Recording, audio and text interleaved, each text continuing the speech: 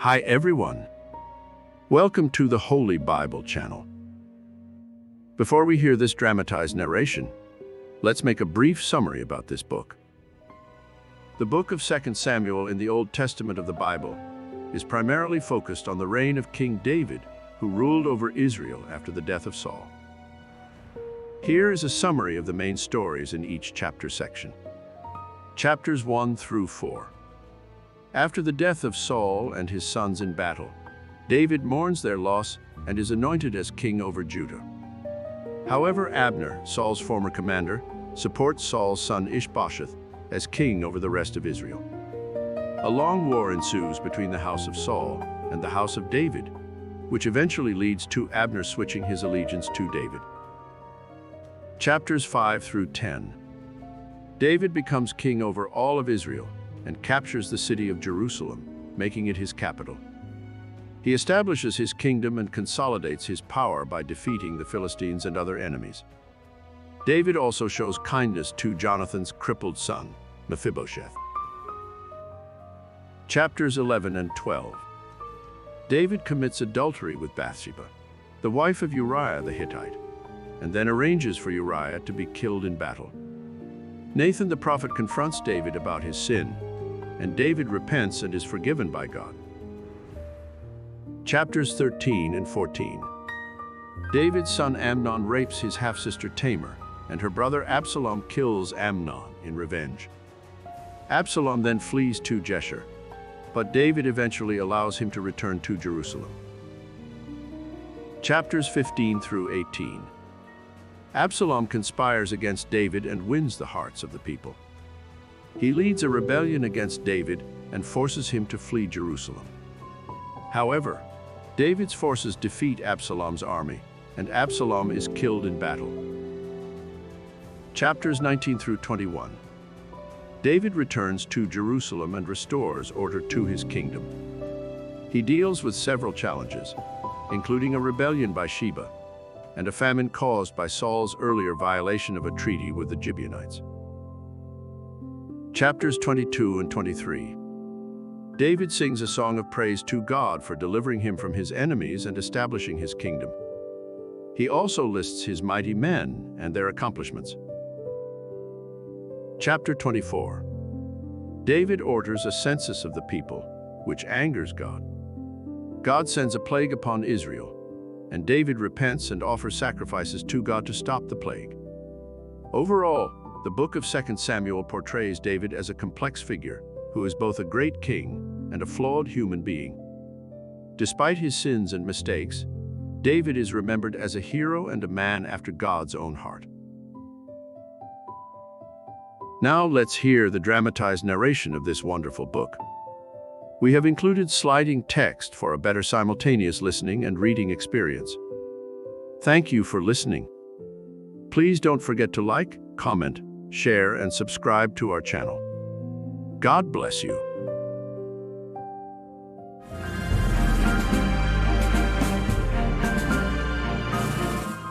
Second Samuel.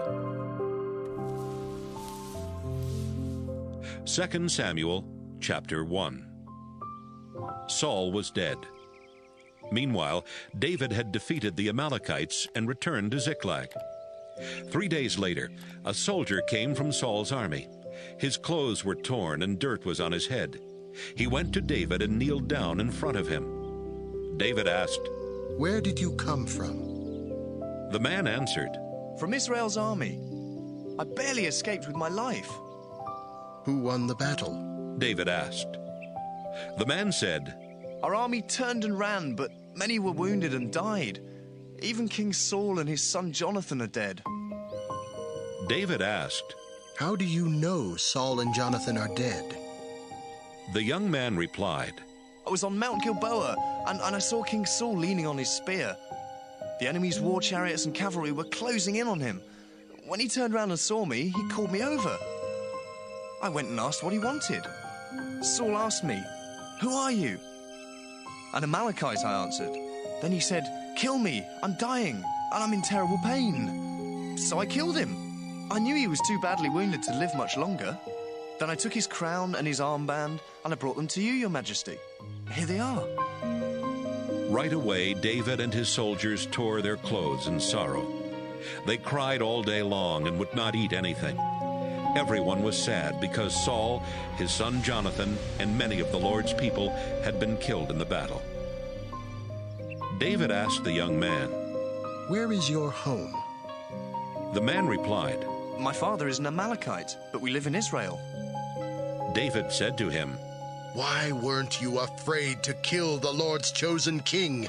And you even told what you did. It's your own fault that you're going to die. Then David told one of his soldiers, Come here and kill this man. David sang a song in memory of Saul and Jonathan, and he ordered his men to teach the song to everyone in Judah. He called it the Song of the Bow, and it can be found in the book of Jasher. This is the song. Israel, your famous hero lies dead on the hills, and your mighty warriors have fallen. Don't tell it in Gath or spread the news on the streets of Ashkelon. The godless Philistine women will be happy and jump for joy.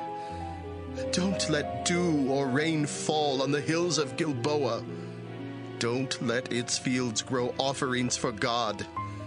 There the warrior shields were smeared with mud, and Saul's own shield was left unpolished.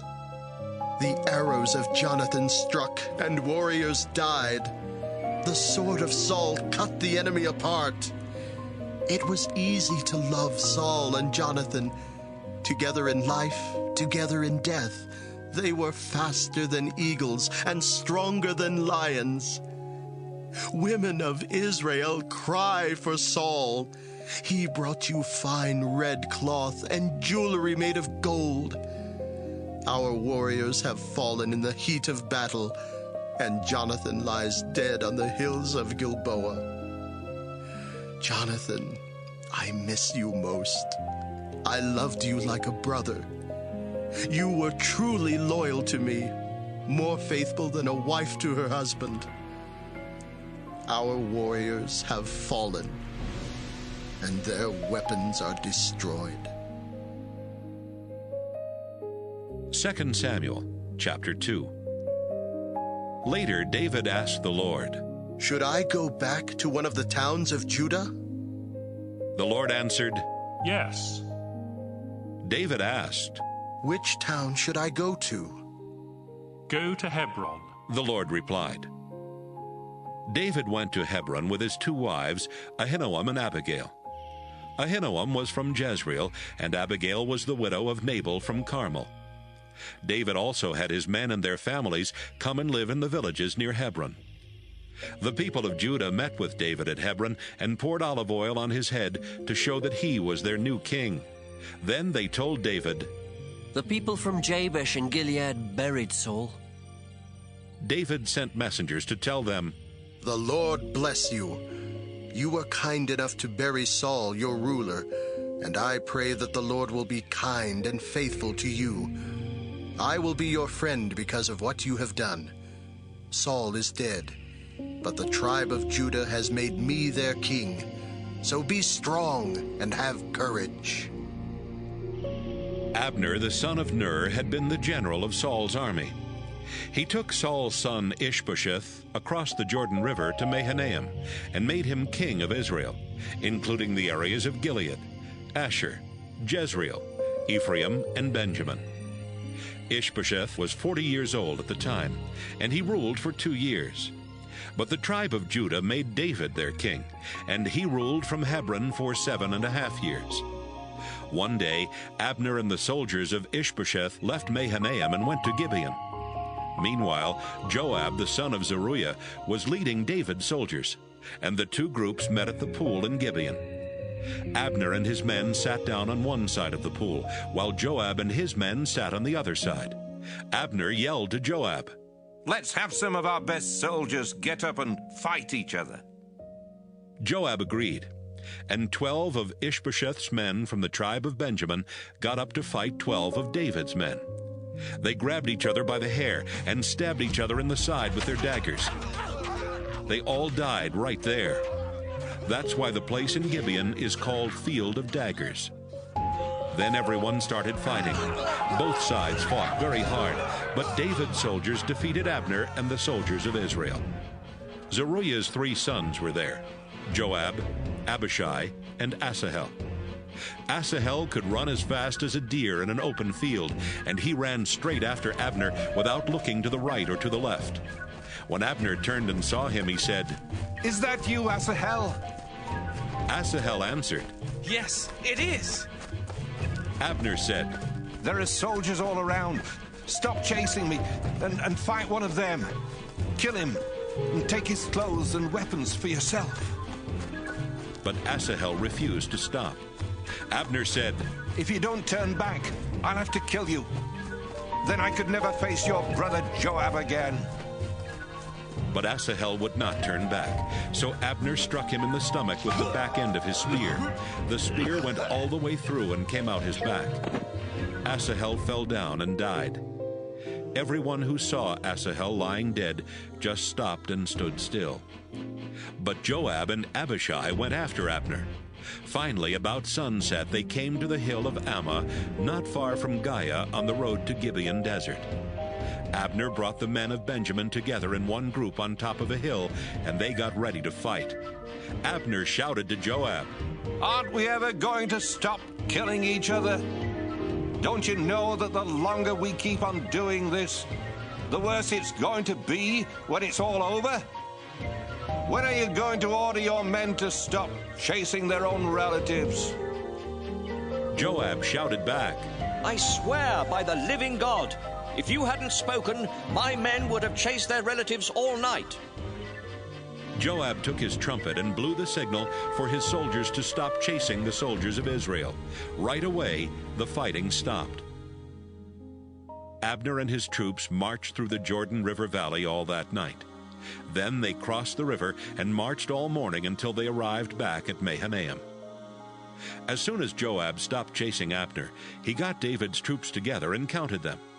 There were 19 missing besides Asahel. But David's soldiers had killed 360 of Abner's men from the tribe of Benjamin. Joab and his troops carried Asahel's body to Bethlehem and buried him in the family burial place. Then they marched all night and reached Hebron before sunrise. 2 Samuel chapter 3.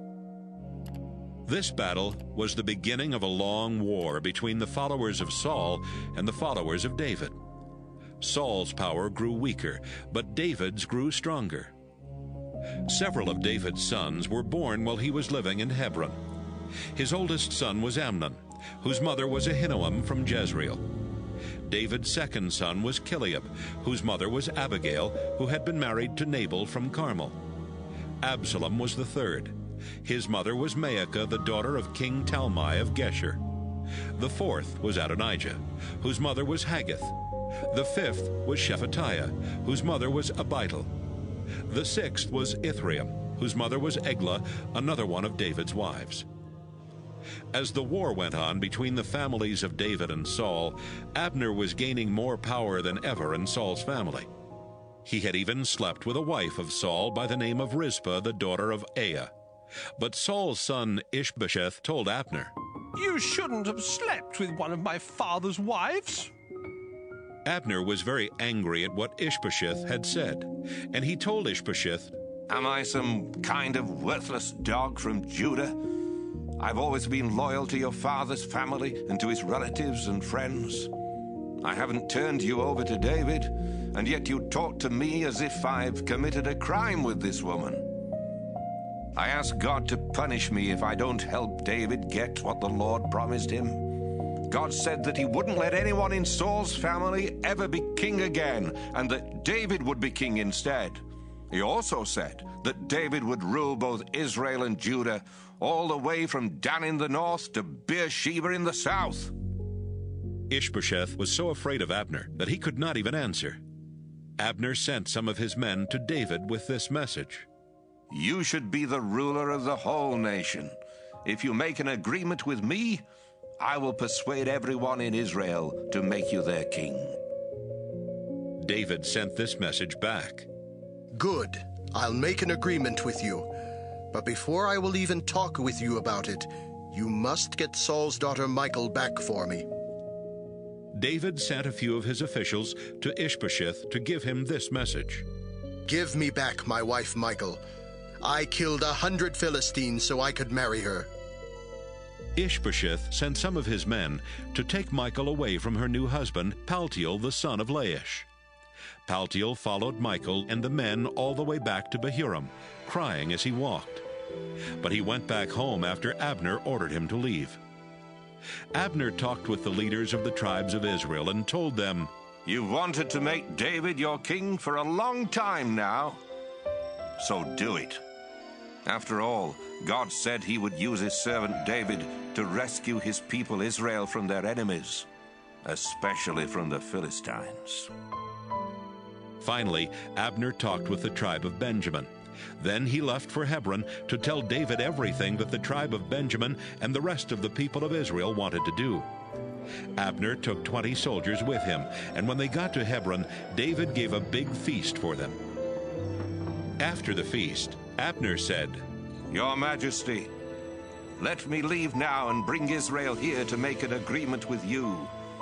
You'll be king of the whole nation, just as you've been wanting.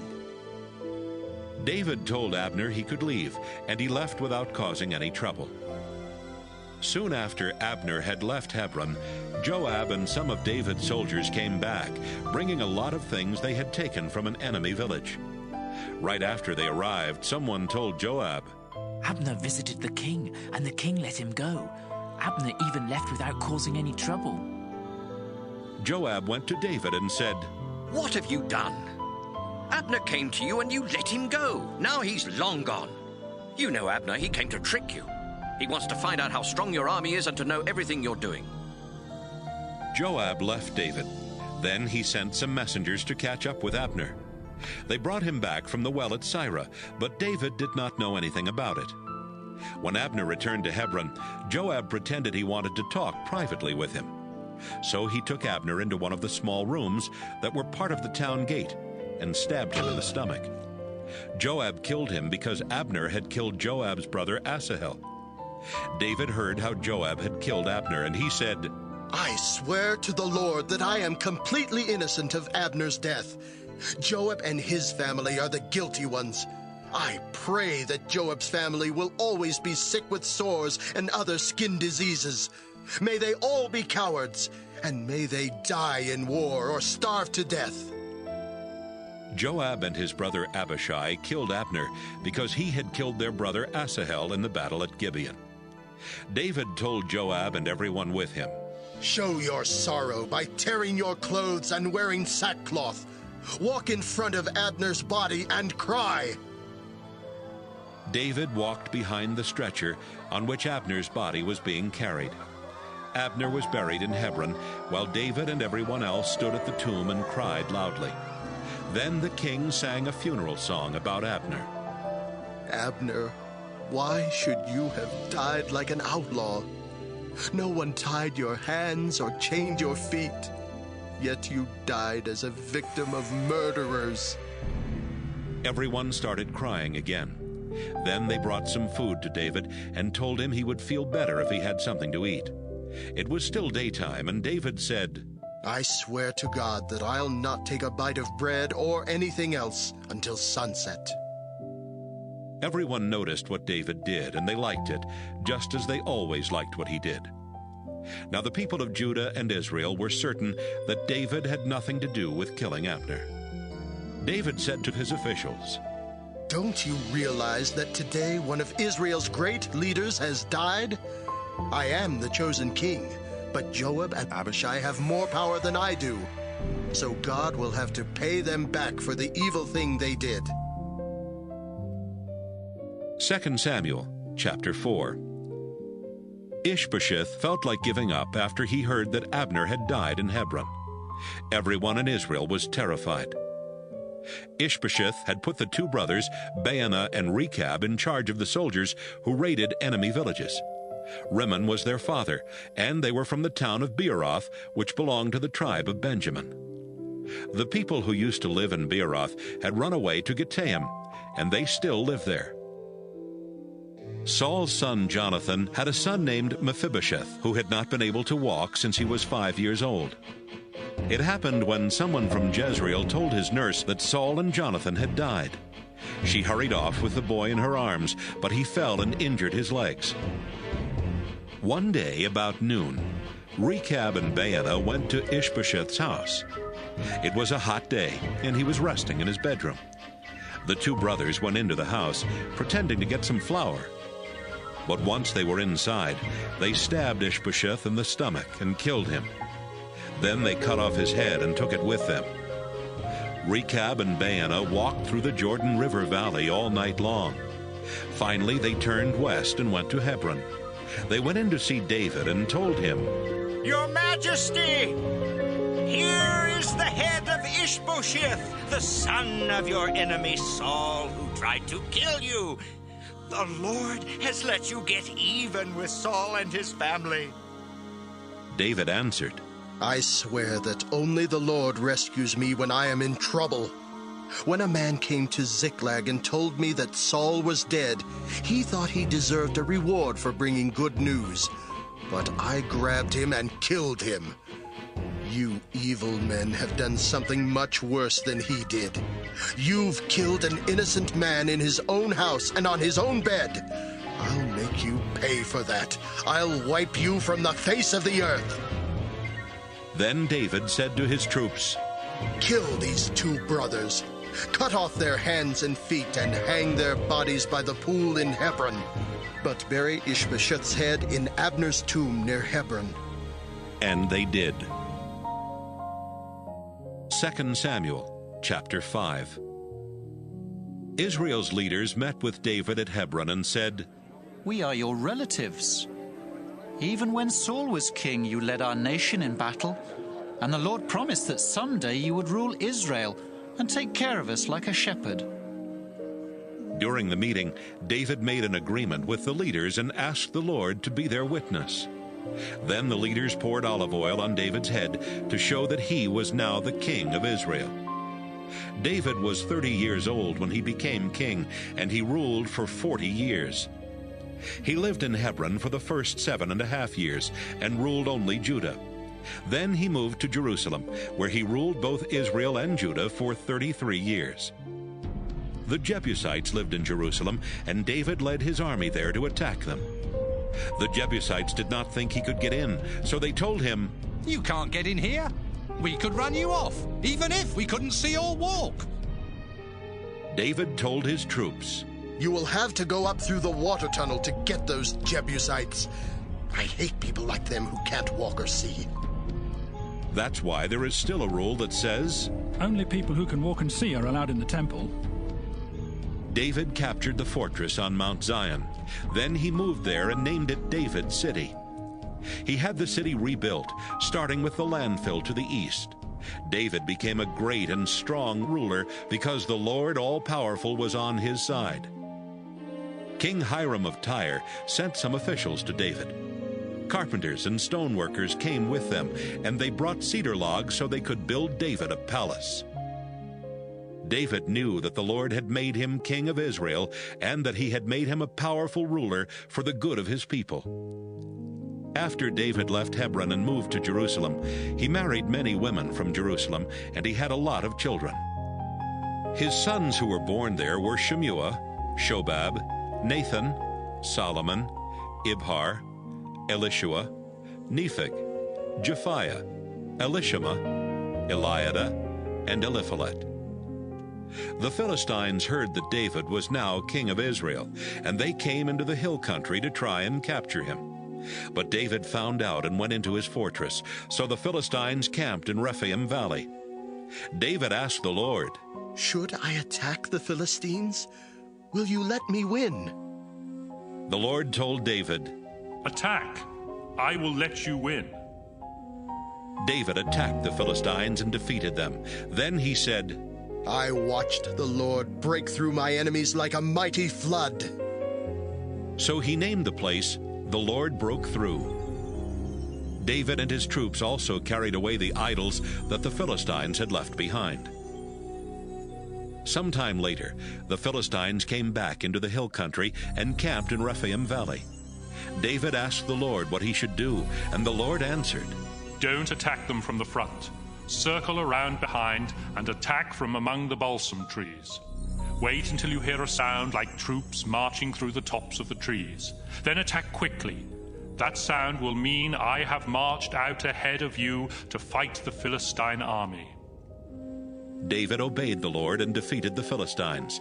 He even chased them all the way from Geba to the entrance to Gezer. 2 Samuel chapter 6. David brought together 30,000 of Israel's best soldiers and led them to Baalah in Judah, which was also called Kiriath-Jearim.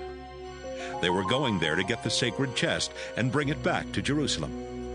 The throne of the Lord All-Powerful is above the winged creatures on top of this chest, and he is worshipped there. They put the sacred chest on a new ox cart and started bringing it down the hill from Abinadab's house.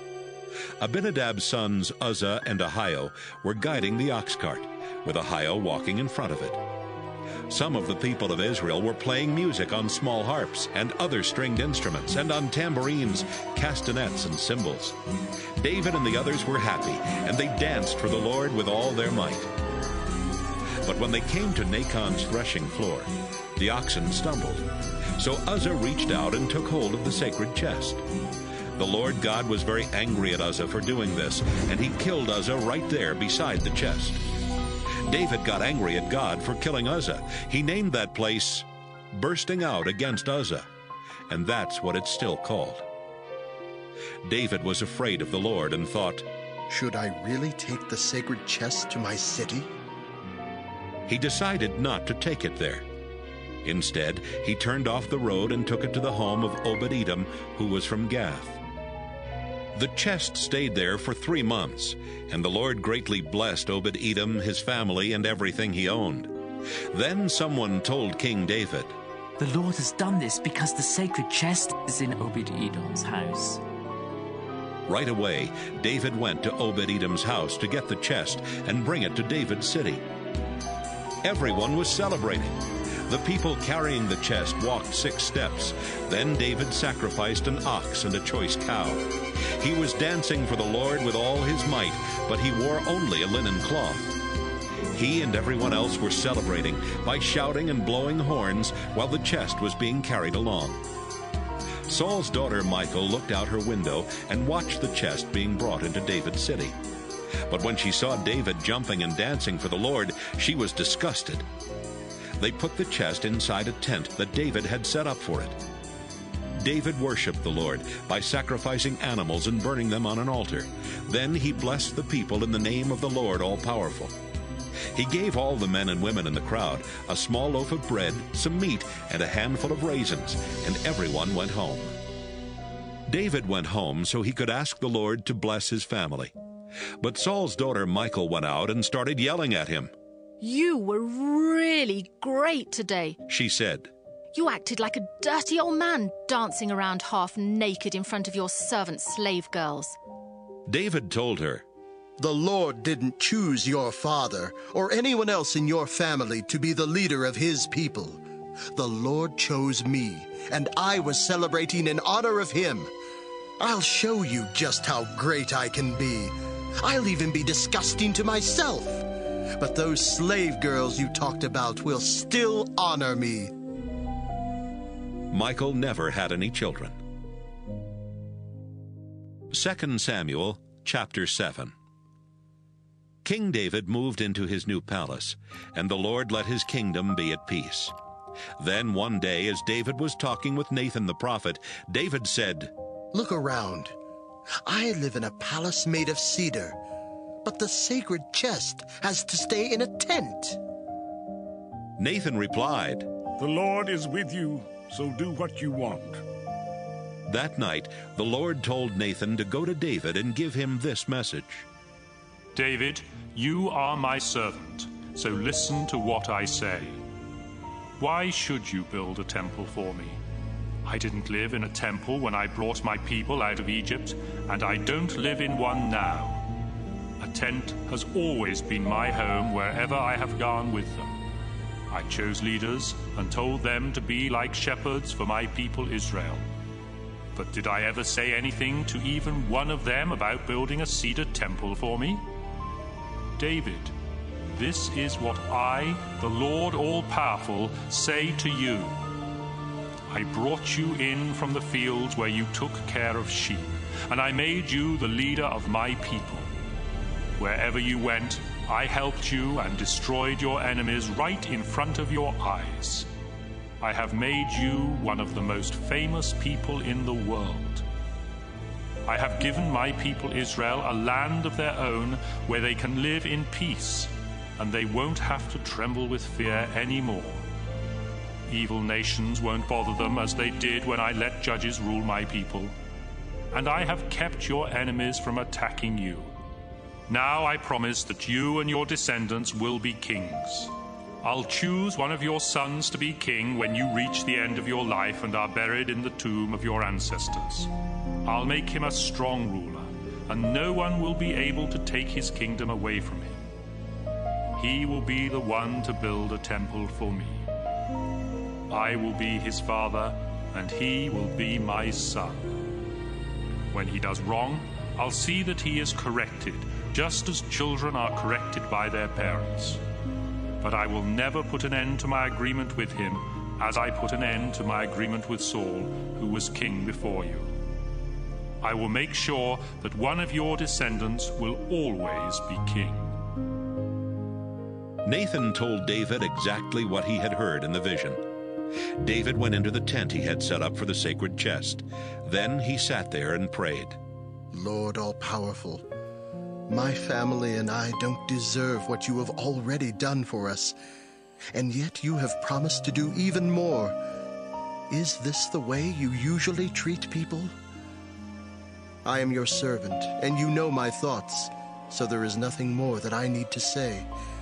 You have done this wonderful thing, and you have let me know about it because you wanted to keep your promise.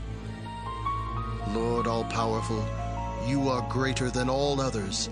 No one is like you, and you alone are God. Everything we have heard about you is true, and there is no other nation on earth like Israel, the nation you rescued from slavery in Egypt to be your own. You became famous by using great and wonderful miracles to force other nations and their gods out of your land so your people could live here. You have chosen Israel to be your people forever, and you have become their God. And now, Lord God, please do what you have promised me and my descendants. Then you will be famous forever, and everyone will say, "The Lord God all-powerful rules Israel, and David's descendants are his chosen kings." After all, you really are Israel's God, the Lord all-powerful. You've told me that you will let my descendants be kings. That's why I have the courage to pray to you like this, even though I am only your servant. Lord all-powerful, you are God. You have promised me some very good things, and you can be trusted to do what you promise. Please bless my descendants, and let them always be your chosen kings. You have already promised, and I'm sure that you will bless my family forever. 2 Samuel chapter 8. Later, David attacked and badly defeated the Philistines. Israel was now free from their control. David also defeated the Moabites. Then he made their soldiers lie down on the ground, and he measured them off with a rope. He would measure off 2 lengths of the rope and have those men killed. Then he would measure off 1 length and let those men live. The people of Moab had to accept David as their ruler and pay taxes to him. David set out for the Euphrates River to build a monument there. On his way, he defeated the king of Zobah, whose name was Hadadezer, the son of Rehob. In the battle, David captured 1,700 cavalry and 20,000 foot soldiers. He also captured war chariots, but he destroyed all but 100 of them. When troops from the Aramean kingdom of Damascus came to help Hadadezer, David killed 20,000 of them. He left some of his soldiers in Damascus, and the Arameans had to accept David as their ruler and pay taxes to him. Everywhere David went, the Lord helped him win battles. Hadadezer's officers had carried their arrows in gold cases hung over their shoulders, but David took these cases and brought them to Jerusalem. He also took a lot of bronze from the cities of Beta and Berothai, which had belonged to Hadadezer. King Toi of Hamath and King Hadadezer had been enemies. So when Toi heard that David had attacked and defeated Hadadezer's whole army, he sent his son Joram to praise and congratulate David. Joram also brought him gifts made of silver, gold, and bronze.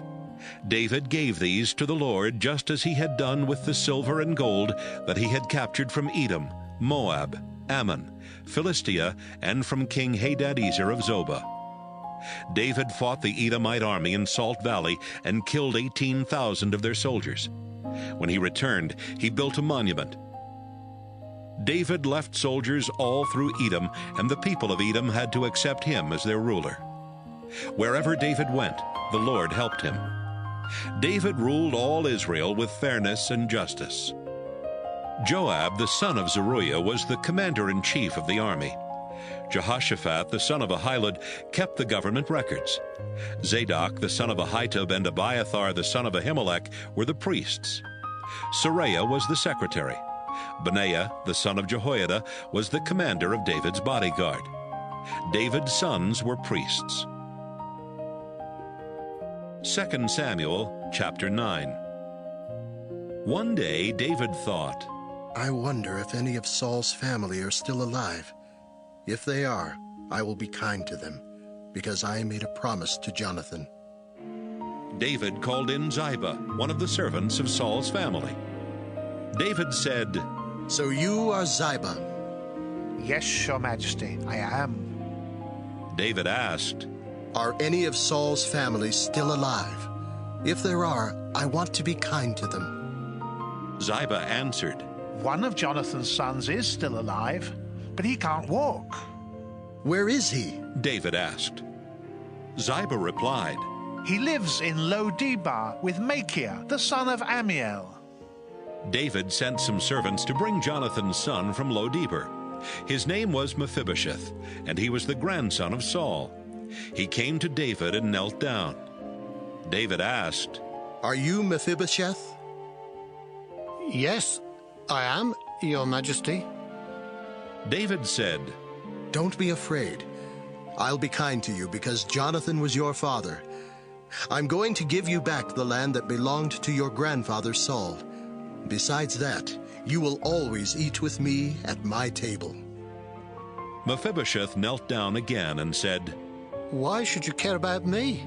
I'm worth no more than a dead dog. David called in Ziba, Saul's chief servant, and told him, Since Mephibosheth is Saul's grandson, I've given him back everything that belonged to your master Saul and his family. You and your 15 sons and 20 servants will work for Mephibosheth. You will farm his land and bring in his crops, so that Saul's family and servants will have food. But Mephibosheth will always eat with me at my table. Ziba replied, Your Majesty, I will do exactly what you tell me to do. So Ziba's family and servants worked for Mephibosheth. Mephibosheth was lame, but he lived in Jerusalem and ate at David's table, just like one of David's own sons. And he had a young son of his own named Micah. 2 Samuel chapter 10. Sometime later, King Nahash of Ammon died, and his son Hanun became king. David said, Nahash was kind to me, and I will be kind to his son. So he sent some officials to the country of Ammon to tell Hanun how sorry he was that his father had died. But Hanun's officials told him, Do you really believe David is honoring your father by sending these people to comfort you? He probably sent them to spy on our city so he can destroy it. Hanun arrested David's officials and had their beards shaved off on one side of their faces. He had their robes cut off just below the waist, and then he sent them away. They were terribly ashamed. When David found out what had happened to his officials, he sent a message and told them, "Stay in Jericho until your beards grow back. Then you can come home." The Ammonites realized that they had made David very angry, so they hired more foreign soldiers. 20,000 of them were foot soldiers from the Aramean cities of Beth-rehob and Zobah. 1,000 were from the king of Maacah, and 12,000 were from the region of Tob. David heard what they had done, and he sent out Joab with all of his well-trained soldiers. The Ammonite troops came out and got ready to fight in front of the gate to their city. The Arameans from Zobah and Rehob and the soldiers from Tob and Maacah formed a separate group in the nearby fields. Joab saw that he had to fight in front and behind at the same time, and he picked some of the best Israelite soldiers to fight the Arameans. He put his brother Abishai in command of the rest of the army and had them fight the Ammonites. Joab told his brother, "If the Arameans are too much for me to handle, you can come and help me. If the Ammonites are too strong for you, I'll come and help you. Be brave and fight hard to protect our people and the cities of our God. I pray that the Lord will do whatever pleases him." Joab and his soldiers attacked the Arameans, and the Arameans ran from them. When the Ammonite soldiers saw that the Arameans had run away, they ran from Abishai's soldiers and went back into their own city. Joab stopped fighting the Ammonites and returned to Jerusalem. The Arameans realized they had lost the battle, so they brought all their troops together again. Hadadezer sent messengers to call in the Arameans who were on the other side of the Euphrates River. Then Shobak, the commander of Hadadezer's army, led them to the town of Helam. David found out what the Arameans were doing, and he brought Israel's whole army together. They crossed the Jordan River and went to Helam, where the Arameans were ready to meet them. The Arameans attacked, but then they ran from Israel. David killed 700 chariot drivers and 40,000 cavalry. He also killed Shobak, their commander. When the kings who had been under Hadadezer's rule saw that Israel had beaten them, they made peace with Israel and accepted David as their ruler. The Arameans were afraid to help Ammon anymore. 2 Samuel, chapter 11.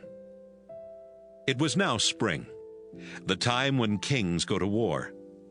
David sent out the whole Israelite army under the command of Joab and his officers.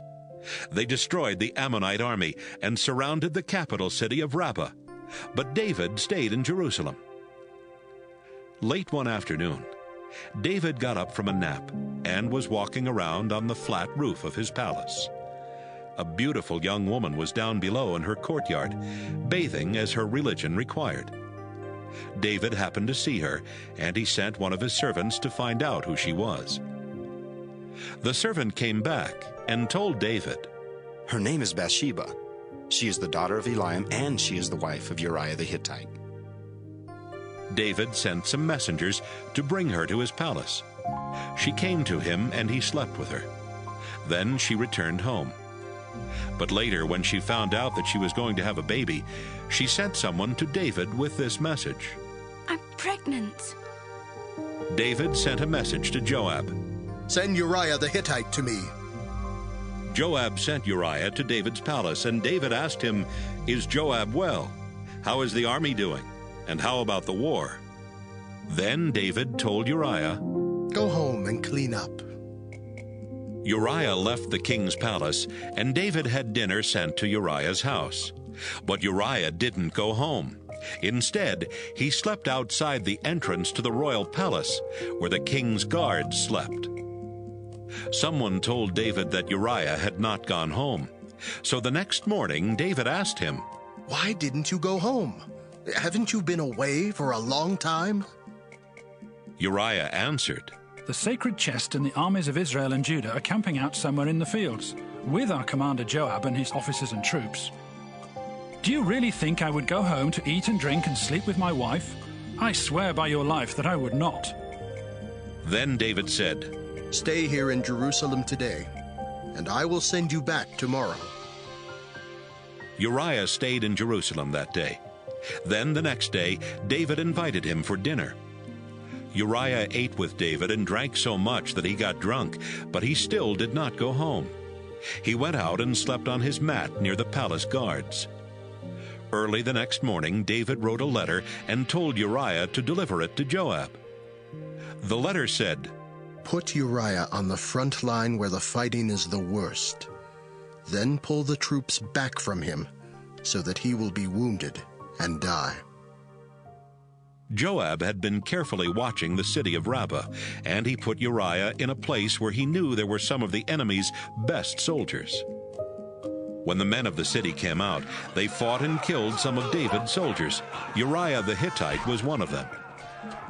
Joab sent a messenger to tell David everything that was happening in the war. He gave the messenger these orders.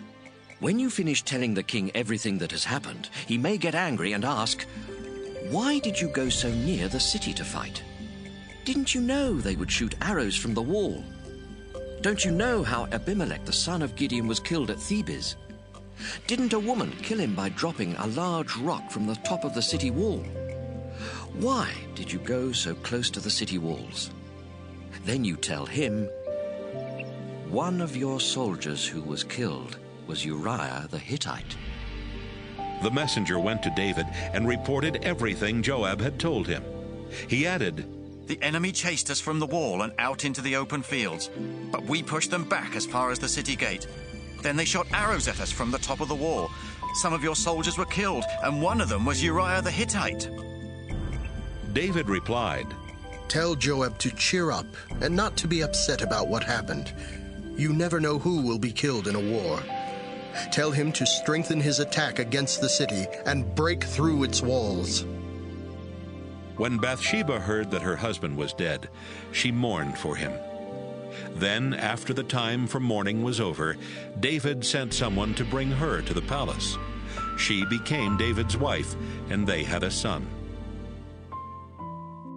2 Samuel chapter 12. The Lord was angry at what David had done, and he sent Nathan the prophet to tell this story to David. A rich man and a poor man lived in the same town. The rich man owned a lot of sheep and cattle, but the poor man had only one little lamb that he had bought and raised. The lamb became a pet for him and his children. He even let it eat from his plate and drink from his cup and sleep on his lap. The lamb was like one of his own children.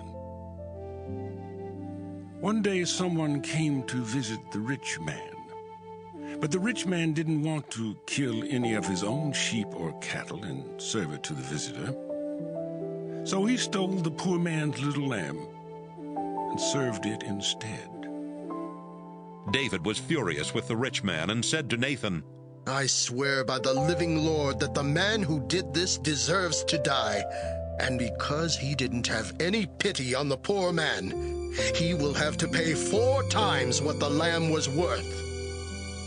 Then Nathan told David, "You are that rich man. Now listen to what the Lord God of Israel says to you. I chose you to be the king of Israel. I kept you safe from Saul and even gave you his house and his wives. I let you rule Israel and Judah. And if that had not been enough, I would have given you much more. Why did you disobey me and do such a horrible thing? You murdered Uriah the Hittite by having the Ammonites kill him so you could take his wife. Because you wouldn't obey me and took Uriah's wife for yourself, your family will never live in peace. Someone from your own family will cause you a lot of trouble, and I will take your wives and give them to another man before your very eyes. He will go to bed with them while everyone looks on. What you did was in secret, but I will do this in the open for everyone in Israel to see." David said, "I have disobeyed the Lord." "Yes, you have," Nathan answered. "You showed you didn't care what the Lord wanted. He has forgiven you, and you won't die, but your newborn son will." Then Nathan went back home. The Lord made David's young son very sick. So David went without eating to show his sorrow, and he begged God to make the boy well. David would not sleep on his bed, but spent each night lying on the floor. His officials stood beside him and tried to talk him into getting up, but he would not get up or eat with them. After the child had been sick for 7 days, he died. But the officials were afraid to tell David. They said to each other, "Even when the boy was alive, David wouldn't listen to us.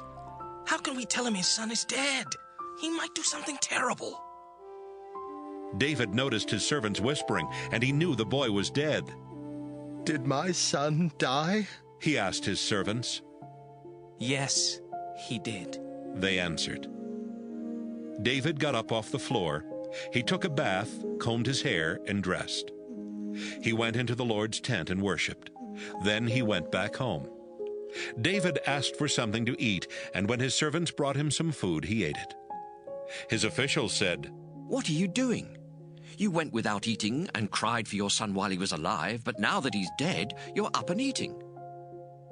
David answered, "While he was still alive, I went without food and cried because there was still hope. I said to myself, 'Who knows? Maybe the Lord will have pity on me and let the child live.' But now that he's dead, why should I go without eating? I can't bring him back. Someday I will join him in death, but he can't return to me." David comforted his wife Bathsheba and slept with her. Later on, she gave birth to another son and named him Solomon. The Lord loved Solomon and sent Nathan the prophet to tell David, "The Lord will call him Jedediah." Meanwhile, Joab had been in the country of Ammon, attacking the city of Rabbah. He captured the royal fortress and sent a messenger to tell David, "I have attacked Rabbah and captured the fortress guarding the city water supply. Call the rest of the army together, then surround the city and capture it yourself. If you don't, everyone will remember that I captured the city." David called the rest of the army together and attacked Rabbah. He captured the city and took the crown from the statue of their god Milcom. The crown was made of 75 pounds of gold, and there was a valuable jewel on it. David put the jewel on his own crown. He also carried off everything else of value. David made the people of Rabbah tear down the city walls with iron picks and axes, and then he put them to work making bricks. He did the same thing with all the other Ammonite cities. David went back to Jerusalem, and the people of Israel returned to their homes. 2 Samuel chapter 13. David had a beautiful daughter named Tamar, who was the sister of Absalom. She was also the half-sister of Amnon, who fell in love with her. But Tamar was a virgin, and Amnon could not think of a way to be alone with her. He was so upset about it that he made himself sick. Amnon had a friend named Jonadab, who was the son of David's brother Shimeah. Jonadab always knew how to get what he wanted, and he said to Amnon, "What's the matter? You're the king's son. You shouldn't have to go around feeling sorry for yourself every morning." Amnon said, "I'm in love with Tamar, my brother Absalom's sister." Jonadab told him, "Lie down on your bed and pretend to be sick. When your father comes to see you, ask him to send Tamar so you can watch her cook something for you. Then she can serve you the food." So Amnon went to bed and pretended to be sick. When the king came to see him, Amnon said, "Please, ask Tamar to come over. She can make some special bread while I watch, and then she can serve me the bread." David told Tamar, "Go over to Amnon's house and fix him some food." When she got there, he was lying in bed. She mixed the dough, made the loaves, and baked them while he watched. Then she took the bread out of the pan and put it on his plate, but he refused to eat it. Amnon said, "Send the servants out of the house." After they had gone, he said to Tamar, "Serve the food in my bedroom." Tamar picked up the bread that she had made and brought it into Amnon's bedroom. But as she was taking it over to him, he grabbed her and said, "Come to bed with me." She answered, "No, please don't force me. This sort of thing isn't done in Israel. It's too disgusting. Think of me. I'll be disgraced forever. And think of yourself. Everyone in Israel will say you're nothing but trash. Just ask the king, and he will let you marry me." But Amnon would not listen to what she said. He was stronger than she was, so he overpowered her and raped her. Then Amnon hated her even more than he had loved her before. So he told her, "Get up and get out." She said, "Don't send me away. That would be worse than what you've already done." But Amnon would not listen. He called in his servant and said, "Throw this woman out and lock the door." The servant made her leave, and he locked the door behind her. The king's unmarried daughters used to wear long robes with sleeves. Tamar tore the robe she was wearing and put ashes on her head. Then she covered her face with her hands and cried loudly as she walked away. Tamar's brother Absalom said to her, "How could Amnon have done such a terrible thing to you? But since he's your brother, don't tell anyone what happened. Just try not to think about it." Tamar soon moved into Absalom's house, but she was always sad and lonely. When David heard what had happened to Tamar, he was very angry. But Amnon was his oldest son and also his favorite, and David would not do anything to make Amnon unhappy. Absalom treated Amnon as though nothing had happened. But he hated Amnon for what he had done to his sister Tamar. 2 years later, Absalom's servants were cutting wool from his sheep in Baal Hazor near the town of Ephraim, and Absalom invited all of the king's sons to be there. Then he went to David and said, "My servants are cutting the wool from my sheep. Please come and join us." David answered, "No, my son, we won't go. It would be too expensive for you." Absalom tried to get him to change his mind, but David did not want to go. He only said that he hoped they would have a good time. Absalom said, "If you won't go, at least let my brother Amnon come with us." David asked, "Why should he go with you?" But Absalom kept on insisting, and finally David let Amnon and all his other sons go with Absalom. Absalom prepared a banquet fit for a king, but he told his servants, "Keep an eye on Amnon. When he gets a little drunk from the wine and is feeling good, I'll give the signal, then kill him. I've commanded you to do it, so don't be afraid. Be strong and brave." Absalom's servants killed Amnon, just as Absalom had told them. The rest of the king's sons quickly rode away on their mules to escape from Absalom. While they were on their way to Jerusalem, someone told David, "Absalom has killed all of your sons. Not even one is left." David got up, and in his sorrow he tore his clothes and lay down on the ground.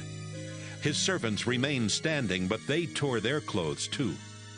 Then David's nephew Jonadab said, "Your Majesty, not all of your sons were killed. Only Amnon is dead. On the day that Amnon raped Tamar, Absalom decided to kill him. Don't worry about the report that all your sons were killed. Only Amnon is dead, and Absalom has run away." One of the guards noticed a lot of people coming along the hillside on the road to Horonaim. He went and told the king, "I saw some men coming along Horonaim Road." Jonadab said, "Your Majesty, look!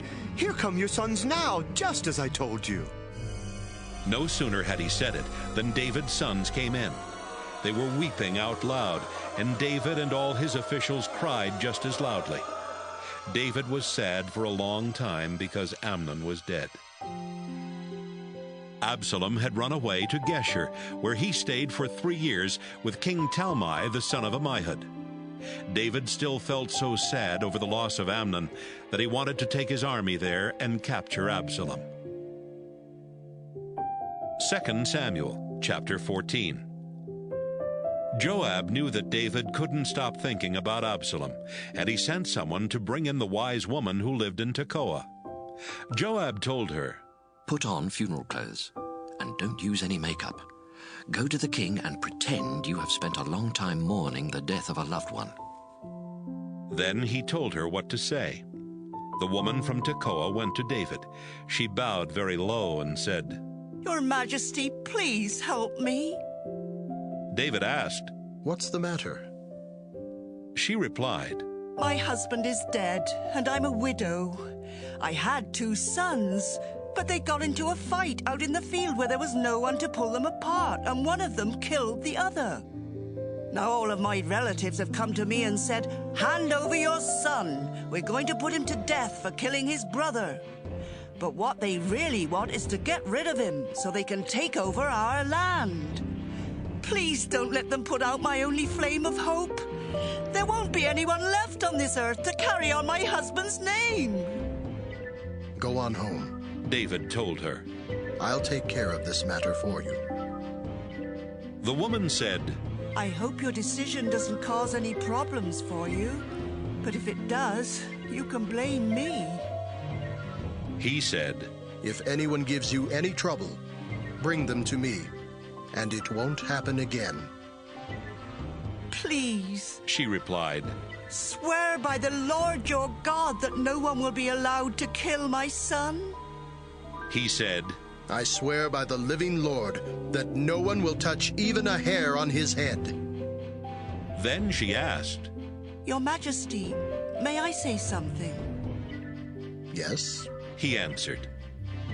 The woman said, Haven't you been hurting God's people? Your own son had to leave the country, and when you judged in my favor, it was the same as admitting that you should have let him come back. We each must die and disappear like water poured out on the ground. But God doesn't take our lives.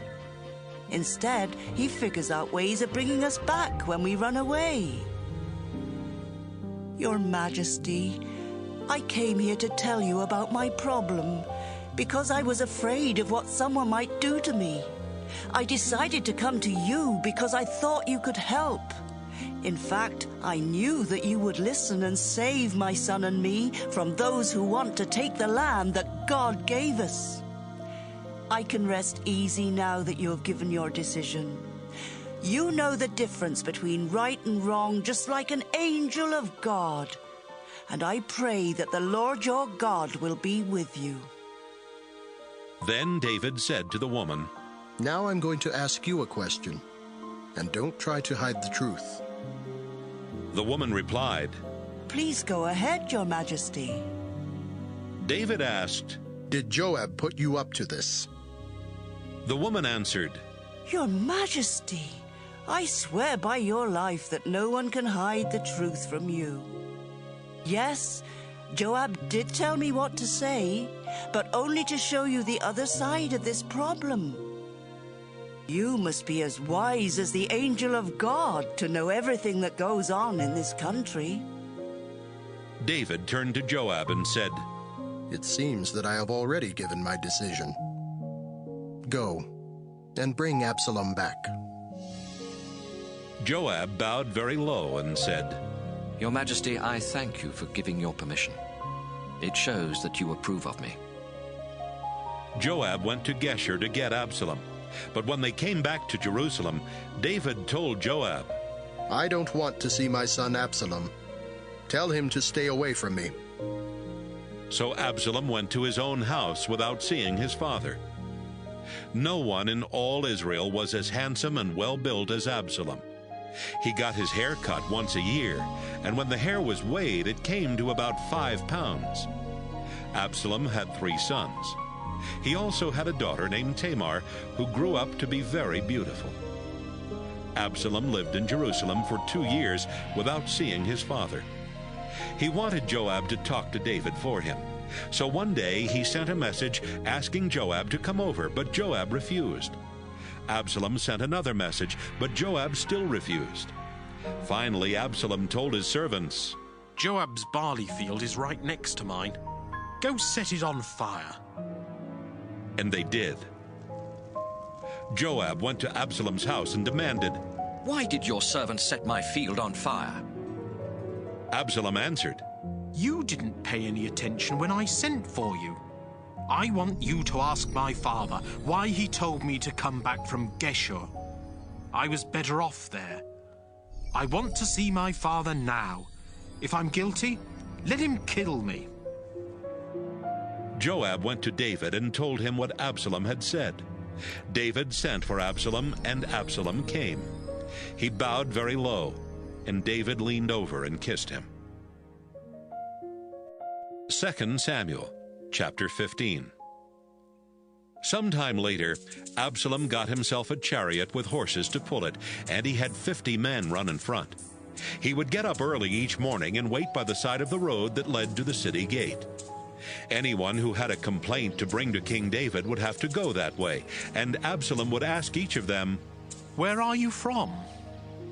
If they said, "I'm from a tribe in the north," Absalom would say, "You deserve to win your case. It's too bad the king doesn't have anyone to hear complaints like yours. I wish someone would make me the judge around here.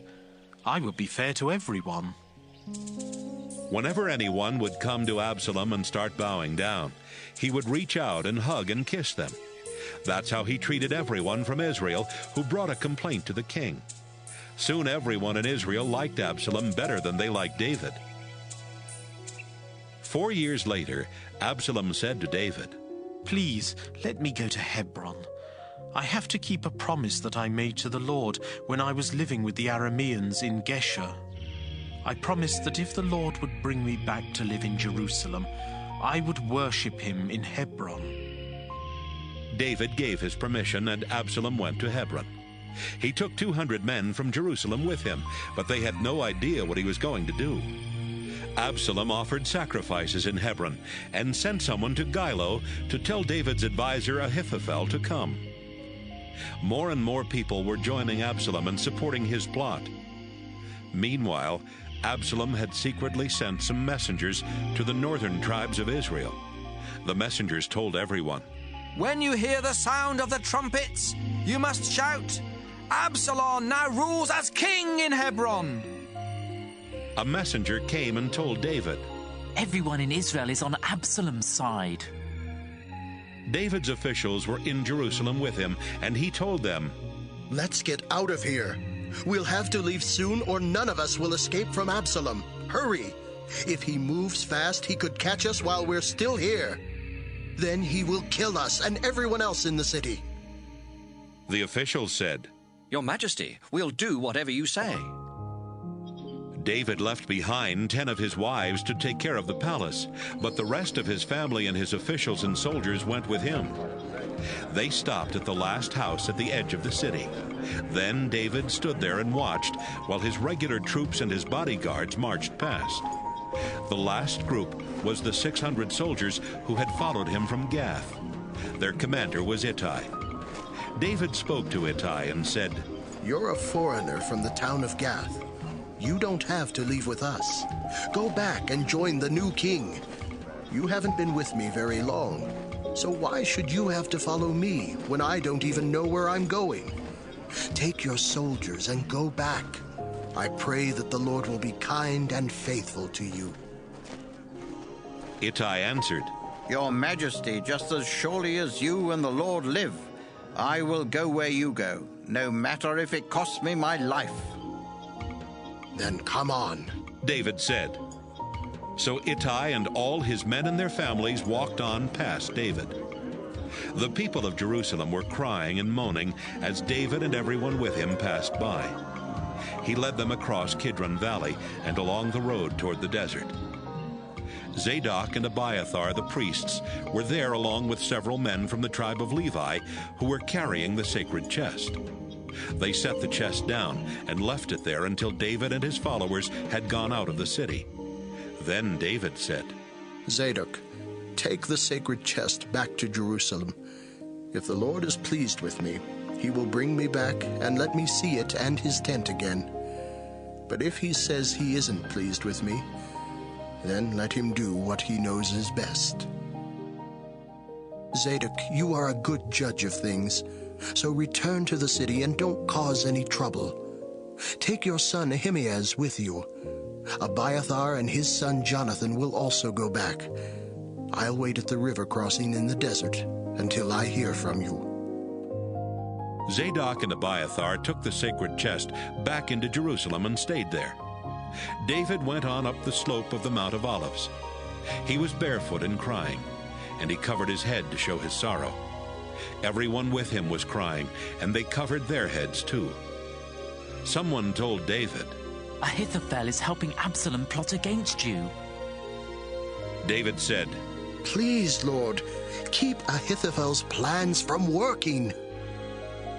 When David reached the top of the Mount of Olives, he met Hushai the Archite at a place of worship. Hushai's robe was torn, and dust was on his head. David told him, "If you come with me, you might slow us down. Go back into the city and tell Absalom, 'Your Majesty, I am your servant. I will serve you now, just as I served your father in the past.' Hushai, if you do that, you can help me ruin Ahithophel's plans. Zadok and Abiathar the priests will be there with you, and you can tell them everything you hear in the palace.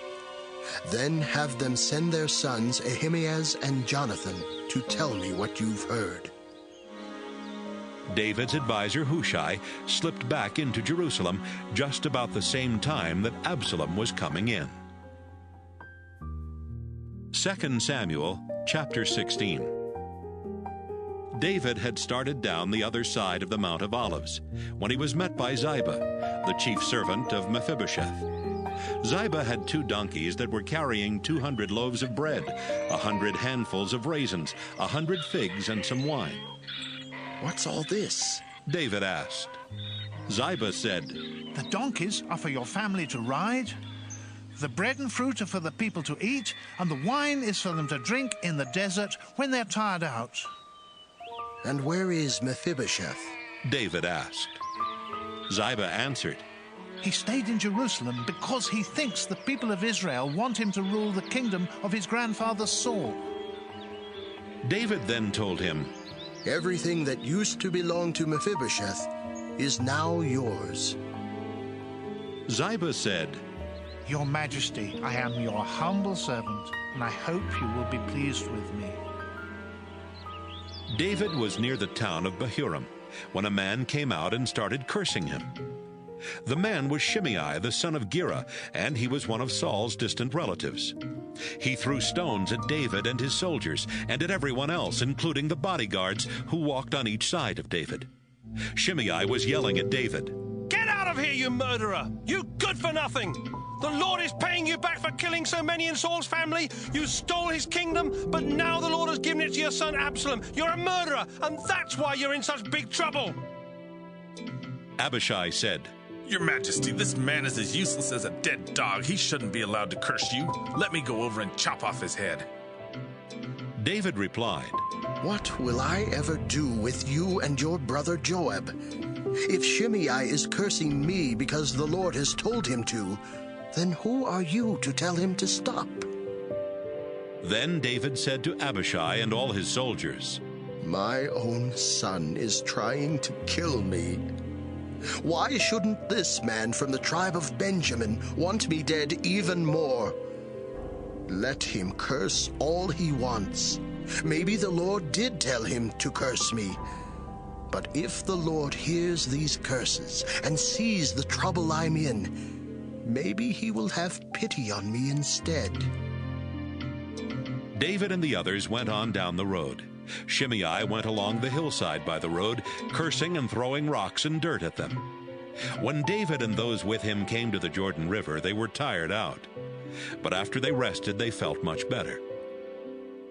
By this time, Absalom, Ahithophel, and the others had reached Jerusalem. David's friend Hushai came to Absalom and said, "Long live the king!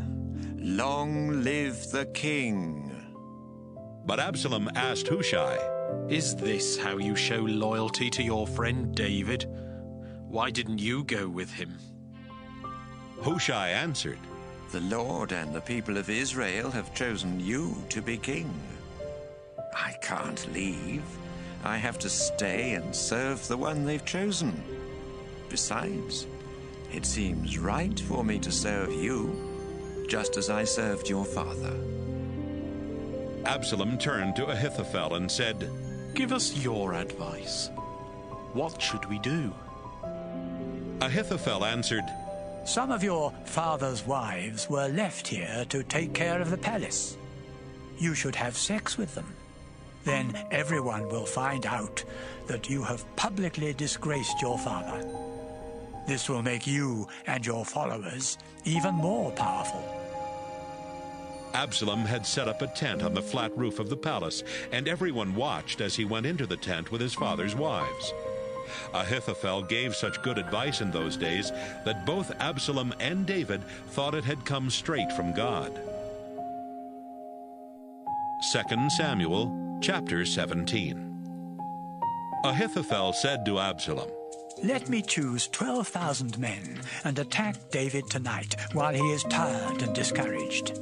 He will panic, and everyone with him will run away. I won't kill anyone except David, since he's the one you want to get rid of. Then I'll bring the whole nation back to you like a bride coming home to her husband. This way there won't be a civil war." Absalom and all the leaders of the tribes of Israel agreed that Ahithophel had a good plan. Then Absalom said, "Bring in Hushai the Archite. Let's hear what he has to say." Hushai came in, and Absalom told him what Ahithophel had planned. Then Absalom said, "Should we do what he says? And if we shouldn't, can you come up with anything better?" Hushai said, "This time, Ahithophel's advice isn't so good. You know that your father and his followers are real warriors. Right now, they're as fierce as a mother bear whose cubs have just been killed. Besides, your father has a lot of experience in fighting wars, and he won't be spending the night with the others. He has probably already found a hiding place in a cave or somewhere else. As soon as anyone hears that some of your soldiers have been killed, everyone will think your whole army has been destroyed. Then, even those who are as brave as a lion will lose their courage. All Israel knows what a great warrior your father is and what brave soldiers he has. My advice is to gather all the fighting men of Israel from the town of Dan in the north down to the town of Beersheba in the south. You will have more soldiers than there are grains of sand on the seashore. Absalom, you should lead them yourself, and we will all go to fight David wherever he is. We will fall on him just as dew falls and covers the ground. He and all his soldiers will die. If they go into a walled town, we will put ropes around that town and drag it into the river. We won't leave even one small piece of a stone." Absalom and the others liked Hushai's plan better than Ahithophel's plan. This was because the Lord had decided to keep Ahithophel's plan from working and to cause trouble for Absalom. Right away, Hushai went to Zadok and Abiathar. He told them what advice Ahithophel had given to Absalom and to the leaders of Israel. He also told them about the advice he had given. Then he said, "Hurry, send someone to warn David not to spend the night on this side of the river. He must get across the river so he and the others won't be wiped out."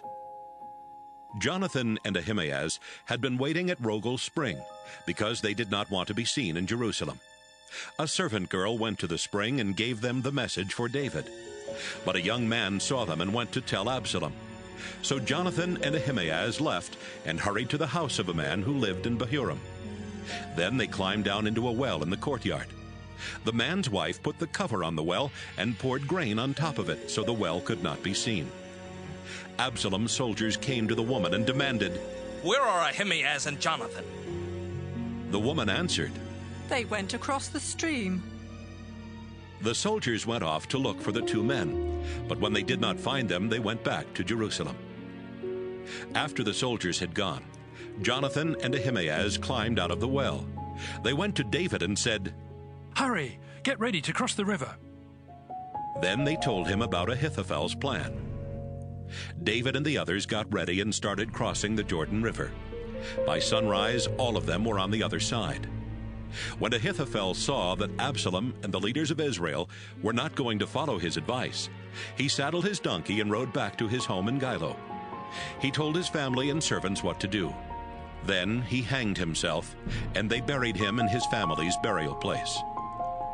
David went to the town of Mahanaim, and Absalom crossed the Jordan River with the army of Israel. Absalom put Amasa in Joab's place as commander of the army. Amasa's father was Ithra from the family of Ishmael, and his mother was Abigail, the daughter of Nahash, and the sister of Joab's mother, Zeruiah. The Israelites under Absalom's command set up camp in the region of Gilead. After David came to the town of Mahanaim, Shobai, the son of Nahash, came from Rabbah in Ammon. Makir, the son of Amiel, came from Lo-debar. And Barzillai the Gileadite came from Rogelim. Here is a list of what they brought: sleeping mats, blankets, bowls, pottery jars, wheat, barley, flour, roasted grain, beans, lentils, honey, yogurt, sheep, and cheese. They brought the food for David and the others because they knew that everyone would be hungry, tired, and thirsty from being out in the desert. 2 Samuel chapter 18. David divided his soldiers into groups of 100 and groups of 1,000. Then he chose officers to be in command of each group. He sent out 1/3 of his army under the command of Joab, another third under the command of Abishai the son of Zeruiah, and the rest under the command of Ittai from Gath. He told the soldiers, "I'm going into battle with you." But the soldiers said, "No, don't go into battle with us. It won't matter to our enemies if they make us all run away, or even if they kill half of us. But you are worth 10,000 of us. It would be better for you to stay in town and send help if we need it." David said, "All right, if you think I should." Then, in a voice loud enough for everyone to hear, he said, "Joab, Abishai, Ittai, for my sake, be sure that Absalom comes back unharmed." David stood beside the town gate as his army marched past in groups of 100 and in groups of 1,000. The war with Israel took place in Ephraim forest. Battles were being fought all over the forest, and David's soldiers were winning. 20,000 soldiers were killed that day, and more of them died from the dangers of the forest than from the fighting itself. Absalom was riding his mule under a huge tree when his head caught in the branches. The mule ran off and left Absalom hanging in midair. Some of David's soldiers happened by, and one of them went and told Joab. "I saw Absalom hanging in a tree." Joab said, "You saw Absalom? Why didn't you kill him? I would have given you 10 pieces of silver and a special belt." The man answered, "Even if you paid me 1,000 pieces of silver here and now, I still wouldn't touch the king's son. We all heard King David tell you and Abishai and Ittai not to harm Absalom. He always finds out what's going on. I would have been risking my life to kill Absalom because you would have let me take the blame." Joab said, "I'm not going to waste any more time on you." Absalom was still alive, so Joab took 3 spears and stuck them through Absalom's chest. 10 of Joab's bodyguards came over and finished him off. Then Joab blew a trumpet to signal his troops to stop chasing Israel's soldiers. They threw Absalom's body into a deep pit in the forest and put a big pile of rocks over it. Meanwhile, the people of Israel had all run back to their own homes. When Absalom was alive, he had set up a stone monument for himself in King's Valley. He explained, "I don't have any sons to keep my name alive." He called it Absalom's Monument, and that is the name it still has today. Ahimaaz, the son of Zadok, said, "Joab, let me run and tell King David that the Lord has rescued him from his enemies." Joab answered, "You're not the one to tell the king that his son is dead. You can take him a message some other time, but not today." Someone from Ethiopia was standing there, and Joab told him, "Go and tell the king what you have seen." The man knelt down in front of Joab and then got up and started running. Ahimaaz spoke to Joab again. "No matter what happens, I still want to run. And besides, the Ethiopian has already left. Joab said, Why should you run? You won't get a reward for the news you have. I'll run no matter what. Ahimaaz insisted. All right then, run, Joab said. Ahimaaz took the road through the Jordan Valley and outran the Ethiopian. Meanwhile, David was sitting between the inner and outer gates in the city wall. One of his soldiers was watching from the roof of the gate tower. He saw a man running toward the town and shouted down to tell David. David answered, If he's alone, he must have some news. The runner was getting closer when the soldier saw someone else running. He shouted down to the gate, Look! There's another runner! David said, He must have some news too. The soldier on the roof shouted, The first one runs just like Ahimaaz, the son of Zadok. This time David said, He's a good man. He must have some good news. Ahimaaz called out, We won! We won! Then he bowed low to David and said, Your Majesty, praise the Lord your God. He has given you victory over your enemies. Is my son Absalom all right? David asked. Ahimaaz said, When Joab sent your personal servant and me, I saw a noisy crowd, but I didn't know what it was all about. David told him, Stand over there and wait. Ahimaaz went over and stood there. The Ethiopian came and said, Your Majesty, today I have good news. The Lord has rescued you from all your enemies. Is my son Absalom all right? David asked. The Ethiopian replied, I wish that all your Majesty's enemies and everyone who tries to harm you would end up like him. David started trembling. Then he went up to the room above the city gate to cry. As he went, he kept saying, My son Absalom! My son Absalom! I wish I could have died instead of you. Absalom, my son, my son. 2 Samuel, chapter 19. Someone told Joab, The king is crying because Absalom is dead. David's army found out he was crying because his son had died, and their day of victory suddenly turned into a day of sadness. The troops were sneaking into Mahanaim just as if they had run away from a battle and were ashamed. David held his hands over his face and kept on crying loudly. My son Absalom! Absalom, my son, my son. Joab went to the house where David was staying and told him, You've made your soldiers ashamed. Not only did they save your life, they saved your sons and daughters and wives as well. You're more loyal to your enemies than to your friends. What you've done today has shown your officers and soldiers that they don't mean a thing to you. You would be happy if Absalom was still alive, even if the rest of us were dead. Now get up, go out there and thank them for what they did. If you don't, I swear by the Lord that you won't even have one man left on your side tomorrow morning. You may have had a lot of troubles in the past, but this will be the worst thing that has ever happened to you. David got up and went to the town gate and sat down. When the people heard that he was sitting there, they came to see him. After Israel's soldiers had all returned home, everyone in Israel started arguing.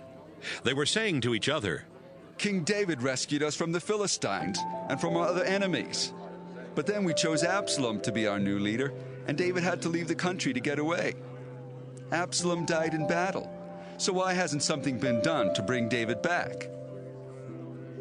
When David found out what they were saying, he sent a message to Zadok and Abiathar the priests. It said, Say to the leaders of Judah, why are you the last tribe to think about bringing King David back home? He is your brother, your own relative. Why haven't you done anything to bring him back? And tell Amasa, you're my nephew, and with God as a witness, I swear I'll make you commander of my army instead of Joab." Soon the tribe of Judah again became followers of David, and they sent him this message: "Come back and bring your soldiers with you." David started back and had gone as far as the Jordan River when he met the people of Judah. They had gathered at Gilgal and had come to help him cross the river. Shimei, the son of Gera, was there with them. He had hurried from Bahurim to meet David. Shimei was from the tribe of Benjamin, and 1,000 others from Benjamin had come with him. Ziba, the chief servant of Saul's family, also came to the Jordan River. He and his 15 sons and 20 servants waded across to meet David. Then they brought David's family and servants back across the river, and they did everything he wanted them to do. Shimei crossed the Jordan River and bowed down in front of David. He said, "Your Majesty, I beg you not to punish me. Please forget what I did when you were leaving Jerusalem. Don't even think about it. I know I was wrong. That's why I wanted to be the first one from the northern tribes to meet you." But Abishai shouted, "You should be killed for cursing the Lord's chosen king." David said, "Abishai, what will I ever do with you and your brother Joab? Is it your job to tell me who has done wrong? I've been made king of all Israel today, and no one will be put to death." Then David promised Shimei that he would not be killed. Mephibosheth, the grandson of Saul, also came to meet David. He had missed David so much that he had not taken a bath or trimmed his beard or washed his clothes the whole time David was gone.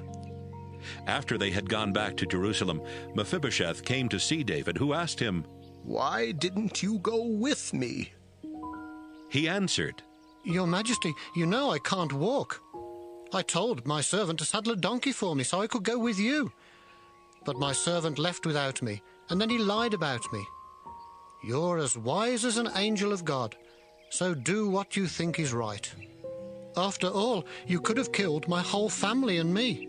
But instead, you let me eat at your own table. Your Majesty, what more could I ask?" David answered, "You've said enough. I've decided to divide the property between you and Ziba." Mephibosheth replied, "He can have it all. I'm just glad you've come home safely." Barzillai came from Rogelim in Gilead to meet David at the Jordan River and go across with him. Barzillai was 80 years old. He was very rich and had sent food to David in Mahanaim. David said to him, "Cross the river and go to Jerusalem with me. I will take care of you." Barzillai answered, "Your Majesty, why should I go to Jerusalem? I don't have much longer to live. I'm already 80 years old, and my body is almost numb. I can't taste my food or hear the sound of singing, and I would be nothing but a burden. I'll cross the river with you, but I'll only go a little way on the other side. You don't have to be so kind to me. Just let me return to my hometown, where I can someday be buried near my father and mother. My servant Kimham can go with you, and you can treat him as your own." David said, "I'll take Kimham with me, and whatever you ask me to do for him, I'll do. And if there's anything else you want, I'll also do that." David's soldiers went on across the river, while he stayed behind to tell Barzillai goodbye and to wish him well. Barzillai returned home, but Kimham crossed the river with David. All of Judah's army and half of Israel's army were there to help David cross the river. The soldiers from Israel came to him and said, "Why did our relatives from Judah sneak you and your family and your soldiers across the Jordan?" The people of Judah answered, "Why are you so angry? We are the king's relatives. He didn't give us any food, and we didn't take anything for ourselves." Those from Israel said, King David belongs to us 10 times more than he belongs to you. Why didn't you think we were good enough to help you? After all, we were the first ones to think of bringing him back. The people of Judah spoke more harshly than the people of Israel. 2 Samuel, chapter 20. A troublemaker from the tribe of Benjamin was there. His name was Sheba, the son of Bichri, and he blew a trumpet to get everyone's attention. Then he said, "People of Israel, David the son of Jesse doesn't belong to us. Let's go home." So they stopped following David and went off with Sheba.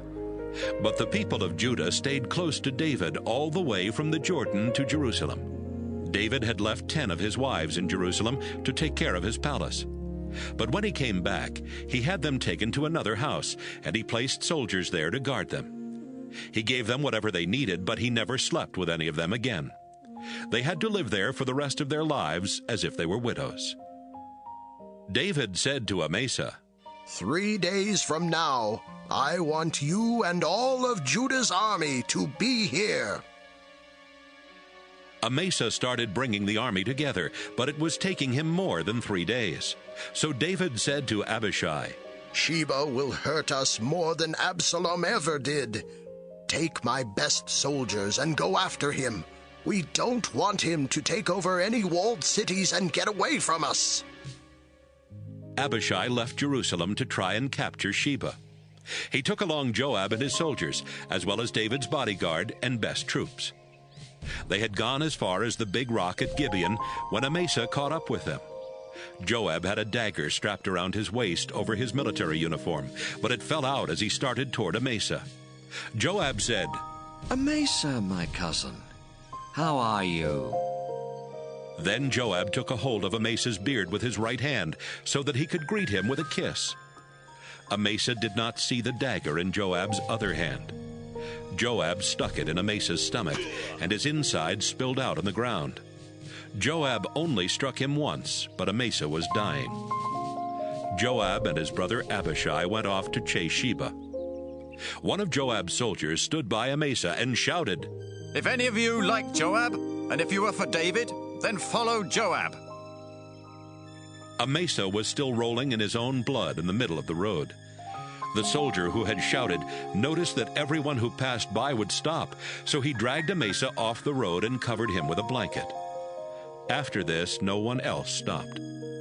They all walked straight past him on their way to help Joab capture Sheba. Sheba had gone through all of the tribes of Israel when he came to the town of Abel-Beth-Maachah. All of his best soldiers met him there and followed him into the town. Joab and his troops came and surrounded Abel, so that no one could go in or come out. They made a dirt ramp up to the town wall, and then started to use a battering ram to knock the wall down. A wise woman shouted from the top of the wall, Listen to me! Listen to me! I have to talk to Joab. Tell him to come here. When he came, the woman said, Are you Joab? Yes, I am, he answered. She said, Please listen to what I have to say. All right, he said. I'll listen. She said, Long ago, people used to say, if you want good advice, go to the town of Abel to get it. The answers they got here were all that was needed to settle any problem. We are Israelites, and we want peace. You can trust us. Why are you trying to destroy a town that's like a mother in Israel? Why do you want to wipe out the Lord's people? Joab answered, No, I'm not trying to wipe you out or destroy your town. That's not it at all.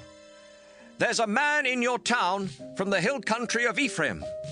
His name is Sheba, and he is the leader of a rebellion against King David. Turn him over to me, and we will leave your town alone.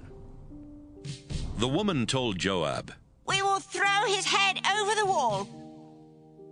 She went to the people of the town and talked them into doing it. They cut off Sheba's head and threw it to Joab. Joab blew a signal on his trumpet, and the soldiers returned to their homes. Joab went back to David in Jerusalem.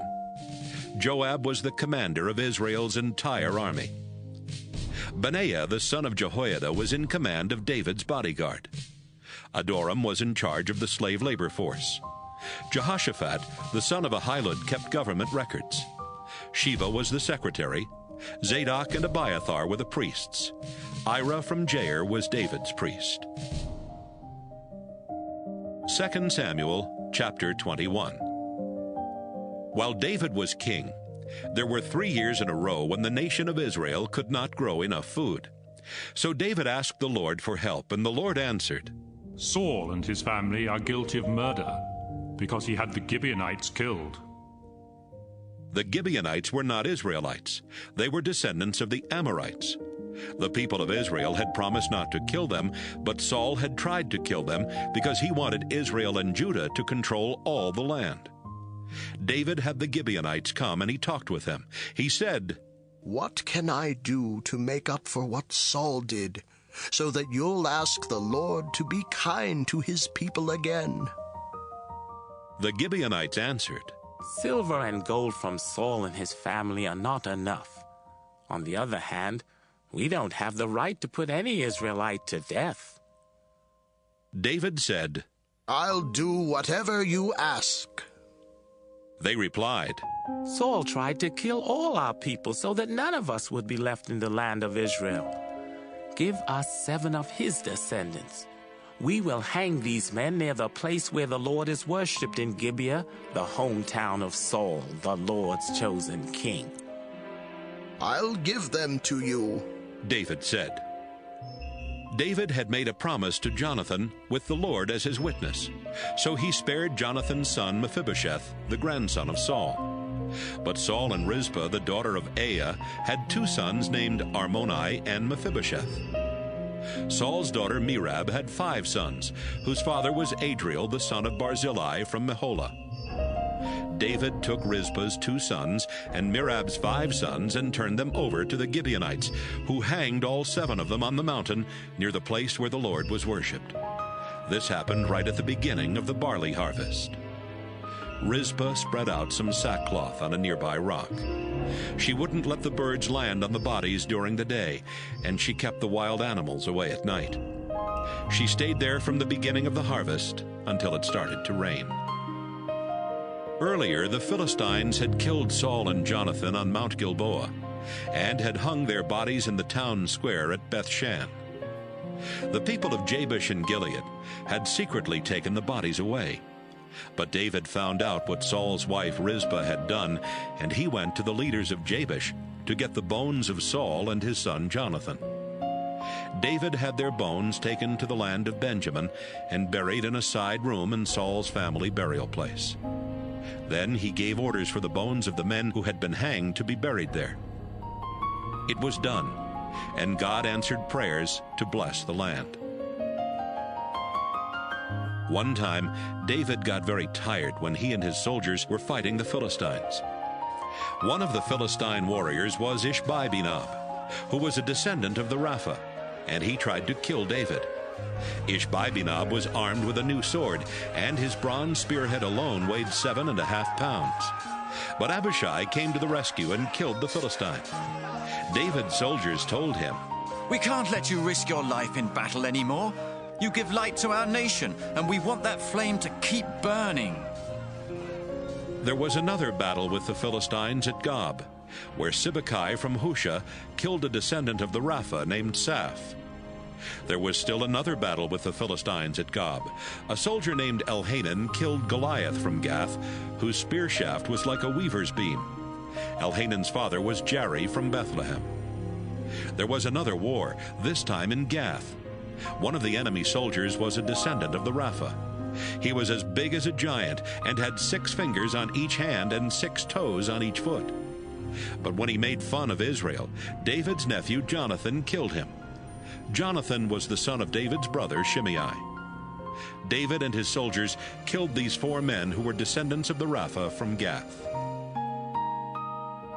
2 Samuel chapter 22.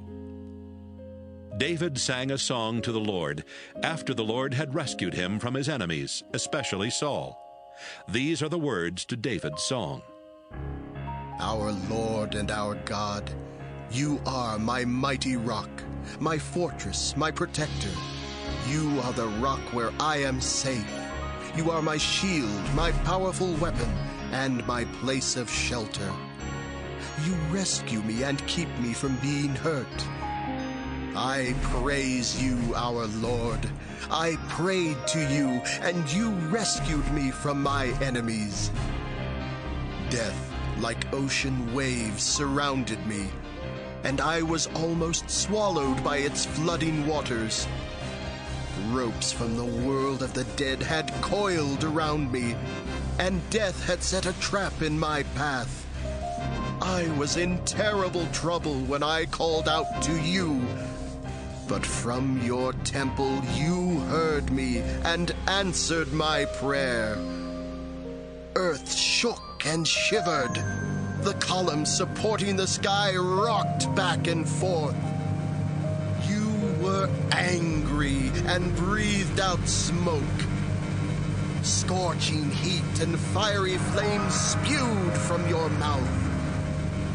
You opened the heavens like curtains, and you came down with storm clouds under your feet.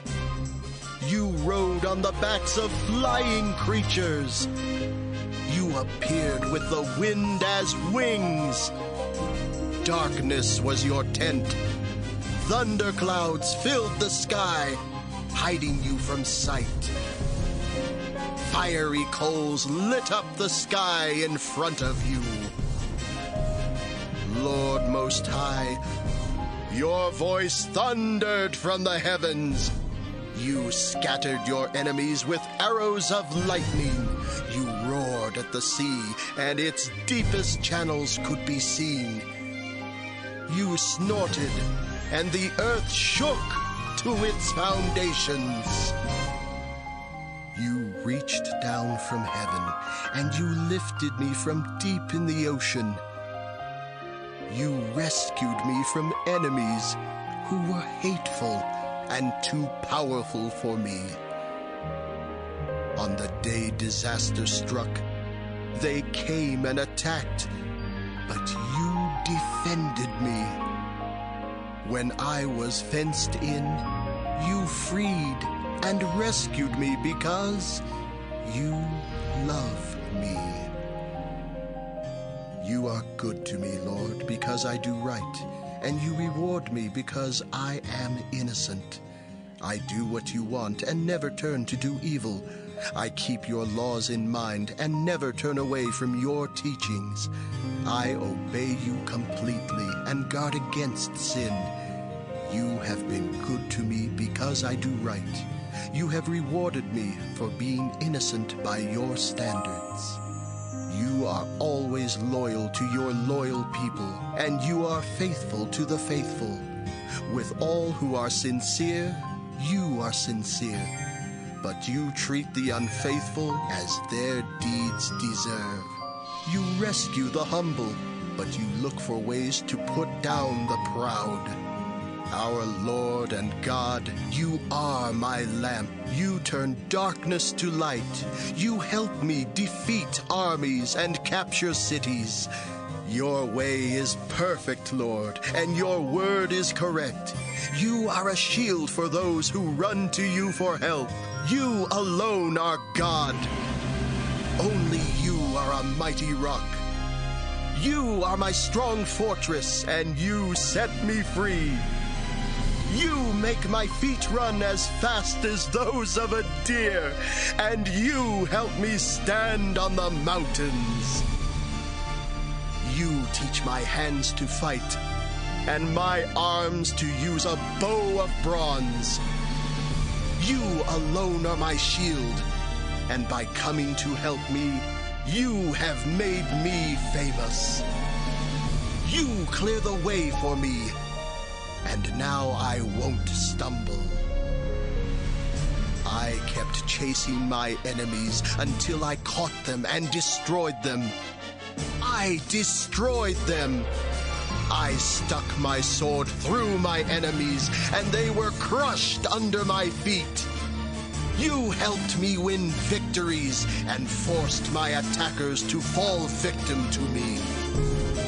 You made my enemies run, and I killed them.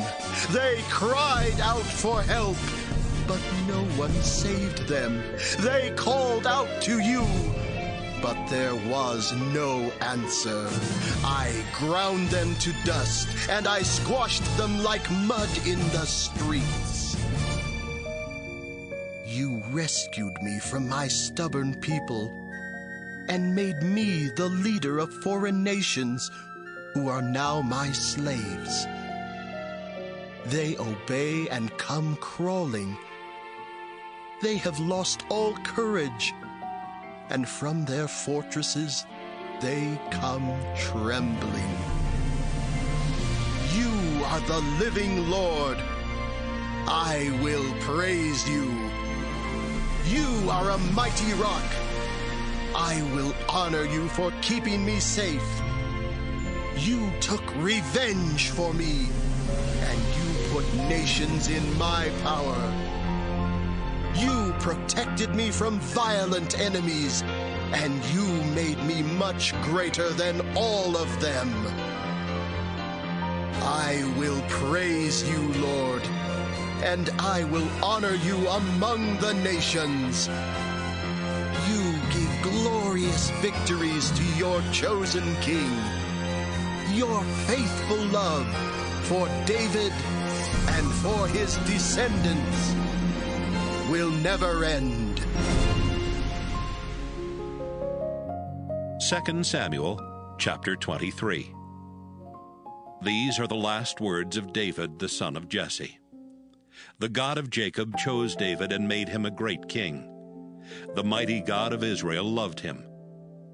When God told him to speak, David said, The Spirit of the Lord has told me what to say. Our mighty rock, the God of Jacob, told me, a ruler who obeys God and does right is like the sunrise on a cloudless day, or like rain that sparkles on the grass. I have ruled this way, and God will never break his promise to me.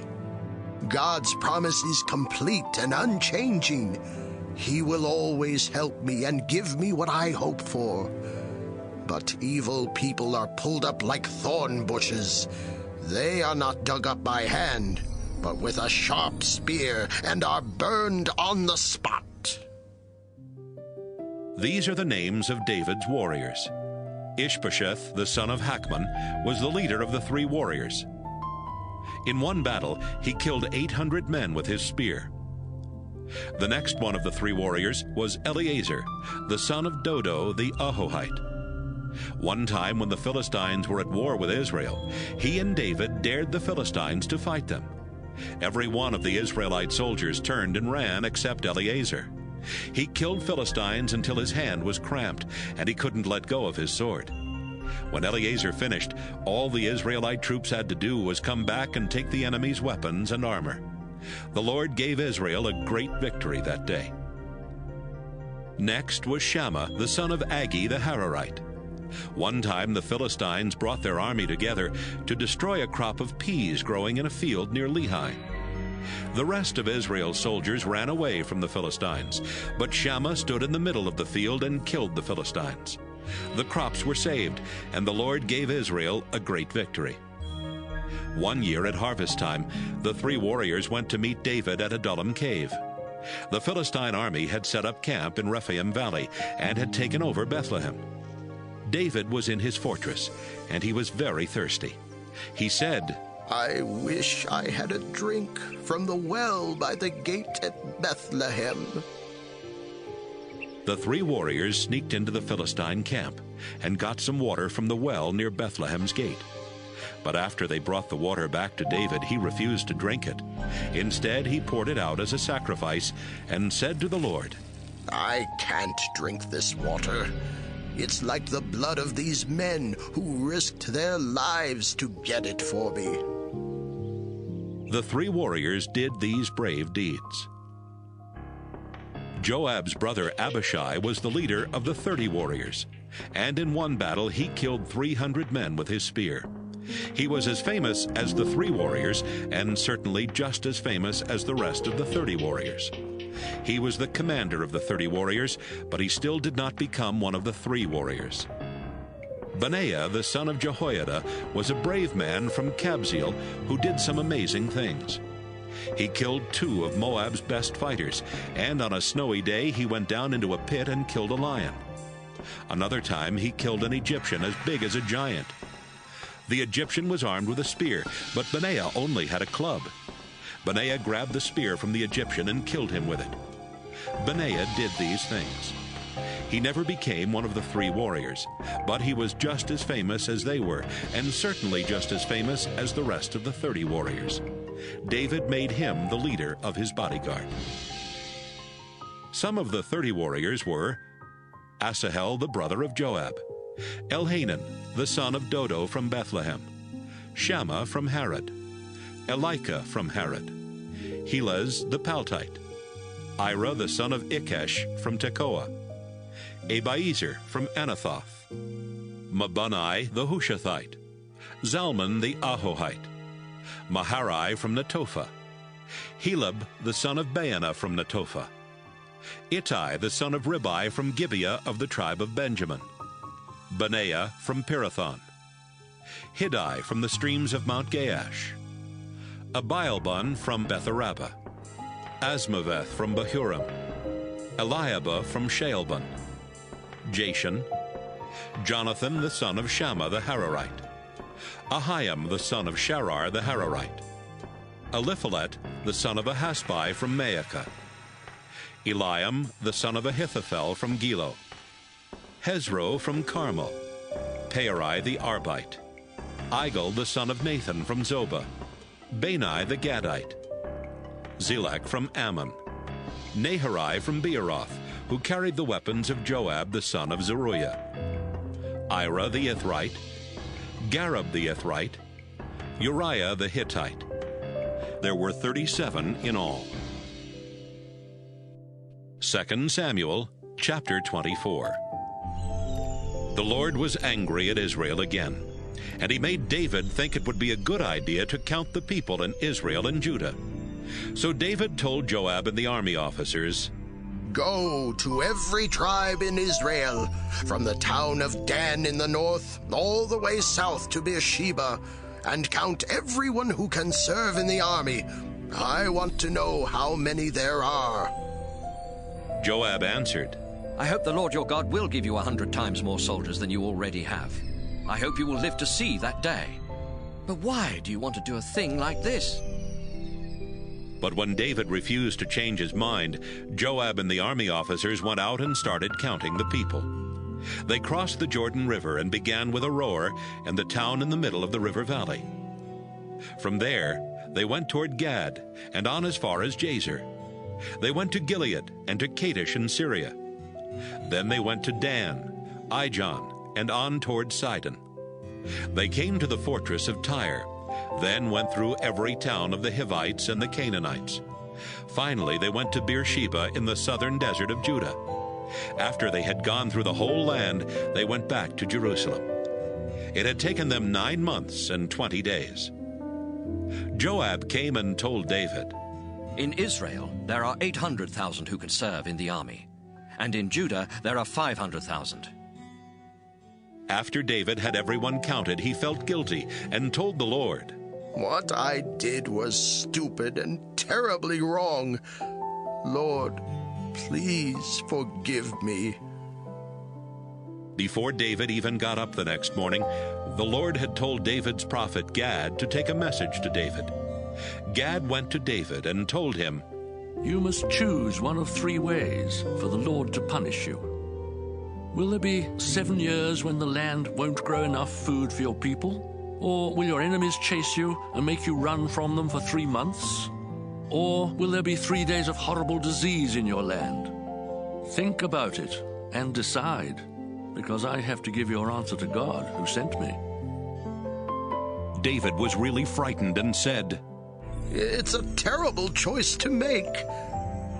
But the Lord is kind, and I'd rather have him punish us than for anyone else to do it." So that morning, the Lord sent an angel to spread a horrible disease everywhere in Israel, from Dan to Beersheba. And before it was over, 70,000 people had died. When the angel was about to destroy Jerusalem, the Lord felt sorry for all the suffering he had caused and told the angel, "That's enough. Don't touch them." This happened at the threshing place that belonged to Araunah the Jebusite. David saw the angel killing everyone and told the Lord, "These people are like sheep with me as their shepherd. I have sinned terribly, but they have done nothing wrong. Please, punish me and my family instead of them." That same day, the prophet Gad came and told David, "Go to the threshing place that belongs to Araunah, and build an altar there for the Lord." So David went. Araunah looked and saw David and his soldiers coming up toward him. He went over to David, bowed down low, and said, "Your Majesty, why have you come to see me?"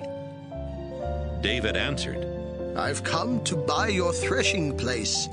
I have to build the Lord an altar here, so this disease will stop killing the people." Araunah said, "Take whatever you want and offer your sacrifice. Here are some oxen for the sacrifice.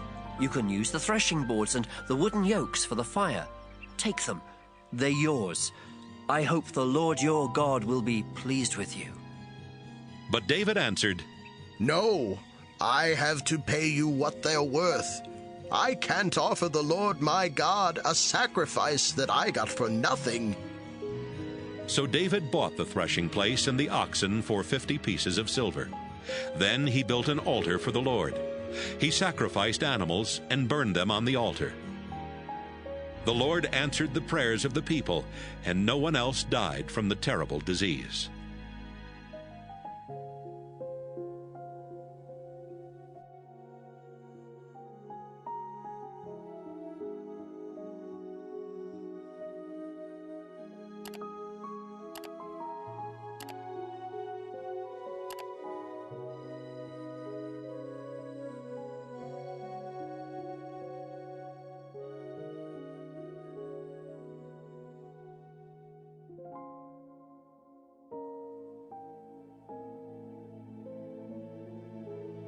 The Gospel according to Matthew, chapter 1. The book of the genealogy of Jesus Christ, the son of David, the son of Abraham. Abraham was the father of Isaac, and Isaac the father of Jacob, and Jacob the father of Judah and his brothers. And Judah the father of Perez and Zerah by Tamar, and Perez the father of Hezron, and Hezron the father of Ram, and Ram the father of Amminadab, and Amminadab the father of Nahshon, and Nahshon the father of Salmon, and Salmon the father of Boaz by Rahab, and Boaz the father of Obed by Ruth, and Obed the father of Jesse, and Jesse the father of David the king. And David was the father of Solomon by the wife of Uriah, and Solomon the father of Rehoboam, and Rehoboam the father of Abijah, and Abijah the father of Asaph, and Asaph the father of Jehoshaphat, and Jehoshaphat the father of Joram, and Joram the father of Uzziah, and Uzziah the father of Jotham, and Jotham the father of Ahaz, and Ahaz the father of Hezekiah, and Hezekiah the father of Manasseh, and Manasseh the father of Amos, and Amos the father of Josiah, and Josiah the father of Jeconiah and his brothers, at the time of the deportation to Babylon.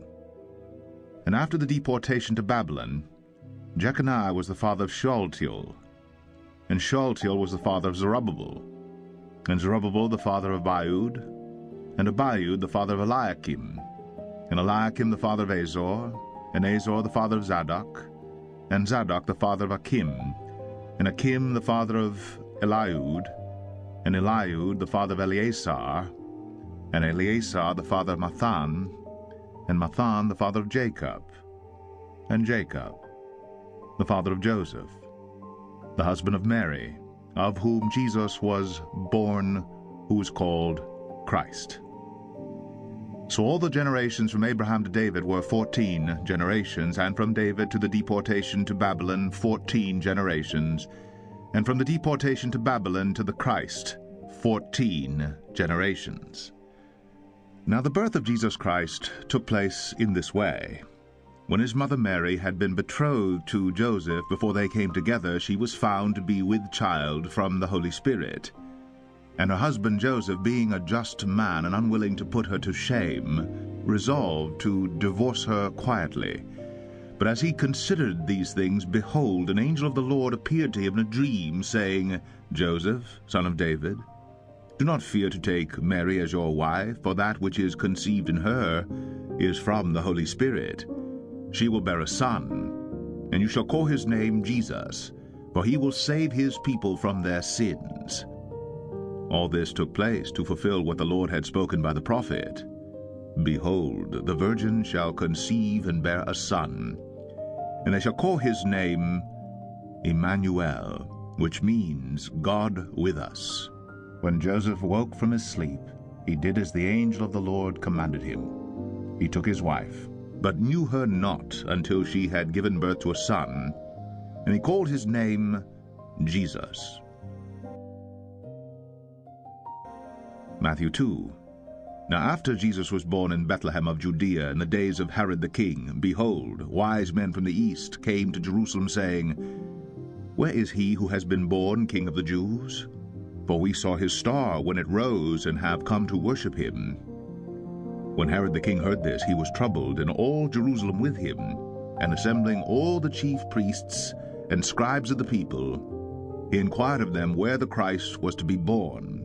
They told him, In Bethlehem of Judea, for so it is written by the prophet, And you, O Bethlehem, in the land of Judah, are by no means least among the rulers of Judah, for from you shall come a ruler who will shepherd my people Israel. Then Herod summoned the wise men secretly, and ascertained from them what time the star had appeared. And he sent them to Bethlehem, saying, Go, and search diligently for the child, and when you have found him, bring me word, that I too may come and worship him. After listening to the king, they went on their way, and behold, the star that they had seen when it rose went before them until it came to rest over the place where the child was. When they saw the star, they rejoiced exceedingly with great joy. And going into the house, they saw the child with Mary his mother, and they fell down and worshipped him. Then opening their treasures, they offered him gifts, gold, and frankincense, and myrrh. And being warned in a dream not to return to Herod, they departed to their own country by another way. Now when they had departed, behold, an angel of the Lord appeared to Joseph in a dream, and said, Rise, take the child and his mother, and flee to Egypt, and remain there until I tell you. For Herod is about to search for the child to destroy him. And he rose and took the child and his mother by night, and departed to Egypt, and remained there until the death of Herod. This was to fulfill what the Lord had spoken by the prophet, Out of Egypt I called my son. Then Herod, when he saw that he had been tricked by the wise men, became furious, and he sent and killed all the male children in Bethlehem and in all that region, who were 2 years old or under, according to the time that he had ascertained from the wise men. Then was fulfilled what was spoken by the prophet Jeremiah. A voice was heard in Ramah, weeping and loud lamentation, Rachel weeping for her children. She refused to be comforted because they are no more. But when Herod died, behold, an angel of the Lord appeared in a dream to Joseph in Egypt, saying, Rise, take the child and his mother, and go to the land of Israel, for those who sought the child's life are dead. And he rose, and took the child and his mother, and went to the land of Israel. But when he heard that Archelaus was reigning over Judea in place of his father Herod, he was afraid to go there. And being warned in a dream, he withdrew to the district of Galilee. And he went and lived in a city called Nazareth, that what was spoken by the prophets might be fulfilled, he shall be called a Nazarene. Matthew 3. In those days, John the Baptist came preaching in the wilderness of Judea, Repent, for the kingdom of heaven is at hand. For this is he who was spoken of by the prophet Isaiah when he said, The voice of one crying in the wilderness, Prepare the way of the Lord, make his paths straight. Now John wore a garment of camel's hair, and a leather belt around his waist, and his food was locusts and wild honey. Then Jerusalem and all Judea and all the region about the Jordan were going out to him, and they were baptized by him in the river Jordan, confessing their sins. But when he saw many of the Pharisees and Sadducees coming for baptism, he said to them, You brood of vipers, who warned you to flee from the wrath to come? Bear fruit in keeping with repentance, and do not presume to say to yourselves, We have Abraham as our father, for I tell you, God is able from these stones to raise up children for Abraham. Even now the axe is laid to the root of the trees. Every tree, therefore, that does not bear good fruit is cut down and thrown into the fire. I baptize you with water for repentance, but he who is coming after me is mightier than I, whose sandals I am not worthy to carry. He will baptize you with the Holy Spirit and with fire. His winnowing fork is in his hand, and he will clear his threshing floor and gather his wheat into the barn, but the chaff he will burn with unquenchable fire.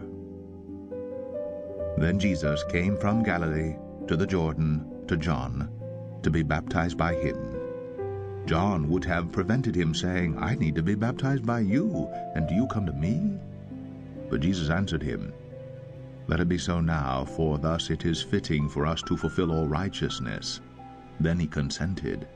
And when Jesus was baptized, immediately he went up from the water, and behold, the heavens were opened to him, and he saw the Spirit of God descending like a dove and coming to rest on him. And behold, a voice from heaven said, This is my beloved Son, with whom I am well pleased.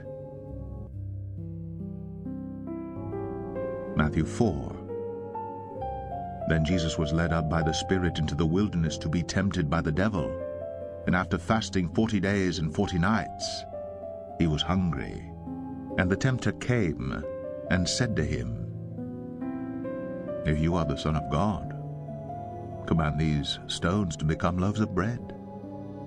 But he answered, It is written, Man shall not live by bread alone, but by every word that comes from the mouth of God.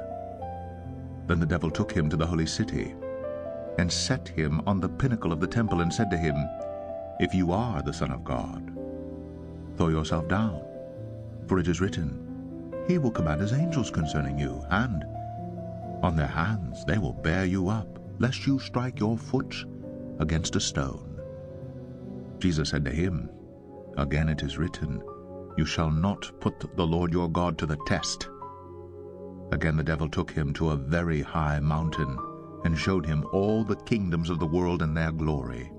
And he said to him, All these I will give you, if you will fall down and worship me. Then Jesus said to him, Begone, Satan, for it is written, You shall worship the Lord your God, and him only shall you serve. Then the devil left him, and behold, angels came, and were ministering to him. Now when he heard that John had been arrested, he withdrew into Galilee, and leaving Nazareth he went and lived in Capernaum by the sea, in the territory of Zebulun and Naphtali, so that what was spoken by the prophet Isaiah might be fulfilled, the land of Zebulun and the land of Naphtali, the way of the sea beyond the Jordan, Galilee of the Gentiles, the people dwelling in darkness have seen a great light. And for those dwelling in the region and shadow of death, on them a light has dawned. From that time Jesus began to preach, saying, Repent, for the kingdom of heaven is at hand. While walking by the Sea of Galilee, he saw two brothers, Simon, who is called Peter, and Andrew his brother, casting a net into the sea, for they were fishermen. And he said to them, "Follow me, and I will make you fishers of men." Immediately they left their nets and followed him. And going on from there, he saw two other brothers, James the son of Zebedee, and John his brother, in the boat with Zebedee their father, mending their nets. And he called them. Immediately they left the boat and their father, and followed him. And he went throughout all Galilee, teaching in their synagogues, and proclaiming the gospel of the kingdom, and healing every disease and every affliction among the people. So his fame spread throughout all Syria, and they brought him all the sick, those afflicted with various diseases and pains, those oppressed by demons, epileptics, and paralytics, and he healed them. And great crowds followed him from Galilee and the Decapolis, and from Jerusalem and Judea, and from beyond the Jordan.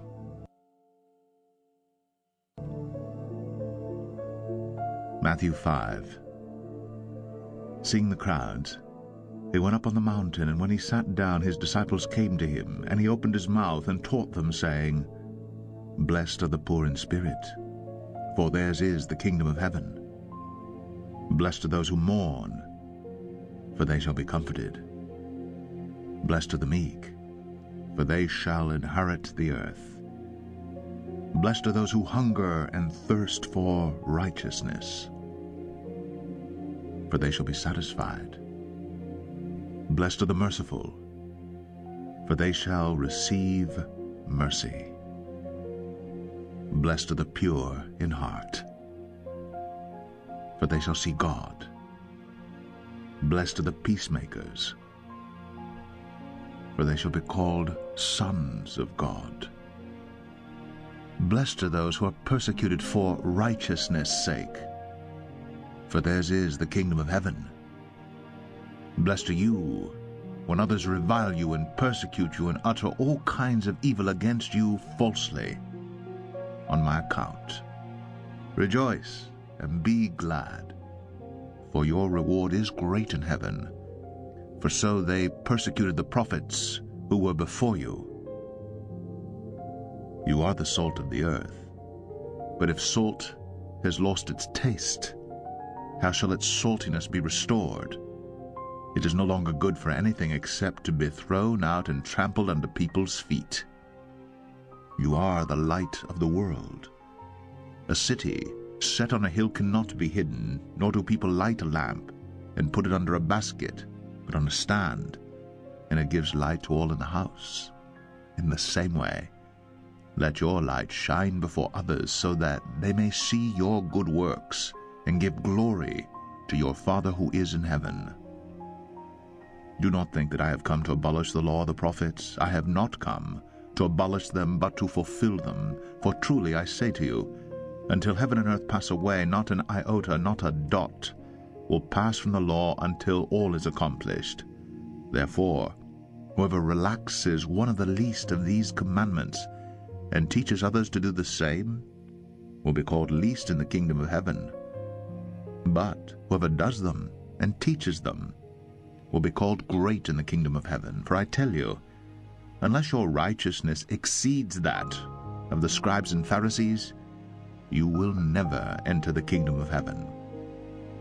You have heard that it was said to those of old, "You shall not murder," and whoever murders will be liable to judgment.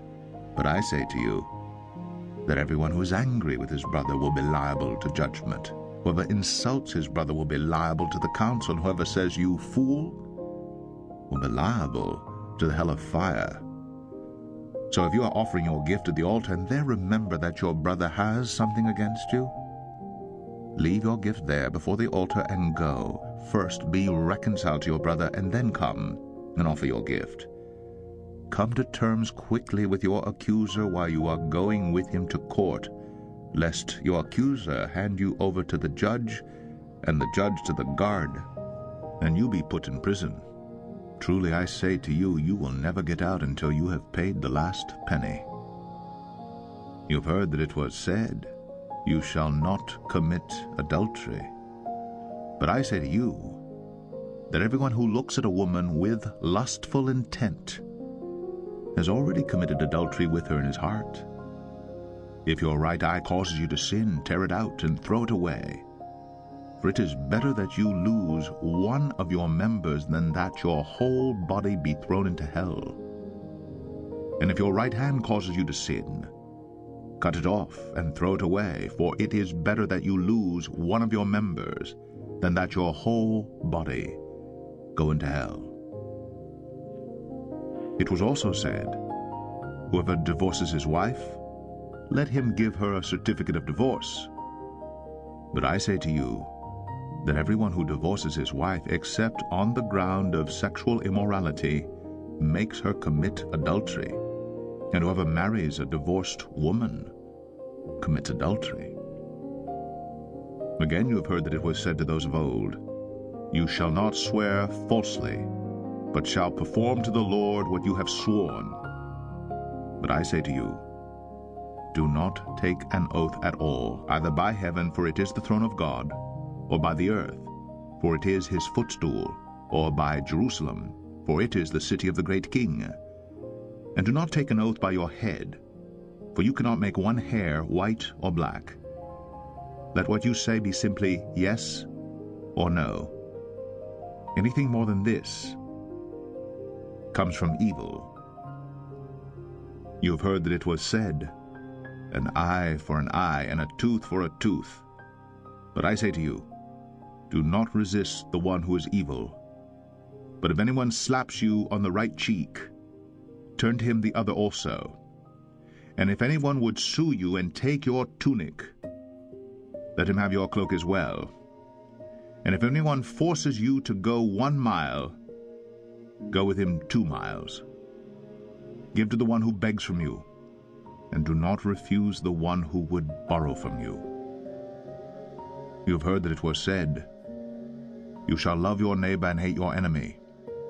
But I say to you, love your enemies, and pray for those who persecute you, so that you may be sons of your Father who is in heaven. For he makes his sun rise on the evil and on the good, and sends rain on the just and on the unjust. For if you love those who love you, what reward do you have? Do not even the tax collectors do the same? And if you greet only your brothers, what more are you doing than others? Do not even the Gentiles do the same? You therefore must be perfect, as your heavenly Father is perfect. Matthew 6. Beware of practicing your righteousness before other people in order to be seen by them, for then you will have no reward from your Father who is in heaven. Thus, when you give to the needy, sound no trumpet before you, as the hypocrites do in the synagogues and in the streets, that they may be praised by others. Truly, I say to you, they have received their reward. But when you give to the needy, do not let your left hand know what your right hand is doing, so that your giving may be in secret, and your Father who sees in secret will reward you. And when you pray, you must not be like the hypocrites, for they love to stand and pray in the synagogues and at the street corners, that they may be seen by others. Truly, I say to you, they have received their reward. But when you pray, go into your room and shut the door, and pray to your Father who is in secret, and your Father who sees in secret will reward you.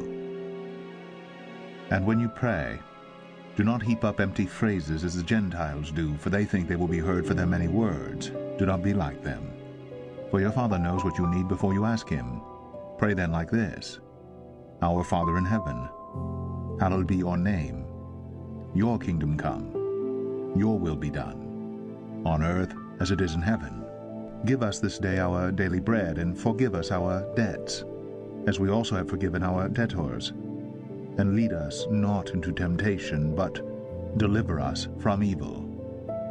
For if you forgive others their trespasses, your heavenly Father will also forgive you. But if you do not forgive others their trespasses, neither will your Father forgive your trespasses. And when you fast, do not look gloomy like the hypocrites, for they disfigure their faces that their fasting may be seen by others. Truly, I say to you, they have received their reward. But when you fast, anoint your head and wash your face, that your fasting may not be seen by others, but by your Father who is in secret.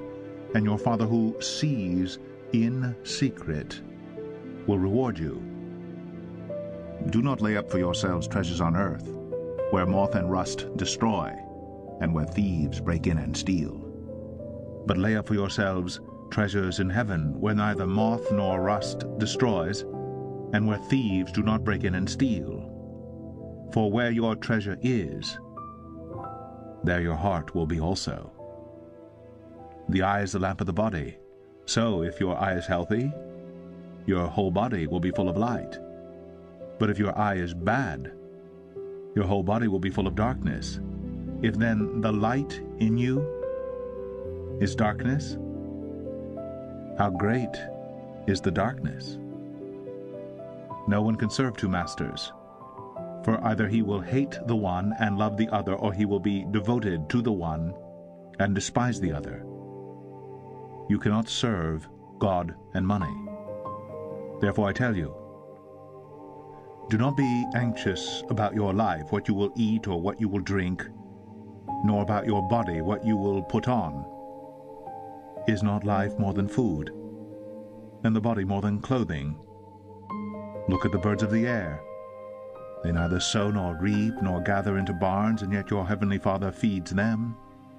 Are you not of more value than they? And which of you, by being anxious, can add a single hour to his span of life? And why are you anxious about clothing?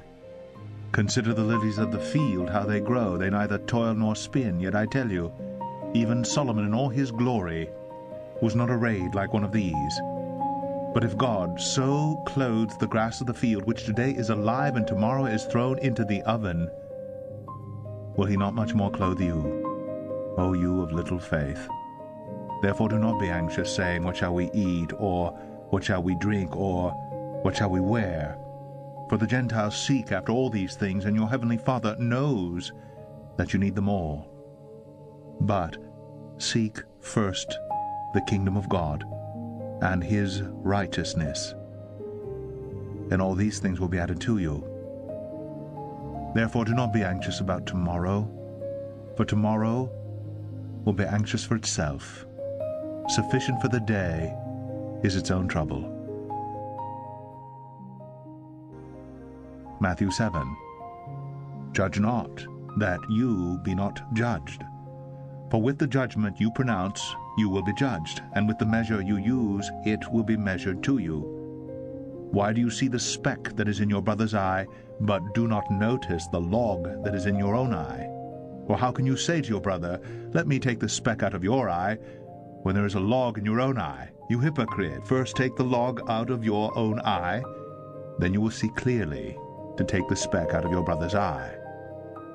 Do not give dogs what is holy, and do not throw your pearls before pigs, lest they trample them underfoot and turn to attack you. Ask, and it will be given to you. Seek, and you will find. Knock, and it will be opened to you. For everyone who asks receives, and the one who seeks finds, and to the one who knocks it will be opened. Or which one of you, if his son asks him for bread, will give him a stone? Or if he asks for a fish, will give him a serpent? If you then, who are evil, know how to give good gifts to your children, how much more will your Father who is in heaven give good things to those who ask him? So whatever you wish that others would do to you, do also to them. For this is the law and the prophets. Enter by the narrow gate, for the gate is wide, and the way is easy that leads to destruction, and those who enter by it are many. For the gate is narrow, and the way is hard that leads to life, and those who find it are few. Beware of false prophets, who come to you in sheep's clothing, but inwardly are ravenous wolves. You will recognize them by their fruits. Are grapes gathered from thorn bushes, or figs from thistles? So every healthy tree bears good fruit, but the diseased tree bears bad fruit. A healthy tree cannot bear bad fruit, nor can a diseased tree bear good fruit.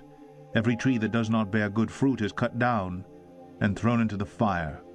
Thus you will recognize them by their fruits.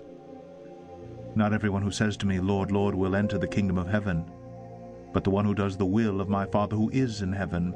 On that day many will say to me, 'Lord, Lord, did we not prophesy in your name, and cast out demons in your name, and do many mighty works in your name?' And then will I declare to them, 'I never knew you. Depart from me, you workers of lawlessness.' Everyone then who hears these words of mine and does them will be like a wise man who built his house on the rock. And the rain fell, and the floods came, and the winds blew and beat on that house. But it did not fall, because it had been founded on the rock. And everyone who hears these words of mine and does not do them will be like a foolish man who built his house on the sand. And the rain fell, and the floods came, and the winds blew, and beat against that house, and it fell. And great was the fall of it." And when Jesus finished these sayings, the crowds were astonished at his teaching, for he was teaching them as one who had authority, and not as their scribes. Matthew 8. When he came down from the mountain, great crowds followed him. And behold, a leper came to him and knelt before him, saying, "Lord, if you will, you can make me clean." And Jesus stretched out his hand and touched him, saying, "I will, be clean." And immediately his leprosy was cleansed. And Jesus said to him, "See that you say nothing to anyone, but go, show yourself to the priest, and offer the gift that Moses commanded for a proof to them."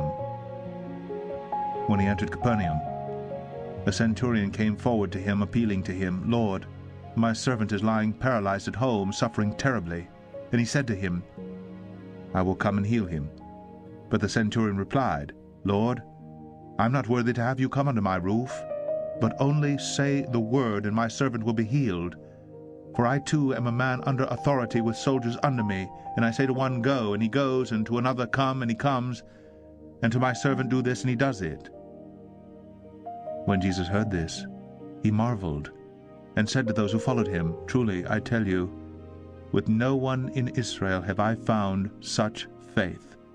I tell you, many will come from east and west, and recline at table with Abraham, Isaac, and Jacob in the kingdom of heaven, while the sons of the kingdom will be thrown into the outer darkness. In that place there will be weeping and gnashing of teeth." And to the centurion Jesus said, "Go, let it be done for you as you have believed." And the servant was healed at that very moment.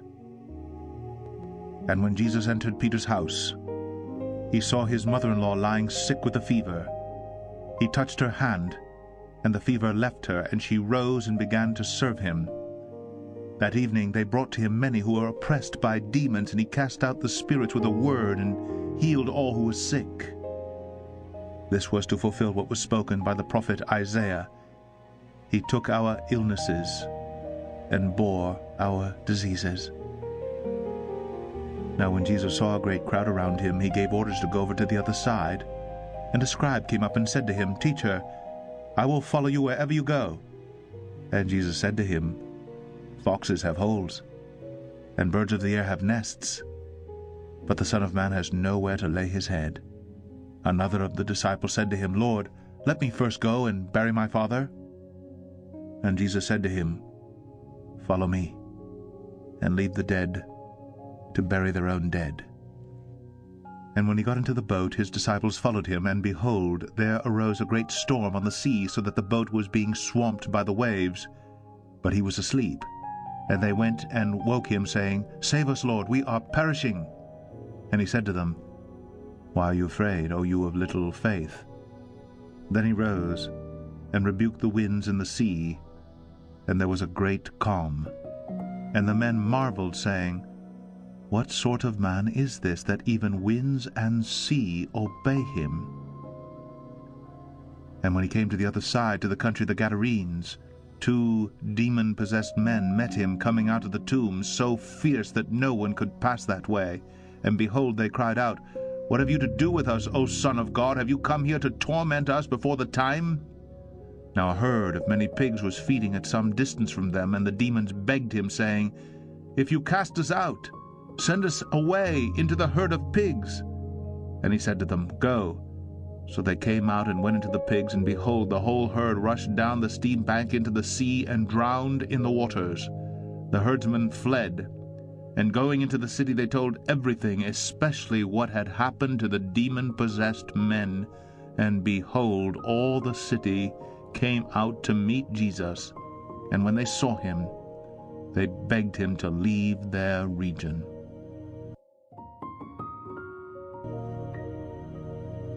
Matthew 9. And getting into a boat, he crossed over and came to his own city. And behold, some people brought to him a paralytic lying on a bed. And when Jesus saw their faith, he said to the paralytic, "Take heart, my son, your sins are forgiven." And behold, some of the scribes said to themselves, "This man is blaspheming." But Jesus, knowing their thoughts, said, "Why do you think evil in your hearts? For which is easier to say, 'Your sins are forgiven,' or to say, 'Rise and walk'? But that you may know that the Son of Man has authority on earth to forgive sins," he then said to the paralytic, "Rise, pick up your bed, and go home." And he rose and went home. When the crowd saw it, they were afraid, and they glorified God who had given such authority to men. As Jesus passed on from there, he saw a man called Matthew sitting at the tax booth, and he said to him, "Follow me." And he rose and followed him. And as Jesus reclined at table in the house, behold, many tax collectors and sinners came, and were reclining with Jesus and his disciples. And when the Pharisees saw this, they said to his disciples, "Why does your teacher eat with tax collectors and sinners?" But when he heard it, he said, "Those who are well have no need of a physician, but those who are sick. Go and learn what this means. I desire mercy and not sacrifice, for I came not to call the righteous, but sinners." Then the disciples of John came to him, saying, "Why do we and the Pharisees fast, but your disciples do not fast?" And Jesus said to them, "Can the wedding guests mourn as long as the bridegroom is with them? The days will come when the bridegroom is taken away from them, and then they will fast. No one puts a piece of unshrunk cloth on an old garment, for the patch tears away from the garment, and a worse tear is made. Neither is new wine put into old wineskins. If it is, the skins burst, and the wine is spilled, and the skins are destroyed. But new wine is put into fresh wineskins, and so both are preserved." While he was saying these things to them, behold, a ruler came in and knelt before him, saying, "My daughter has just died, but come and lay your hand on her, and she will live." And Jesus rose and followed him with his disciples, and behold, a woman who had suffered from a discharge of blood for 12 years came up behind him and touched the fringe of his garment. For she said to herself, "If I only touch his garment, I will be made well." Jesus turned, and seeing her, he said, "Take heart, daughter, your faith has made you well." And instantly the woman was made well. And when Jesus came to the ruler's house and saw the flute players and the crowd making a commotion, he said, "Go away, for the girl is not dead, but sleeping." And they laughed at him. But when the crowd had been put outside, he went in and took her by the hand, and the girl arose. And the report of this went through all that district. And as Jesus passed on from there, 2 blind men followed him, crying aloud, "Have mercy on us, Son of David." When he entered the house, the blind men came to him, and Jesus said to them, "Do you believe that I am able to do this?" They said to him, "Yes, Lord." Then he touched their eyes, saying, "According to your faith be it done to you." And their eyes were opened, and Jesus sternly warned them, "See that no one knows about it." But they went away and spread his fame through all that district. As they were going away, behold, a demon-oppressed man who was mute was brought to him. And when the demon had been cast out, the mute man spoke, and the crowds marveled, saying, Never was anything like this seen in Israel. But the Pharisees said, He casts out demons by the prince of demons. And Jesus went throughout all the cities and villages, teaching in their synagogues, and proclaiming the gospel of the kingdom, and healing every disease and every affliction. When he saw the crowds, he had compassion for them, because they were harassed and helpless, like sheep without a shepherd. Then he said to his disciples, The harvest is plentiful, but the laborers are few. Therefore, pray earnestly to the Lord of the harvest to send out laborers into his harvest. Matthew 10. And he called to him his 12 disciples, and gave them authority over unclean spirits, to cast them out, and to heal every disease and every affliction. The names of the 12 apostles are these: first Simon, who is called Peter, and Andrew his brother, James the son of Zebedee, and John his brother, Philip and Bartholomew, Thomas and Matthew the tax collector, James the son of Alphaeus and Thaddeus, Simon the Cananean, and Judas Iscariot, who betrayed him. These 12 Jesus sent out, instructing them, Go nowhere among the Gentiles, and enter no town of the Samaritans, but go rather to the lost sheep of the house of Israel, and proclaim as you go, saying, The kingdom of heaven is at hand. Heal the sick, raise the dead, cleanse lepers, cast out demons. You received without paying, give without pay. Acquire no gold, nor silver, nor copper for your belts, no bag for your journey, nor 2 tunics, nor sandals, nor a staff, for the laborer deserves his food.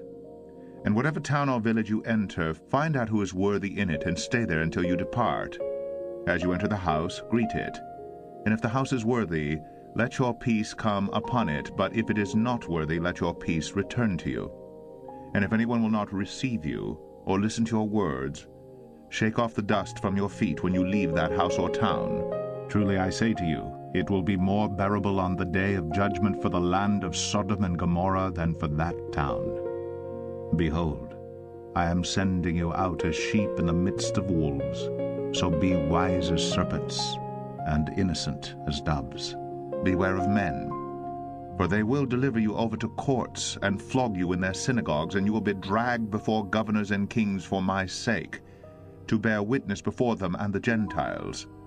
When they deliver you over, do not be anxious how you are to speak or what you are to say, for what you are to say will be given to you in that hour. For it is not you who speak, but the Spirit of your Father speaking through you. Brother will deliver brother over to death, and the father his child, and children will rise against parents and have them put to death, and you will be hated by all for my name's sake. But the one who endures to the end will be saved. When they persecute you in one town, flee to the next, for truly I say to you, you will not have gone through all the towns of Israel before the Son of Man comes. A disciple is not above his teacher, nor a servant above his master. It is enough for the disciple to be like his teacher, and the servant like his master. If they have called the master of the house Beelzebul, how much more will they malign those of his household? So have no fear of them, for nothing is covered that will not be revealed, or hidden that will not be known. What I tell you in the dark, say in the light, and what you hear whispered, proclaim on the housetops. And do not fear those who kill the body but cannot kill the soul. Rather, fear him who can destroy both soul and body in hell. Are not 2 sparrows sold for a penny? And not one of them will fall to the ground apart from your Father. But even the hairs of your head are all numbered. Fear not, therefore. You are of more value than many sparrows. So everyone who acknowledges me before men, I also will acknowledge before my Father who is in heaven. But whoever denies me before men, I also will deny before my Father who is in heaven. Do not think that I have come to bring peace to the earth. I have not come to bring peace, but a sword. For I have come to set a man against his father, and a daughter against her mother, and a daughter-in-law against her mother-in-law. And a person's enemies will be those of his own household. Whoever loves father or mother more than me is not worthy of me, and whoever loves son or daughter more than me is not worthy of me. And whoever does not take his cross and follow me is not worthy of me. Whoever finds his life will lose it, and whoever loses his life for my sake will find it. Whoever receives you receives me, and whoever receives me receives him who sent me. The one who receives a prophet because he is a prophet will receive a prophet's reward, and the one who receives a righteous person because he is a righteous person will receive a righteous person's reward. And whoever gives one of these little ones even a cup of cold water because he is a disciple, truly, I say to you, he will by no means lose his reward. Matthew 11. When Jesus had finished instructing his 12 disciples, he went on from there to teach and preach in their cities. Now when John heard in prison about the deeds of the Christ, he sent word by his disciples and said to him, Are you the one who is to come, or shall we look for another? And Jesus answered them, Go and tell John what you hear and see. The blind receive their sight, and the lame walk. Lepers are cleansed, and the deaf hear, and the dead are raised up, and the poor have good news preached to them. And blessed is the one who is not offended by me. As they went away, Jesus began to speak to the crowds concerning John. What did you go out into the wilderness to see? A reed shaken by the wind? What then did you go out to see? A man dressed in soft clothing? Behold, those who wear soft clothing are in kings' houses. What then did you go out to see? A prophet? Yes, I tell you, and more than a prophet. This is he of whom it is written, Behold, I send my messenger before your face, who will prepare your way before you. Truly I say to you, among those born of women, there has risen no one greater than John the Baptist. Yet the one who is least in the kingdom of heaven is greater than he. From the days of John the Baptist until now, the kingdom of heaven has suffered violence, and the violent take it by force. For all the prophets and the law prophesied until John, and if you are willing to accept it, he is Elijah who is to come. He who has ears to hear, let him hear. But to what shall I compare this generation? It is like children sitting in the marketplaces and calling to their playmates, We played the flute for you, and you did not dance. We sang a dirge, and you did not mourn. For John came neither eating nor drinking, and they say he has a demon. The Son of Man came eating and drinking, and they say, Look at him, a glutton and a drunkard, a friend of tax collectors and sinners. Yet wisdom is justified by her deeds. Then he began to denounce the cities where most of his mighty works had been done, because they did not repent. Woe to you, Chorazin! Woe to you, Bethsaida! For if the mighty works done in you had been done in Tyre and Sidon, they would have repented long ago in sackcloth and ashes. But I tell you, it will be more bearable on the day of judgment for Tyre and Sidon than for you. And you, Capernaum, will you be exalted to heaven? You will be brought down to Hades. For if the mighty works done in you had been done in Sodom, it would have remained until this day. But I tell you that it will be more tolerable on the day of judgment for the land of Sodom than for you. At that time Jesus declared, I thank you, Father, Lord of heaven and earth, that you have hidden these things from the wise and understanding, and revealed them to little children. Yes, Father, for such was your gracious will. All things have been handed over to me by my Father, and no one knows the Son except the Father, and no one knows the Father except the Son, and anyone to whom the Son chooses to reveal him. Come to me, all who labor and are heavy laden, and I will give you rest. Take my yoke upon you, and learn from me, for I am gentle and lowly in heart, and you will find rest for your souls. For my yoke is easy, and my burden is light. Matthew 12. At that time Jesus went through the grain fields on the Sabbath. His disciples were hungry, and they began to pluck heads of grain and to eat. But when the Pharisees saw it, they said to him, "Look, your disciples are doing what is not lawful to do on the Sabbath." He said to them, "Have you not read what David did when he was hungry, and those who were with him, how he entered the house of God and ate the bread of the presence, which was not lawful for him to eat, nor for those who were with him, but only for the priests?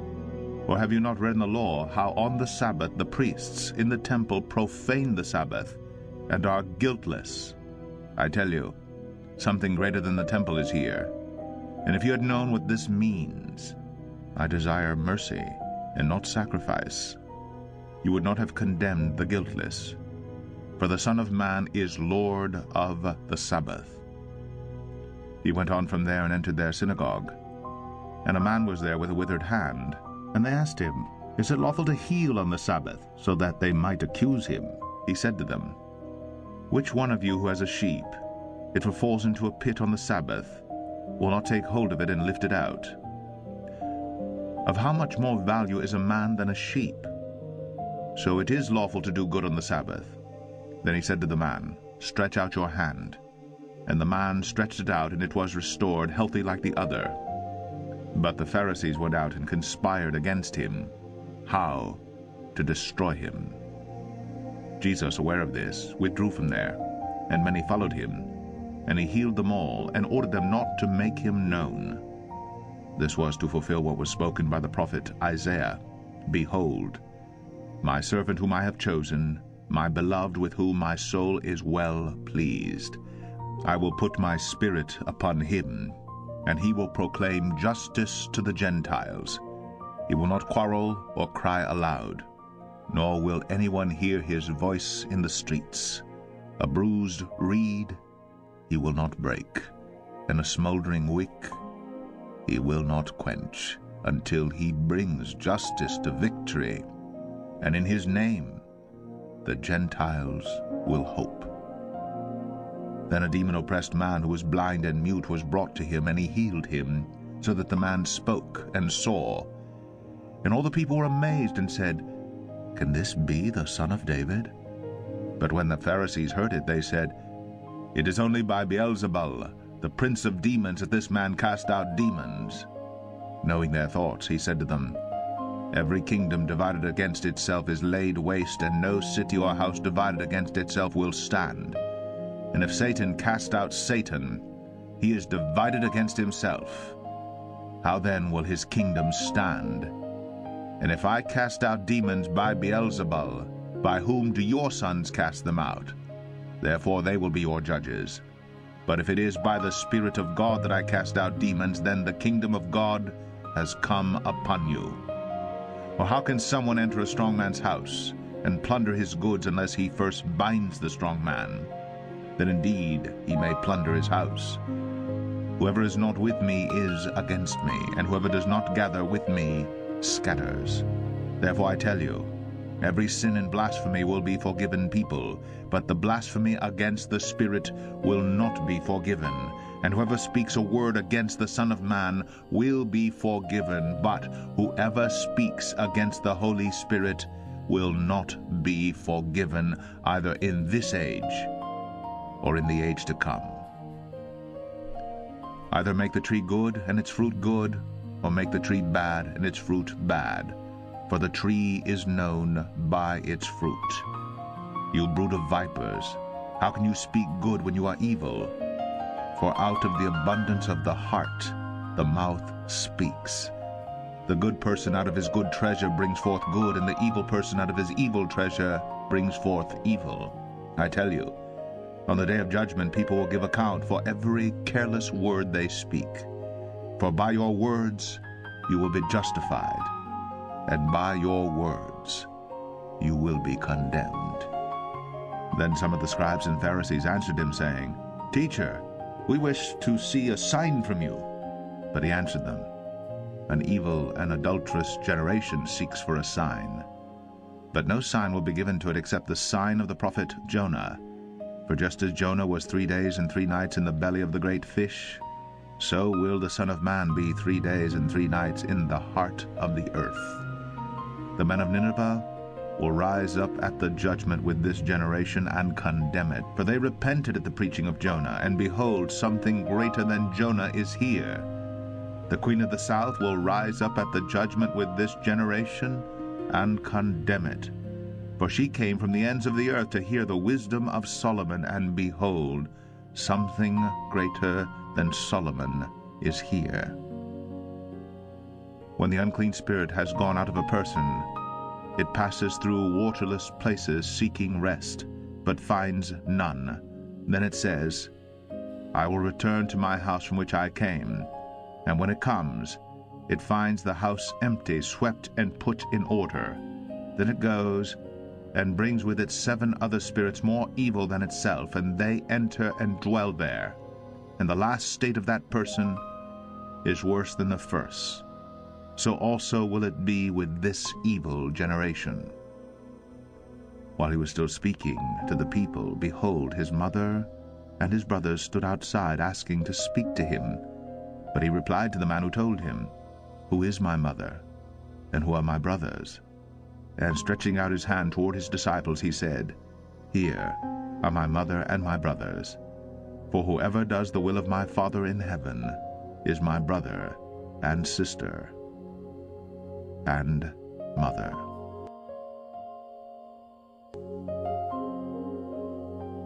Matthew 13. That same day Jesus went out of the house and sat beside the sea, and great crowds gathered about him, so that he got into a boat and sat down. And the whole crowd stood on the beach. And he told them many things in parables, saying, A sower went out to sow, and as he sowed, some seeds fell along the path, and the birds came and devoured them. Other seeds fell on rocky ground, where they did not have much soil, and immediately they sprang up, since they had no depth of soil. But when the sun rose, they were scorched, and since they had no root, they withered away.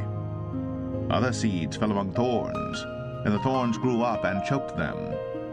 Other seeds fell on good soil and produced grain, some 100-fold, some 60, some 30. He who has ears, let him hear. Then the disciples came and said to him, Why do you speak to them in parables? And he answered them, To you it has been given to know the secrets of the kingdom of heaven, but to them it has not been given. For to the one who has, more will be given, and he will have an abundance. But from the one who has not, even what he has will be taken away. This is why I speak to them in parables, because seeing they do not see, and hearing they do not hear, nor do they understand. Indeed, in their case the prophecy of Isaiah is fulfilled that says, You will indeed hear, but never understand, and you will indeed see, but never perceive. For this people's heart has grown dull, and with their ears they can barely hear, and their eyes they have closed, lest they should see with their eyes, and hear with their ears, and understand with their heart, and turn, and I would heal them. But blessed are your eyes, for they see, and your ears, for they hear. Truly I say to you, many prophets and righteous people longed to see what you see, and did not see it, and to hear what you hear, and did not hear it. Hear then the parable of the sower. When anyone hears the word of the kingdom and does not understand it, the evil one comes and snatches away what has been sown in his heart. This is what was sown along the path. As for what was sown on rocky ground, this is the one who hears the word and immediately receives it with joy. Yet he has no root in himself, but endures for a while, and when tribulation or persecution arises on account of the word, immediately he falls away. As for what was sown among thorns, this is the one who hears the word, but the cares of the world and the deceitfulness of riches choke the word, and it proves unfruitful. As for what was sown on good soil, this is the one who hears the word and understands it. He indeed bears fruit and yields in one case 100-fold, in another 60, and in another 30. He put another parable before them, saying, The kingdom of heaven may be compared to a man who sowed good seed in his field. But while his men were sleeping, his enemy came and sowed weeds among the wheat and went away. So when the plants came up and bore grain, then the weeds appeared also. And the servants of the master of the house came and said to him, Master, did you not sow good seed in your field? How then does it have weeds? He said to them, An enemy has done this. So the servants said to him, Then do you want us to go and gather them? But he said, No, lest in gathering the weeds you root up the wheat along with them. Let both grow together until the harvest, and at harvest time I will tell the reapers, Gather the weeds first, and bind them in bundles to be burned, but gather the wheat into my barn. He put another parable before them, saying, The kingdom of heaven is like a grain of mustard seed that a man took and sowed in his field. It is the smallest of all seeds, but when it has grown, it is larger than all the garden plants and becomes a tree, so that the birds of the air come and make nests in its branches. He told them another parable. The kingdom of heaven is like leaven that a woman took and hid in 3 measures of flour, till it was all leavened. All these things Jesus said to the crowds in parables. Indeed, he said nothing to them without a parable.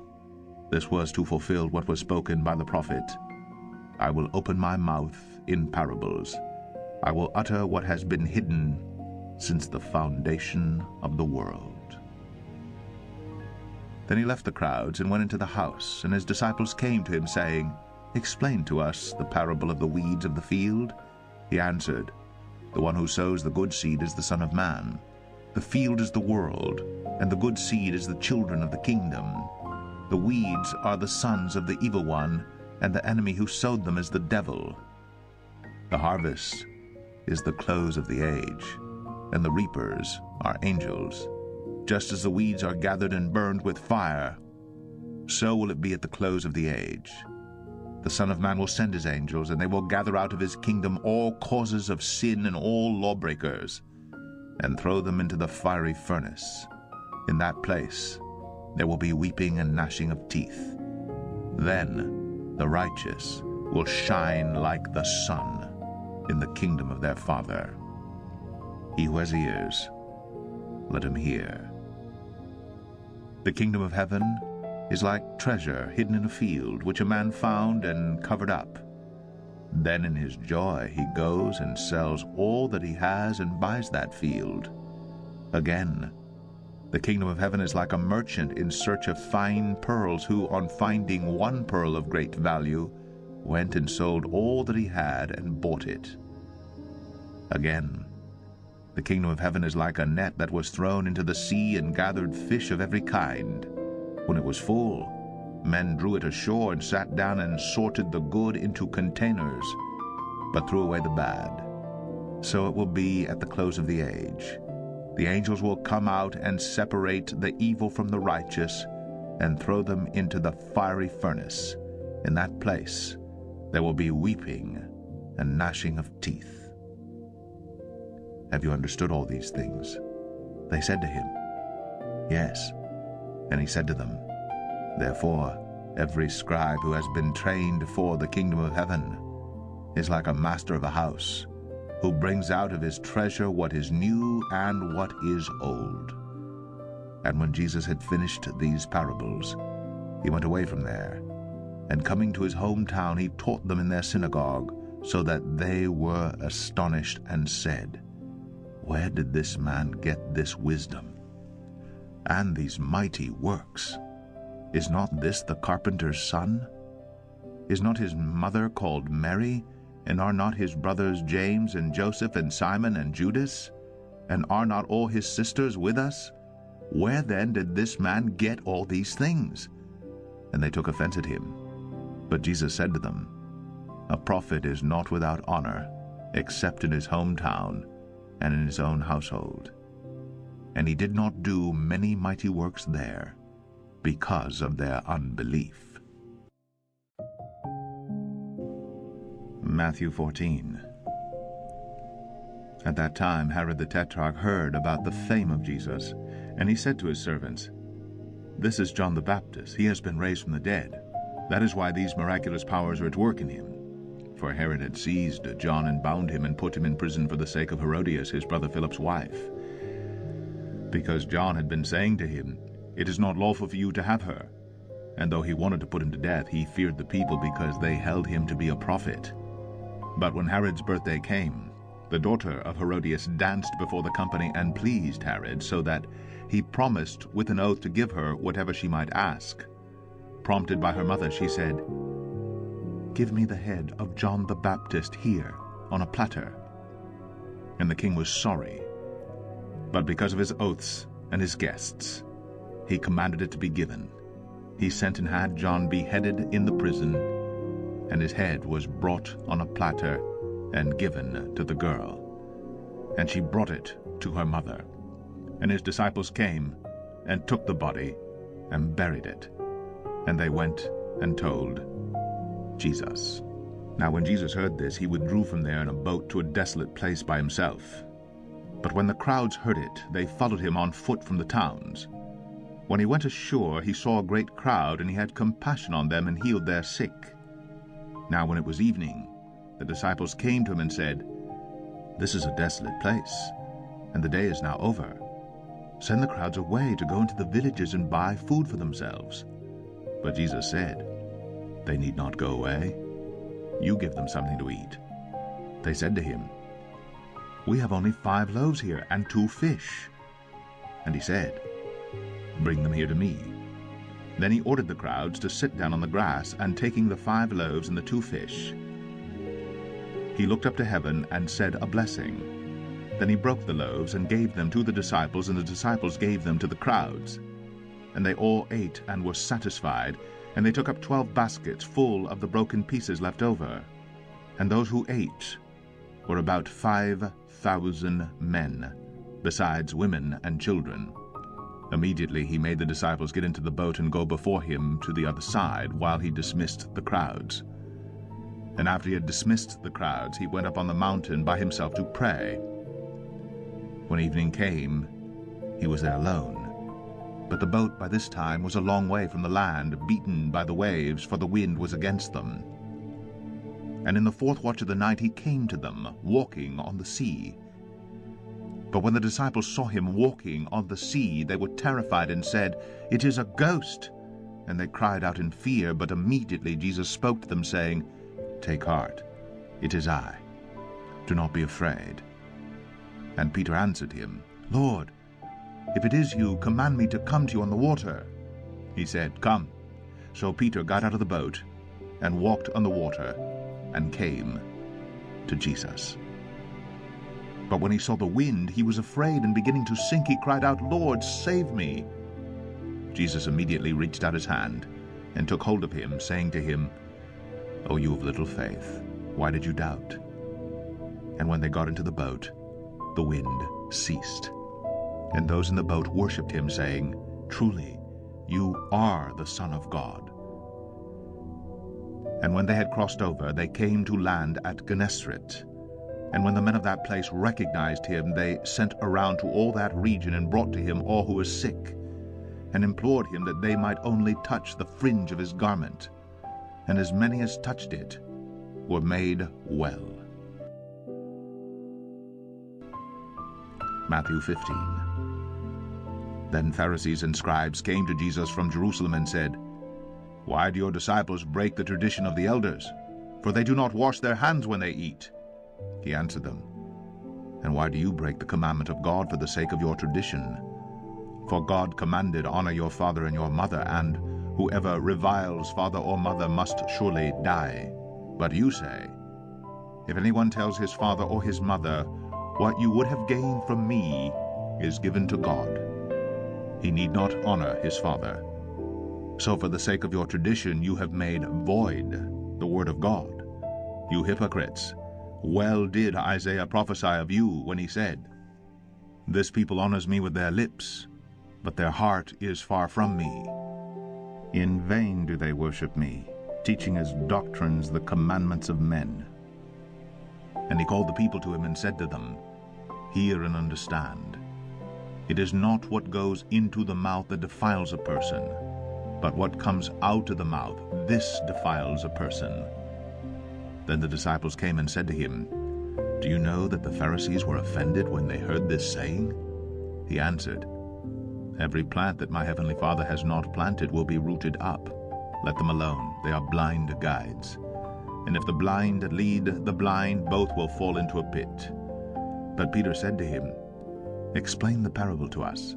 And he said, "Are you also still without understanding? Do you not see that whatever goes into the mouth passes into the stomach and is expelled? But what comes out of the mouth proceeds from the heart, and this defiles a person.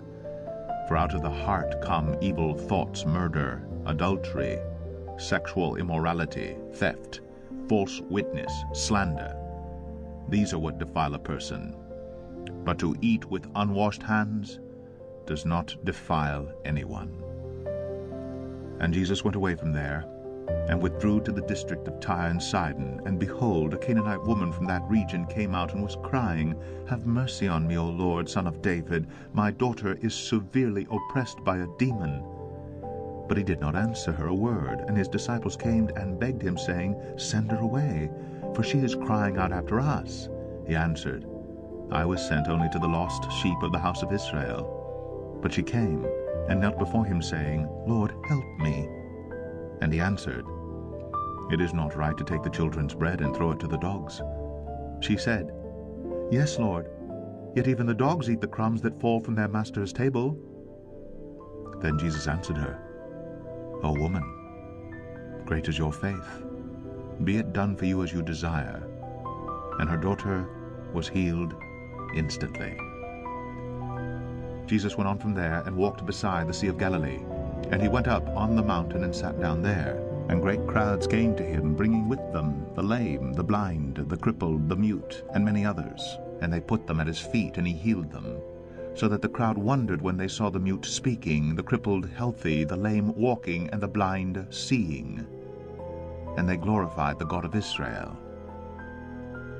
Then Jesus called his disciples to him and said, "I have compassion on the crowd, because they have been with me now 3 days and have nothing to eat.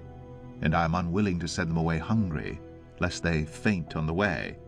And the disciples said to him, "Where are we going to get enough bread in such a desolate place to feed so great a crowd?" And Jesus said to them, "How many loaves do you have?" They said, 7, and a few small fish. And directing the crowd to sit down on the ground, he took the 7 loaves and the fish, and having given thanks, he broke them and gave them to the disciples, and the disciples gave them to the crowds. And they all ate, and were satisfied. And they took up 7 baskets full of the broken pieces left over. Those who ate were 4,000 men, besides women and children. And after sending away the crowds, he got into the boat and went to the region of Magadan. Matthew 16. And the Pharisees and Sadducees came, and to test him they asked him to show them a sign from heaven. He answered them, "When it is evening, you say, 'It will be fair weather, for the sky is red.' And in the morning, 'It will be stormy today, for the sky is red and threatening.' You know how to interpret the appearance of the sky, but you cannot interpret the signs of the times. An evil and adulterous generation seeks for a sign, but no sign will be given to it except the sign of Jonah." So he left them and departed. When the disciples reached the other side, they had forgotten to bring any bread. Jesus said to them, "Watch, and beware of the leaven of the Pharisees and Sadducees." And they began discussing it among themselves, saying, "We brought no bread." But Jesus, aware of this, said, "O you of little faith, why are you discussing among yourselves the fact that you have no bread? Do you not yet perceive? Do you not remember the 5 loaves for the 5,000, and how many baskets you gathered? Or the 7 loaves for the 4,000, and how many baskets you gathered? How is it that you fail to understand that I did not speak about bread? Beware of the leaven of Pharisees and Sadducees." Then they understood that he did not tell them to beware of the leaven of bread, but of the teaching of the Pharisees and Sadducees. Now when Jesus came into the district of Caesarea Philippi, he asked his disciples, "Who do people say that the Son of Man is?" And they said, "Some say John the Baptist, others say Elijah, and others Jeremiah or one of the prophets." He said to them, "But who do you say that I am?"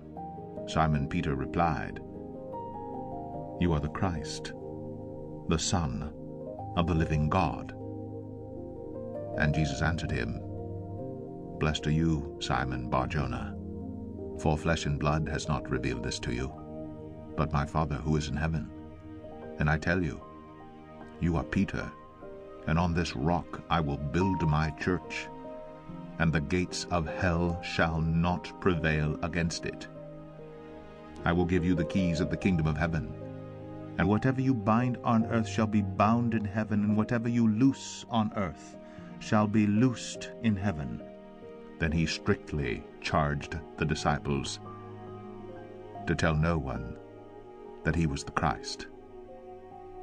From that time Jesus began to show his disciples that he must go to Jerusalem and suffer many things from the elders and chief priests and scribes, and be killed, and on the third day be raised.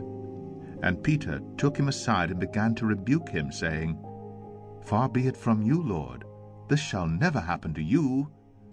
But he turned and said to Peter, "Get behind me, Satan, you are a hindrance to me, for you are not setting your mind on the things of God, but on the things of man."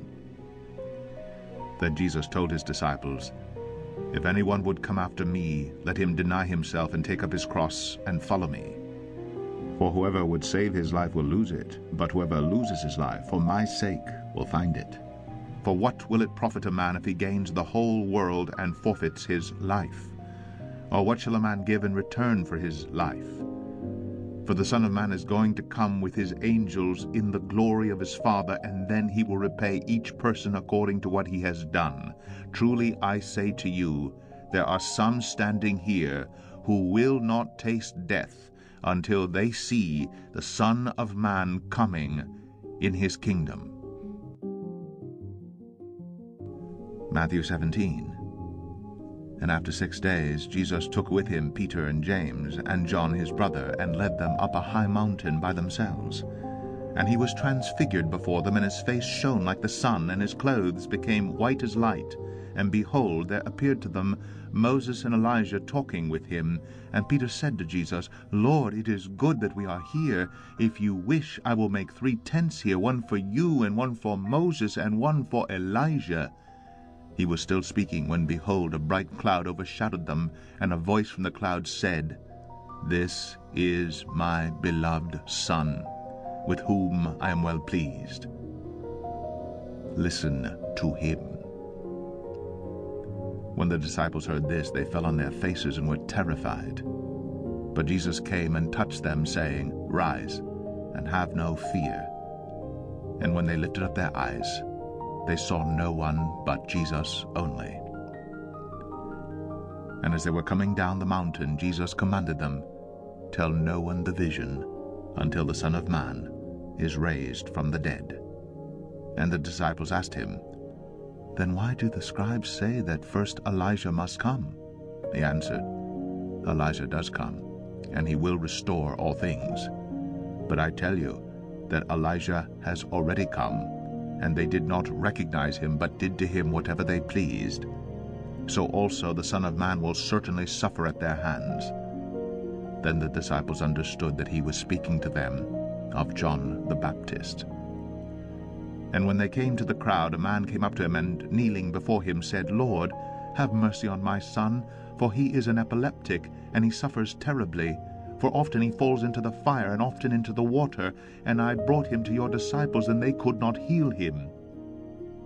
And Jesus answered, "O faithless and twisted generation, how long am I to be with you? How long am I to bear with you? Bring him here to me." And Jesus rebuked him, and the demon came out of him, and the boy was healed instantly. Then the disciples came to Jesus privately and said, "Why could we not cast it out?" He said to them, "Because of your little faith. For truly I say to you, if you have faith like a grain of mustard seed, you will say to this mountain, 'Move from here to there,' and it will move, and nothing will be impossible for you." As they were gathering in Galilee, Jesus said to them, "The Son of Man is about to be delivered into the hands of men, and they will kill him, and he will be raised on the third day." And they were greatly distressed. When they came to Capernaum, the collectors of the half-shekel tax went up to Peter and said, "Does your teacher not pay the tax?" He said, "Yes." And when he came into the house, Jesus spoke to him first, saying, "What do you think, Simon? From whom do kings of the earth take toll or tax? From their sons or from others?" And when he said, "From others," Jesus said to him, "Then the sons are free. However, not to give offense to them, go to the sea and cast a hook and take the first fish that comes up. And when you open its mouth, you will find a shekel. Take that and give it to them for me and for yourself."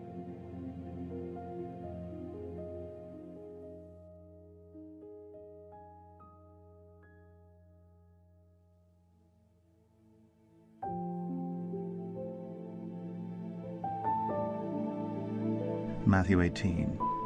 At that time the disciples came to Jesus, saying, "Who is the greatest in the kingdom of heaven?" And calling to him a child, he put him in the midst of them and said, "Truly I say to you, unless you turn and become like children, you will never enter the kingdom of heaven. Whoever humbles himself like this child is the greatest in the kingdom of heaven. Whoever receives one such child in my name receives me, but whoever causes one of these little ones who believe in me to sin, it would be better for him to have a great millstone fastened around his neck and to be drowned in the depth of the sea. Woe to the world for temptations to sin, for it is necessary that temptations come, but woe to the one by whom the temptation comes. And if your hand or your foot causes you to sin, cut it off and throw it away. It is better for you to enter life crippled or lame than with 2 hands or 2 feet to be thrown into the eternal fire. And if your eye causes you to sin, tear it out and throw it away. It is better for you to enter life with 1 eye than with 2 eyes to be thrown into the hell of fire. See that you do not despise one of these little ones, for I tell you that in heaven their angels always see the face of my Father who is in heaven. What do you think? If a man has 100 sheep and one of them has gone astray, does he not leave the 99 on the mountains and go in search of the one that went astray? And if he finds it, truly I say to you, he rejoices over it more than over the 99 that never went astray. So it is not the will of my Father who is in heaven that one of these little ones should perish. If your brother sins against you, go and tell him his fault, between you and him alone. If he listens to you, you have gained your brother. But if he does not listen, take 1 or 2 others along with you, that every charge may be established by the evidence of 2 or 3 witnesses. If he refuses to listen to them, tell it to the church. And if he refuses to listen even to the church, let him be to you as a Gentile and a tax collector. Truly I say to you, whatever you bind on earth shall be bound in heaven, and whatever you loose on earth shall be loosed in heaven. Again I say to you, if 2 of you agree on earth about anything they ask, it will be done for them by my Father in heaven. For where 2 or 3 are gathered in my name, there am I among them." Then Peter came up and said to him, "Lord, how often will my brother sin against me and I forgive him? As many as 7 times?" Jesus said to him, "I do not say to you 7 times, but 70 times 7. Therefore the kingdom of heaven may be compared to a king who wished to settle accounts with his servants. When he began to settle, one was brought to him who owed him 10,000 talents. And since he could not pay, his master ordered him to be sold with his wife and children and all that he had, and payment to be made. So the servant fell on his knees, imploring him, 'Have patience with me, and I will pay you everything.' And out of pity for him, the master of that servant released him and forgave him the debt.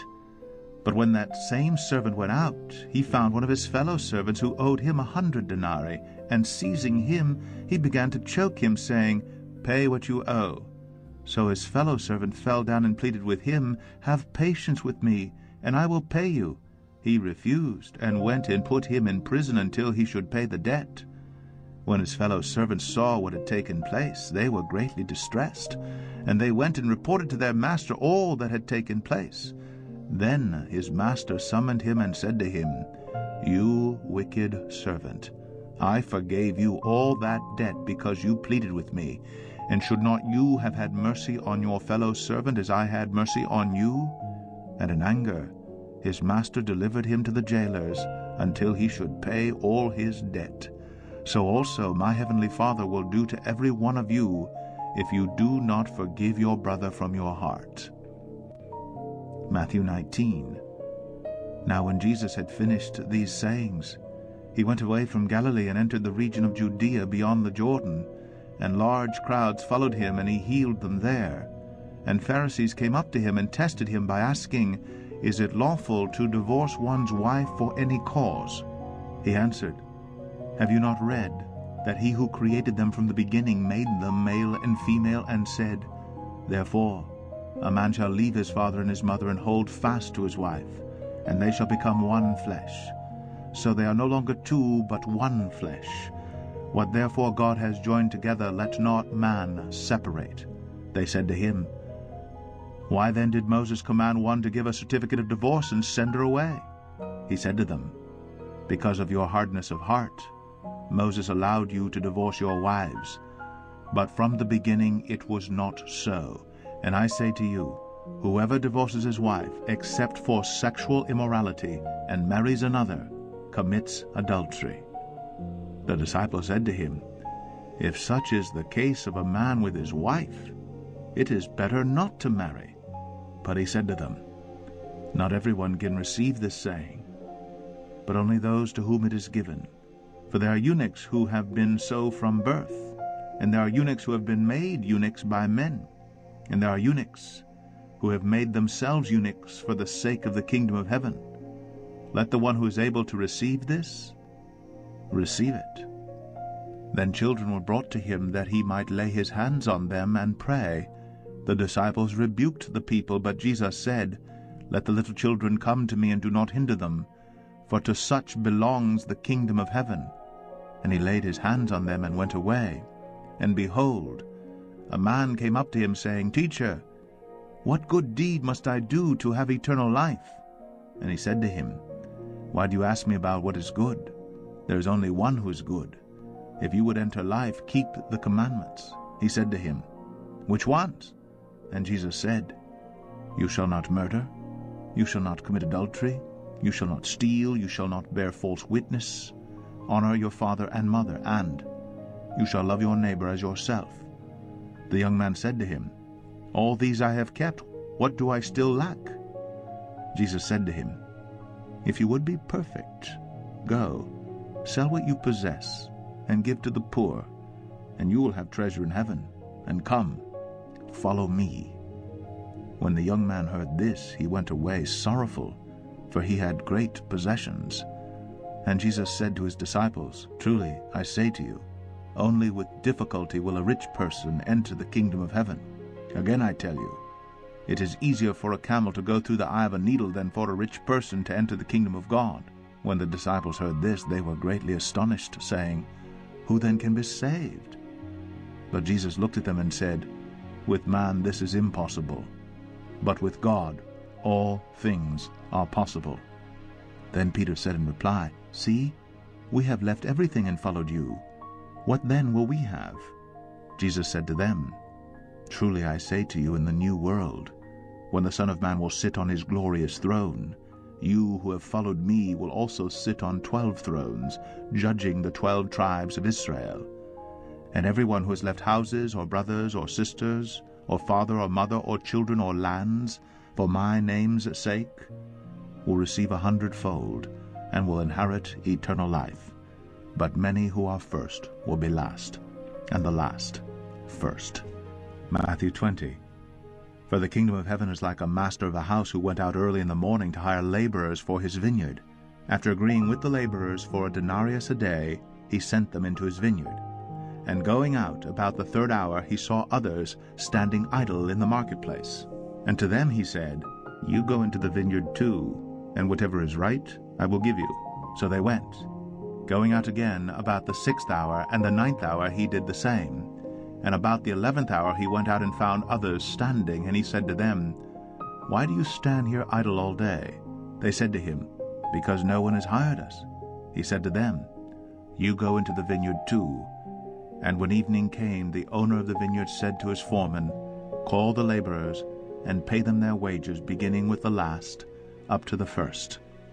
And when those hired about the 11th hour came, each of them received a denarius. Now when those hired first came, they thought they would receive more, but each of them also received a denarius. And on receiving it they grumbled at the master of the house, saying, These last worked only 1 hour, and you have made them equal to us, who have borne the burden of the day and the scorching heat.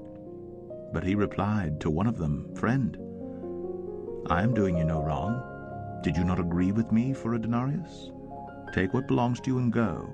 I choose to give to this last worker as I give to you.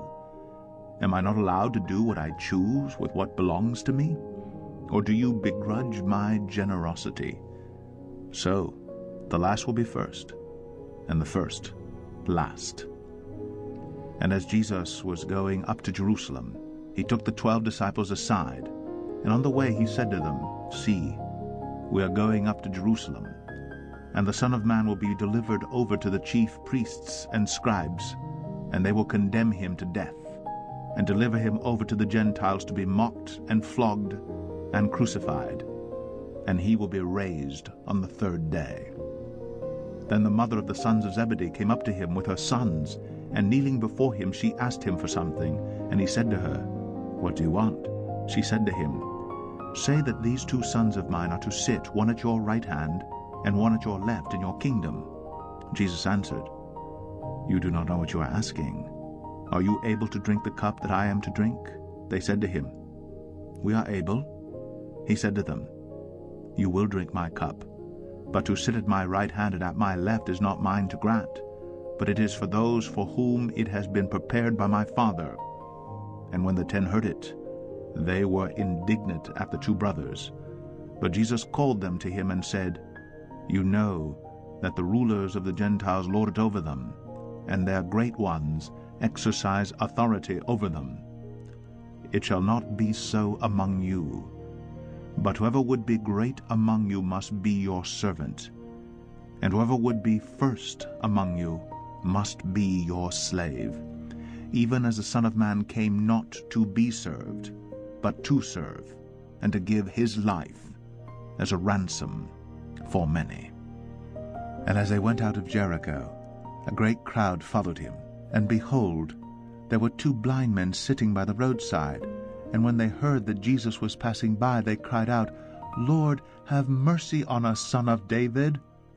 The crowd rebuked them, telling them to be silent, but they cried out all the more, Lord, have mercy on us, Son of David. And stopping, Jesus called them and said, What do you want me to do for you? They said to him, Lord, let our eyes be opened. And Jesus, in pity, touched their eyes, and immediately they recovered their sight and followed him. Matthew 21. Now when they drew near to Jerusalem and came to Bethphage to the Mount of Olives, then Jesus sent 2 disciples, saying to them, Go into the village in front of you, and immediately you will find a donkey tied and a colt with her. Untie them and bring them to me. If anyone says anything to you, you shall say, The Lord needs them, and he will send them at once. This took place to fulfill what was spoken by the prophet, saying, Say to the daughter of Zion, Behold, your king is coming to you humble, and mounted on a donkey, and on a colt, the foal of a beast of burden. The disciples went and did as Jesus had directed them. They brought the donkey and the colt, and put on them their cloaks, and he sat on them. Most of the crowd spread their cloaks on the road, and others cut branches from the trees and spread them on the road. And the crowds that went before him and that followed him were shouting, Hosanna to the Son of David! Blessed is he who comes in the name of the Lord! Hosanna in the highest! And when he entered Jerusalem, the whole city was stirred up, saying, Who is this? And the crowd said, This is the prophet Jesus from Nazareth of Galilee. And Jesus entered the temple and drove out all who sold and bought in the temple, and he overturned the tables of the money changers and the seats of those who sold pigeons. He said to them, "It is written, my house shall be called a house of prayer, but you make it a den of robbers." And the blind and the lame came to him in the temple, and he healed them. But when the chief priests and the scribes saw the wonderful things that he did, and the children crying out in the temple, "Hosanna to the Son of David," they were indignant, and they said to him, "Do you hear what these are saying?" And Jesus said to them, "Yes. Have you never read, 'Out of the mouth of infants and nursing babies you have prepared praise'?" And leaving them, he went out of the city to Bethany, and lodged there. In the morning, as he was returning to the city, he became hungry. And seeing a fig tree by the wayside, he went to it, and found nothing on it but only leaves. And he said to it, "May no fruit ever come from you again." And the fig tree withered at once. When the disciples saw it, they marveled, saying, "How did the fig tree wither at once?" And Jesus answered them, "Truly I say to you, if you have faith and do not doubt, you will not only do what has been done to the fig tree, but even if you say to this mountain, 'Be taken up and thrown into the sea,' it will happen. And whatever you ask in prayer, you will receive if you have faith." And when he entered the temple, the chief priests and the elders of the people came up to him as he was teaching, and said, "By what authority are you doing these things? And who gave you this authority?" Jesus answered them, "I also will ask you one question, and if you tell me the answer, then I also will tell you by what authority I do these things. The baptism of John, from where did it come? From heaven or from man?" And they discussed it among themselves, saying, "If we say, 'From heaven,' he will say to us, 'Why then did you not believe him?' But if we say, 'From man,' we are afraid of the crowd, for they all hold that John was a prophet." So they answered Jesus, "We do not know." And he said to them, "Neither will I tell you by what authority I do these things. What do you think? A man had 2 sons. And he went to the first and said, 'Son, go and work in the vineyard today.' And he answered, 'I will not.' But afterward he changed his mind and went. And he went to the other son and said the same. And he answered, 'I go, sir,' but did not go. Which of the 2 did the will of his father? They said, 'The first.' Jesus said to them, 'Truly I say to you, the tax collectors and the prostitutes go into the kingdom of God before you. For John came to you in the way of righteousness, and you did not believe him. But the tax collectors and the prostitutes believed him. And even when you saw it, you did not afterward change your minds and believe him. Hear another parable. There was a master of a house who planted a vineyard and put a fence around it and dug a winepress in it and built a tower and leased it to tenants and went into another country. When the season for fruit drew near, he sent his servants to the tenants to get his fruit. And the tenants took his servants and beat one, killed another, and stoned another. Again he sent other servants, more than the first, and they did the same to them. Finally, he sent his son to them, saying, 'They will respect my son.' But when the tenants saw the son, they said to themselves, 'This is the heir. Come, let us kill him and have his inheritance.' And they took him and threw him out of the vineyard and killed him. When therefore the owner of the vineyard comes, what will he do to those tenants?" They said to him, "He will put those wretches to a miserable death and let out the vineyard to other tenants who will give him the fruits in their seasons." Jesus said to them, "Have you never read in the Scriptures, 'The stone that the builders rejected has become the cornerstone. This was the Lord's doing, and it is marvelous in our eyes.' Therefore I tell you, the kingdom of God will be taken away from you and given to a people producing its fruits. And the one who falls on this stone will be broken to pieces, and when it falls on anyone, it will crush him." When the chief priests and the Pharisees heard his parables, they perceived that he was speaking about them. And although they were seeking to arrest him, they feared the crowds because they held him to be a prophet. Matthew 22. And again Jesus spoke to them in parables, saying, "The kingdom of heaven may be compared to a king who gave a wedding feast for his son, and sent his servants to call those who were invited to the wedding feast. But they would not come. Again he sent other servants, saying, 'Tell those who are invited, see, I have prepared my dinner, my oxen, and my fat calves have been slaughtered, and everything is ready. Come to the wedding feast." But they paid no attention and went off, one to his farm, another to his business, while the rest seized his servants, treated them shamefully, and killed them. The king was angry, and he sent his troops and destroyed those murderers and burned their city. Then he said to his servants, "The wedding feast is ready, but those invited were not worthy. Go therefore to the main roads, and invite to the wedding feast as many as you find." And those servants went out into the roads and gathered all whom they found, both bad and good. So the wedding hall was filled with guests. But when the king came in to look at the guests, he saw there a man who had no wedding garment, and he said to him, "Friend, how did you get in here without a wedding garment?" And he was speechless. Then the king said to the attendants, "Bind him hand and foot and cast him into the outer darkness. In that place there will be weeping and gnashing of teeth. For many are called, but few are chosen." Then the Pharisees went and plotted to entangle him in his talk. And they sent their disciples to him along with the Herodians, saying, "Teacher, we know that you are true, and teach the way of God truthfully, and you do not care about anyone's opinion, for you are not swayed by appearances. Tell us then what you think. Is it lawful to pay taxes to Caesar or not?" But Jesus, aware of their malice, said, "Why put me to the test, you hypocrites? Show me the coin for the tax."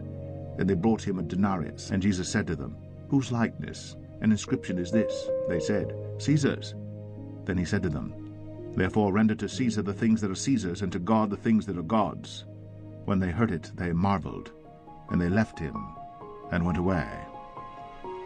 The same day Sadducees came to him, who say that there is no resurrection, and they asked him a question, saying, "Teacher, Moses said, if a man dies having no children, his brother must marry the widow and raise up children for his brother. Now there were 7 brothers among us. The first married and died, and having no children left his wife to his brother. So too the second and third, down to the 7th. After them all the woman died. In the resurrection, therefore, of the 7, whose wife will she be? For they all had her." But Jesus answered them, "You are wrong, because you know neither the Scriptures nor the power of God.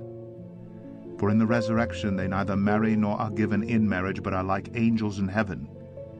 And as for the resurrection of the dead, have you not read what was said to you by God? I am the God of Abraham, and the God of Isaac, and the God of Jacob. He is not God of the dead, but of the living." And when the crowd heard it, they were astonished at his teaching. But when the Pharisees heard that he had silenced the Sadducees, they gathered together, and one of them, a lawyer, asked him a question to test him. "Teacher, which is the great commandment in the law?" And he said to him, "You shall love the Lord your God with all your heart, and with all your soul, and with all your mind. This is the great and first commandment. And a second is like it. You shall love your neighbor as yourself. On these 2 commandments depend all the law and the prophets." Now while the Pharisees were gathered together, Jesus asked them a question, saying, "What do you think about the Christ? Whose son is he?" They said to him, "The son of David."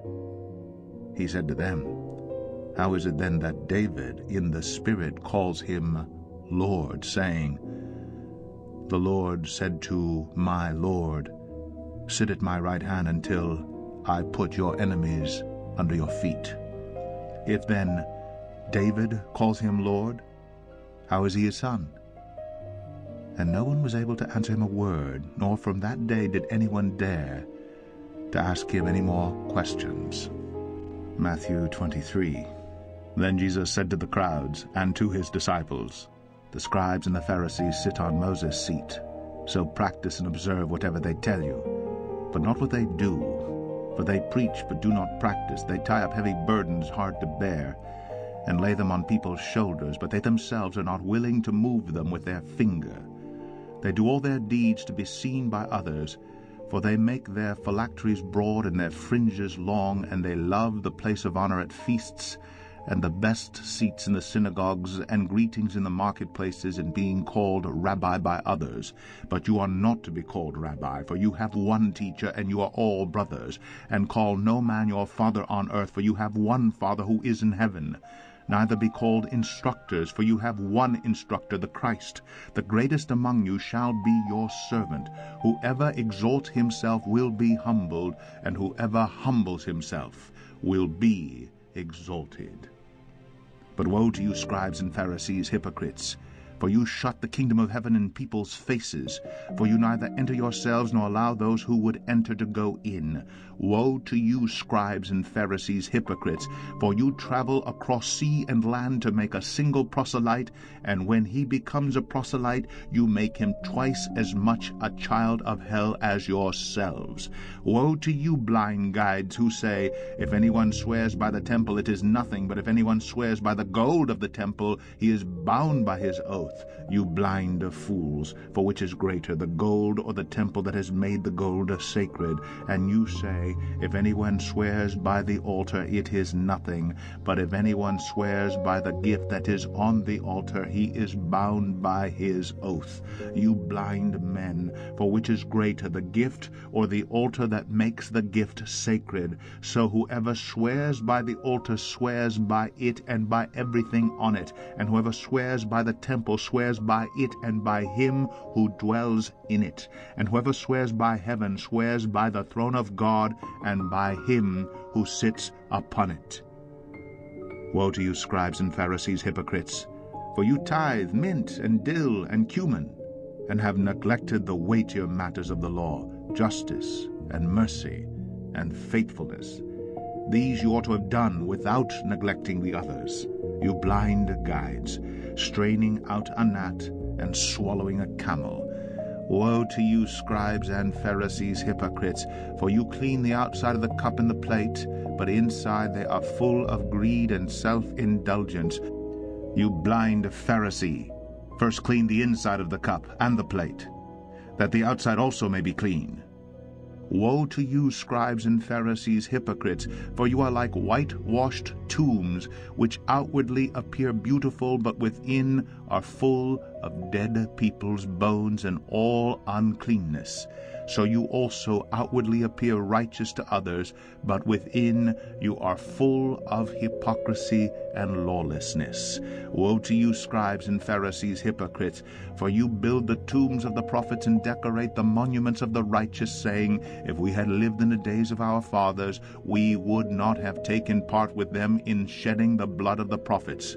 Thus you witness against yourselves that you are sons of those who murdered the prophets. Fill up then the measure of your fathers. You serpents, you brood of vipers, how are you to escape being sentenced to hell? Therefore I send you prophets and wise men and scribes, some of whom you will kill and crucify, and some you will flog in your synagogues and persecute from town to town, so that on you may come all the righteous blood shed on earth, from the blood of innocent Abel to the blood of Zechariah the son of Berechiah, whom you murdered between the sanctuary and the altar. Truly I say to you, all these things will come upon this generation. O Jerusalem, Jerusalem, the city that kills the prophets and stones those who are sent to it. How often would I have gathered your children together, as a hen gathers her brood under her wings, and you would not. See, your house is left to you desolate. For I tell you, you will not see me again until you say, Blessed is he who comes in the name of the Lord. Matthew 24. Jesus left the temple and was going away, when his disciples came to point out to him the buildings of the temple. But he answered them, You see all these, do you not?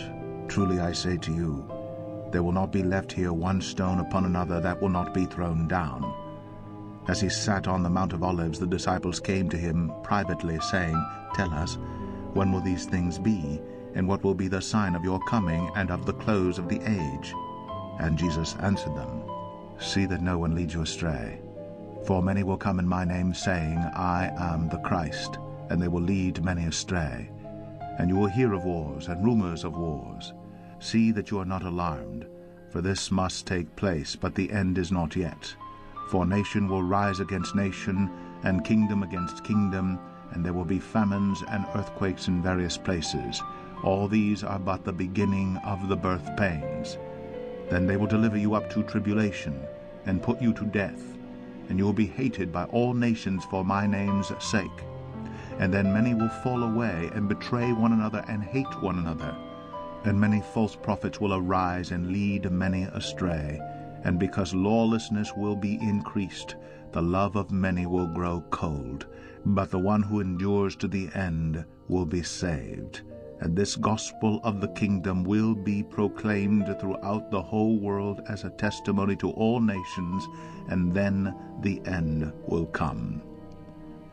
So when you see the abomination of desolation spoken of by the prophet Daniel standing in the holy place, let the reader understand.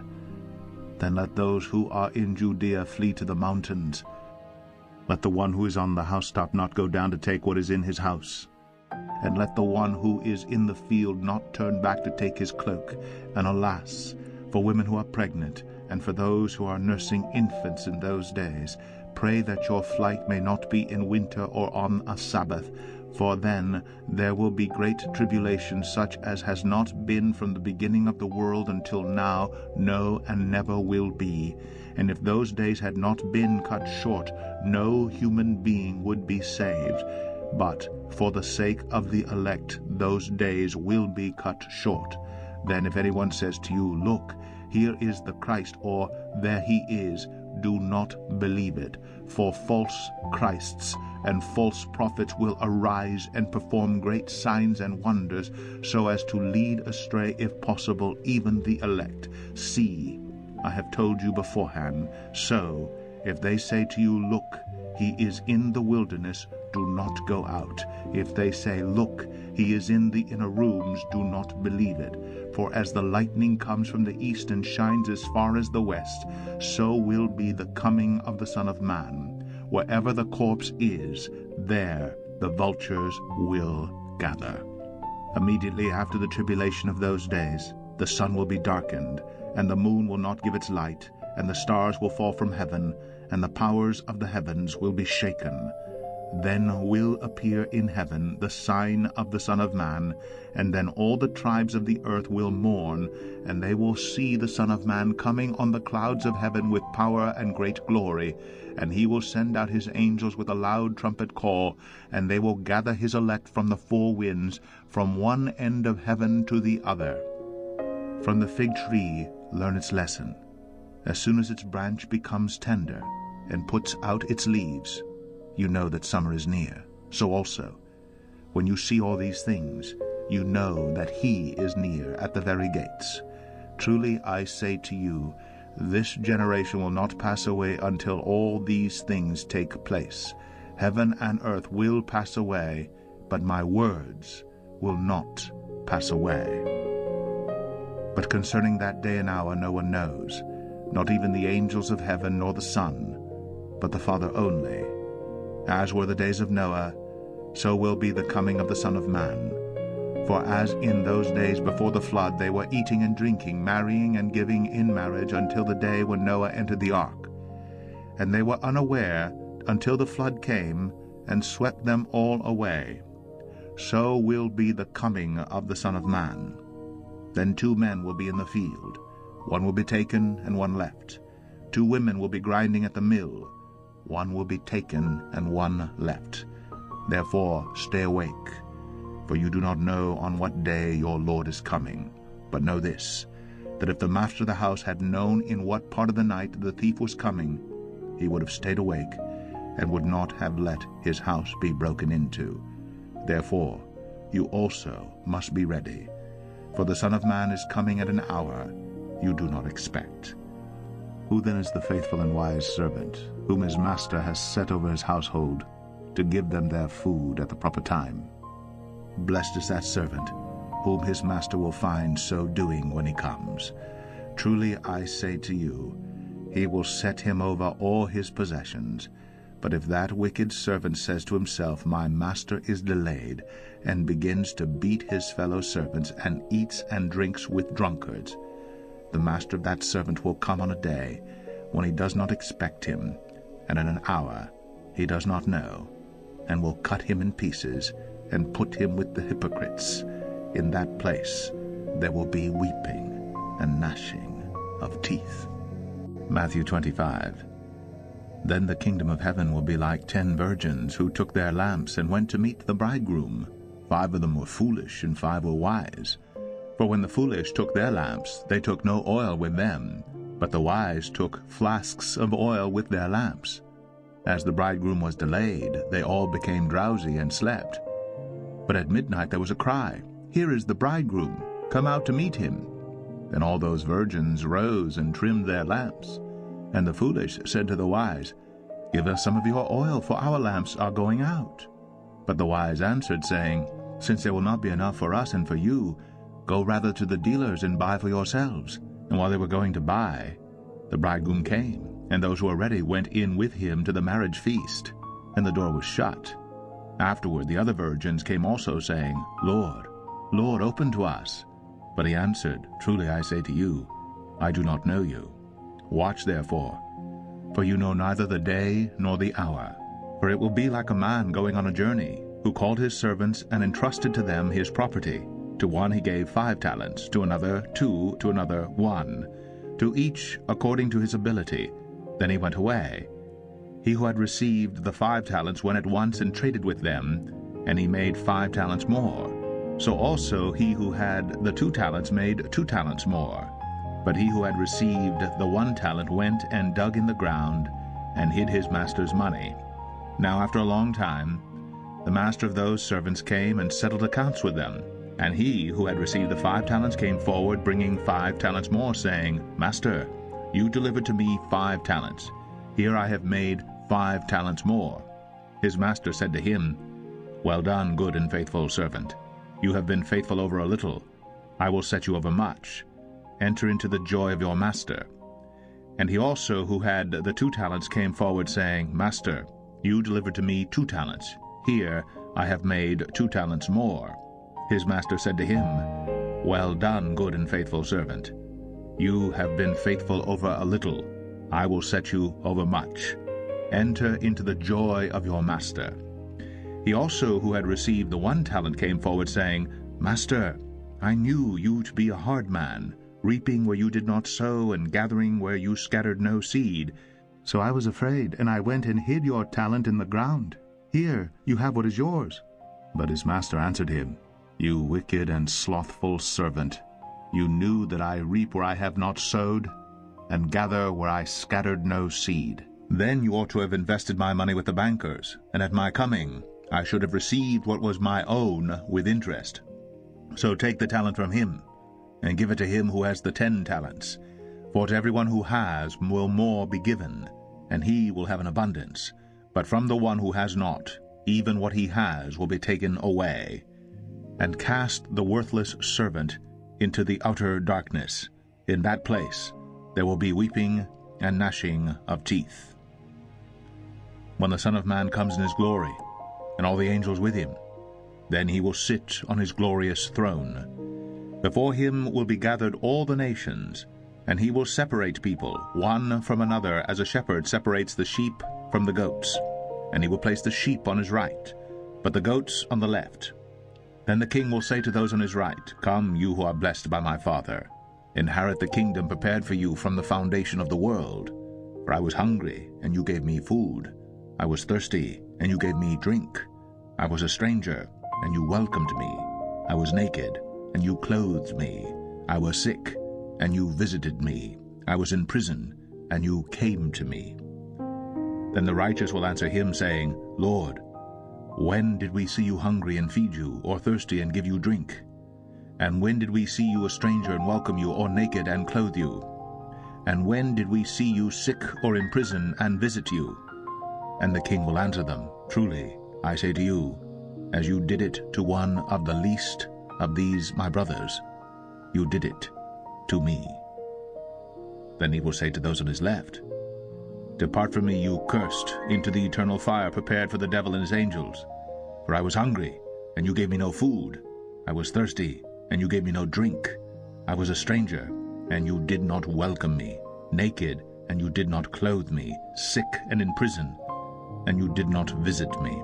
Then they also will answer, saying, "Lord, when did we see you hungry or thirsty or a stranger or naked or sick or in prison, and did not minister to you?" Then he will answer them, saying, "Truly I say to you, as you did not do it to one of the least of these, you did not do it to me."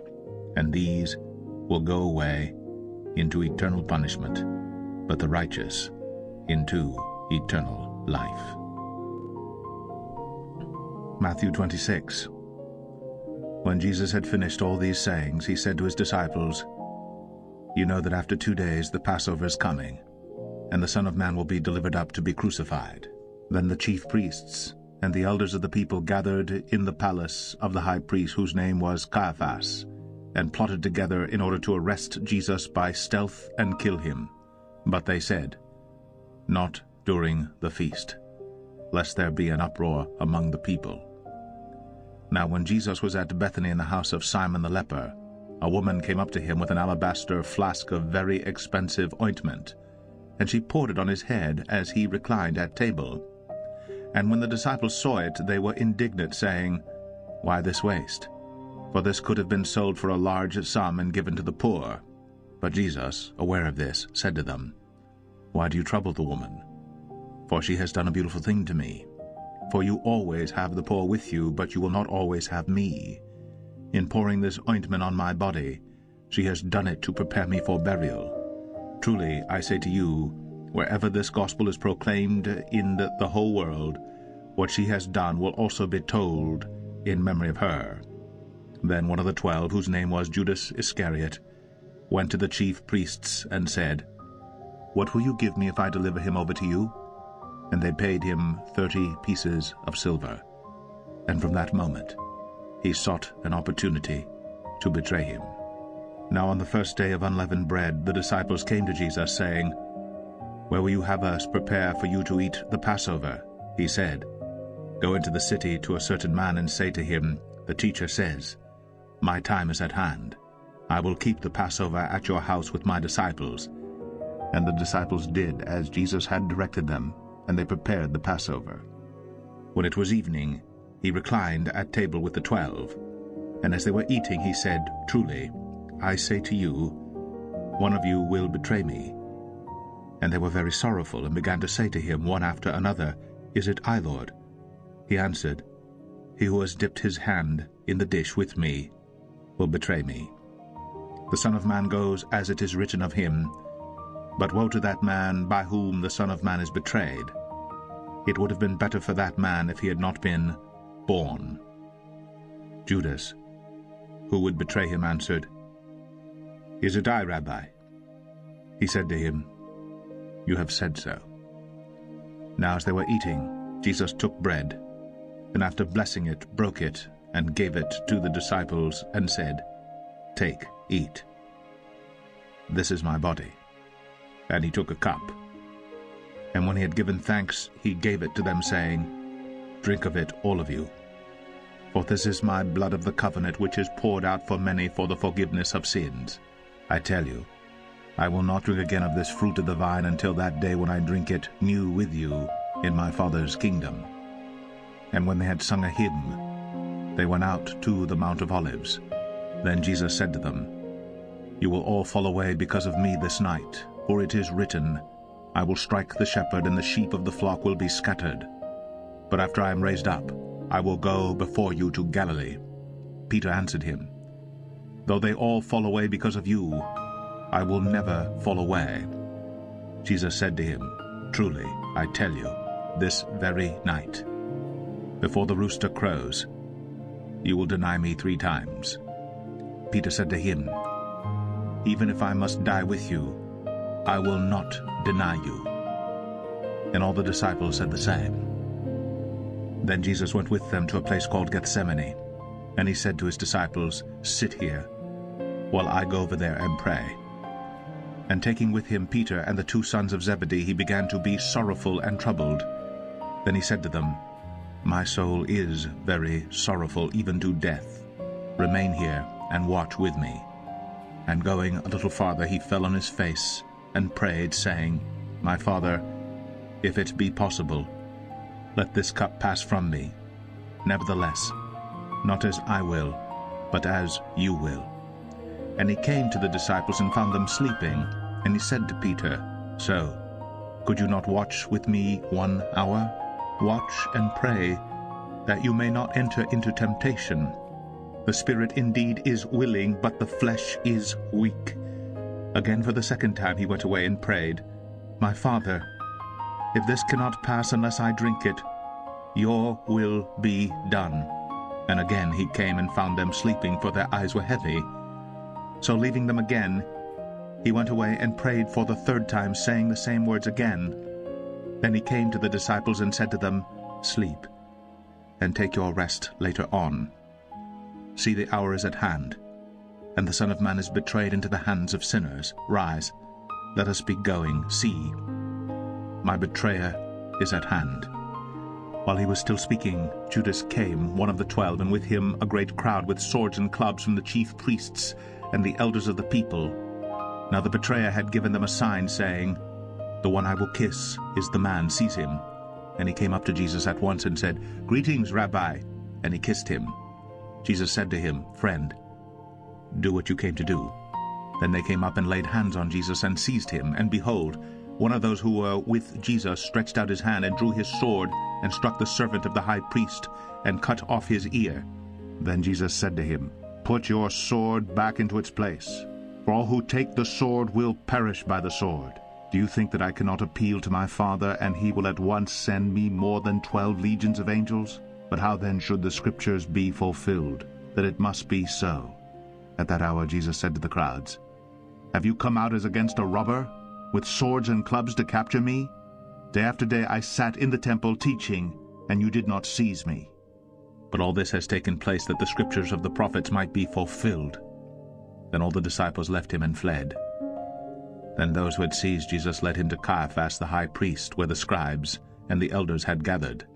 And Peter was following him at a distance as far as the courtyard of the high priest. And going inside, he sat with the guards to see the end. Now the chief priests and the whole council were seeking false testimony against Jesus, that they might put him to death. But they found none, though many false witnesses came forward.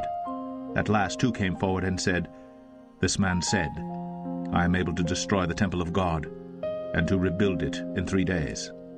And the high priest stood up and said, Have you no answer to make? What is it that these men testify against you? But Jesus remained silent. And the high priest said to him, I adjure you, by the living God, tell us if you are the Christ, the Son of God. Jesus said to him, You have said so. But I tell you, from now on you will see the Son of Man seated at the right hand of power, and coming on the clouds of heaven. Then the high priest tore his robes and said, He has uttered blasphemy. What further witnesses do we need? You have now heard this blasphemy. What is your judgment? They answered, He deserves death. Then they spit in his face and struck him, and some slapped him, saying, Prophesy to us, you Christ. Who is it that struck you? Now Peter was sitting outside in the courtyard, and a servant girl came up to him and said, You also with Jesus the Galilean? But he denied it before them all, saying, I do not know what you mean. And when he went out to the entrance, another servant girl saw him, and she said to the bystanders, This man was with Jesus of Nazareth. And again he denied it with an oath, I do not know the man. After a little while the bystanders came up and said to Peter, Certainly you too are one of them, for your accent betrays you. Then he began to invoke a curse on himself and to swear, I do not know the man. And immediately the rooster crowed. Then Peter remembered the saying of Jesus, Before the rooster crows, you will deny me 3 times. And he went out and wept bitterly. Matthew 27. One morning came, All the chief priests and the elders of the people took counsel against Jesus to put him to death. And they bound him and led him away and delivered him over to Pilate the governor. Then when Judas his betrayer saw that Jesus was condemned, he changed his mind and brought back the 30 pieces of silver to the chief priest and the elders, saying, "I have sinned by betraying innocent blood." They said, "What is that to us? See to it yourself." And throwing down the pieces of silver into the temple, he departed, and he went and hanged himself. But the chief priests, taking the pieces of silver, said, "It is not lawful to put them into the treasury, since it is blood money." So they took counsel, and bought with them the potter's field, as a burial place for strangers. Therefore that field has been called the Field of Blood to this day.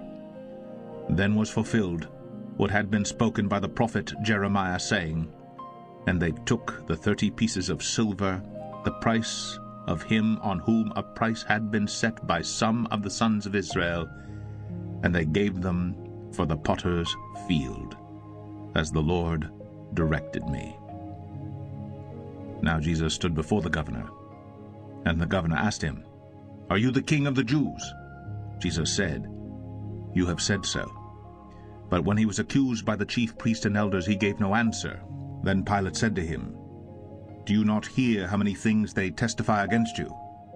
But he gave him no answer, not even to a single charge, so that the governor was greatly amazed. Now at the feast the governor was accustomed to release for the crowd any one prisoner whom they wanted. And they had then a notorious prisoner called Barabbas. So when they had gathered, Pilate said to them, "Whom do you want me to release for you, Barabbas or Jesus, who is called Christ?" For he knew that it was out of envy that they had delivered him up. Besides, while he was sitting on the judgment seat, his wife sent word to him, "Have nothing to do with that righteous man, for I have suffered much because of him today in a dream." Now the chief priests and the elders persuaded the crowd to ask for Barabbas and destroy Jesus. The governor again said to them, "Which of the two do you want me to release for you?" And they said, "Barabbas." Pilate said to them, "Then what shall I do with Jesus, who is called Christ?" They all said, "Let him be crucified." And he said, "Why? What evil has he done?" But they shouted all the more, "Let him be crucified." So when Pilate saw that he was gaining nothing, but rather that a riot was beginning, he took water and washed his hands before the crowd, saying, "I am innocent of this man's blood. See to it yourselves." And all the people answered, "His blood be on us and on our children." Then he released for them Barabbas, and having scourged Jesus, delivered him to be crucified. Then the soldiers of the governor took Jesus into the governor's headquarters, and they gathered the whole battalion before him. And they stripped him, and put a scarlet robe on him, and twisting together a crown of thorns, they put it on his head, and put a reed in his right hand. And kneeling before him, they mocked him, saying, "Hail, King of the Jews!" And they spit on him, and took the reed, and struck him on the head. And when they had mocked him, they stripped him of the robe, and put his own clothes on him, and led him away to crucify him. As they went out, they found a man of Cyrene, Simon by name. They compelled this man to carry his cross. And when they came to a place called Golgotha, which means place of a skull, they offered him wine to drink, mixed with gall. But when he tasted it, he would not drink it. And when they had crucified him, they divided his garments among them by casting lots. Then they sat down and kept watch over him there. And over his head they put the charge against him, which read, "This is Jesus, the King of the Jews." Then 2 robbers were crucified with him, one on the right and one on the left. And those who passed by derided him, wagging their heads and saying, "You who would destroy the temple and rebuild it in 3 days, save yourself. If you are the Son of God, come down from the cross." So also the chief priests with the scribes and elders mocked him, saying, "He saved others. He cannot save himself. He is the King of Israel." Let him come down now from the cross, and we will believe in him. He trusts in God, let God deliver him now, if he desires him. For he said, I am the Son of God. And the robbers who were crucified with him also reviled him in the same way. Now from the 6th hour there was darkness over all the land until the 9th hour. And about the 9th hour Jesus cried out with a loud voice, saying, Eli, Eli, lema sabachthani, that is, my God, why have you forsaken me? And some of the bystanders hearing it said, This man is calling Elijah. And one of them at once ran and took a sponge, filled it with sour wine, and put it on a reed, and gave it to him to drink. But the others said, Wait, let us see whether Elijah will come to save him. And Jesus cried out again with a loud voice, and yielded up his spirit. And behold, the curtain of the temple was torn in two from top to bottom, and the earth shook, and the rocks were split. The tombs also were opened, and many bodies of the saints who had fallen asleep were raised. And coming out of the tombs after his resurrection, they went into the holy city and appeared to many. When the centurion and those who were with him, keeping watch over Jesus, saw the earthquake and what took place, they were filled with awe and said, Truly, this was the Son of God. There were also many women there, looking on from a distance, who had followed Jesus from Galilee, ministering to him, among whom were Mary Magdalene, and Mary the mother of James and Joseph, and the mother of the sons of Zebedee. When it was evening, there came a rich man from Arimathea named Joseph, who also was a disciple of Jesus. He went to Pilate and asked for the body of Jesus. Then Pilate ordered it to be given to him, and Joseph took the body, and wrapped it in a clean linen shroud, and laid it in his own new tomb, which he had cut in the rock. And he rolled a great stone to the entrance of the tomb, and went away. Mary Magdalene and the other Mary were there, sitting opposite the tomb. Next day, that is, after the day of preparation, the chief priests and the Pharisees gathered before Pilate and said, Sir, we remember how that impostor said, while he was still alive, After 3 days I will rise. Therefore, order the tomb to be made secure until the 3rd day, lest his disciples go and steal him away and tell the people, He has risen from the dead, and the last fraud will be worse than the first. Pilate said to them, You have a guard of soldiers, go, make it as secure as you can. So they went and made the tomb secure by sealing the stone and setting a guard. Matthew 28. Now after the Sabbath, toward the dawn of the 1st day of the week, Mary Magdalene and the other Mary went to see the tomb, and behold, there was a great earthquake.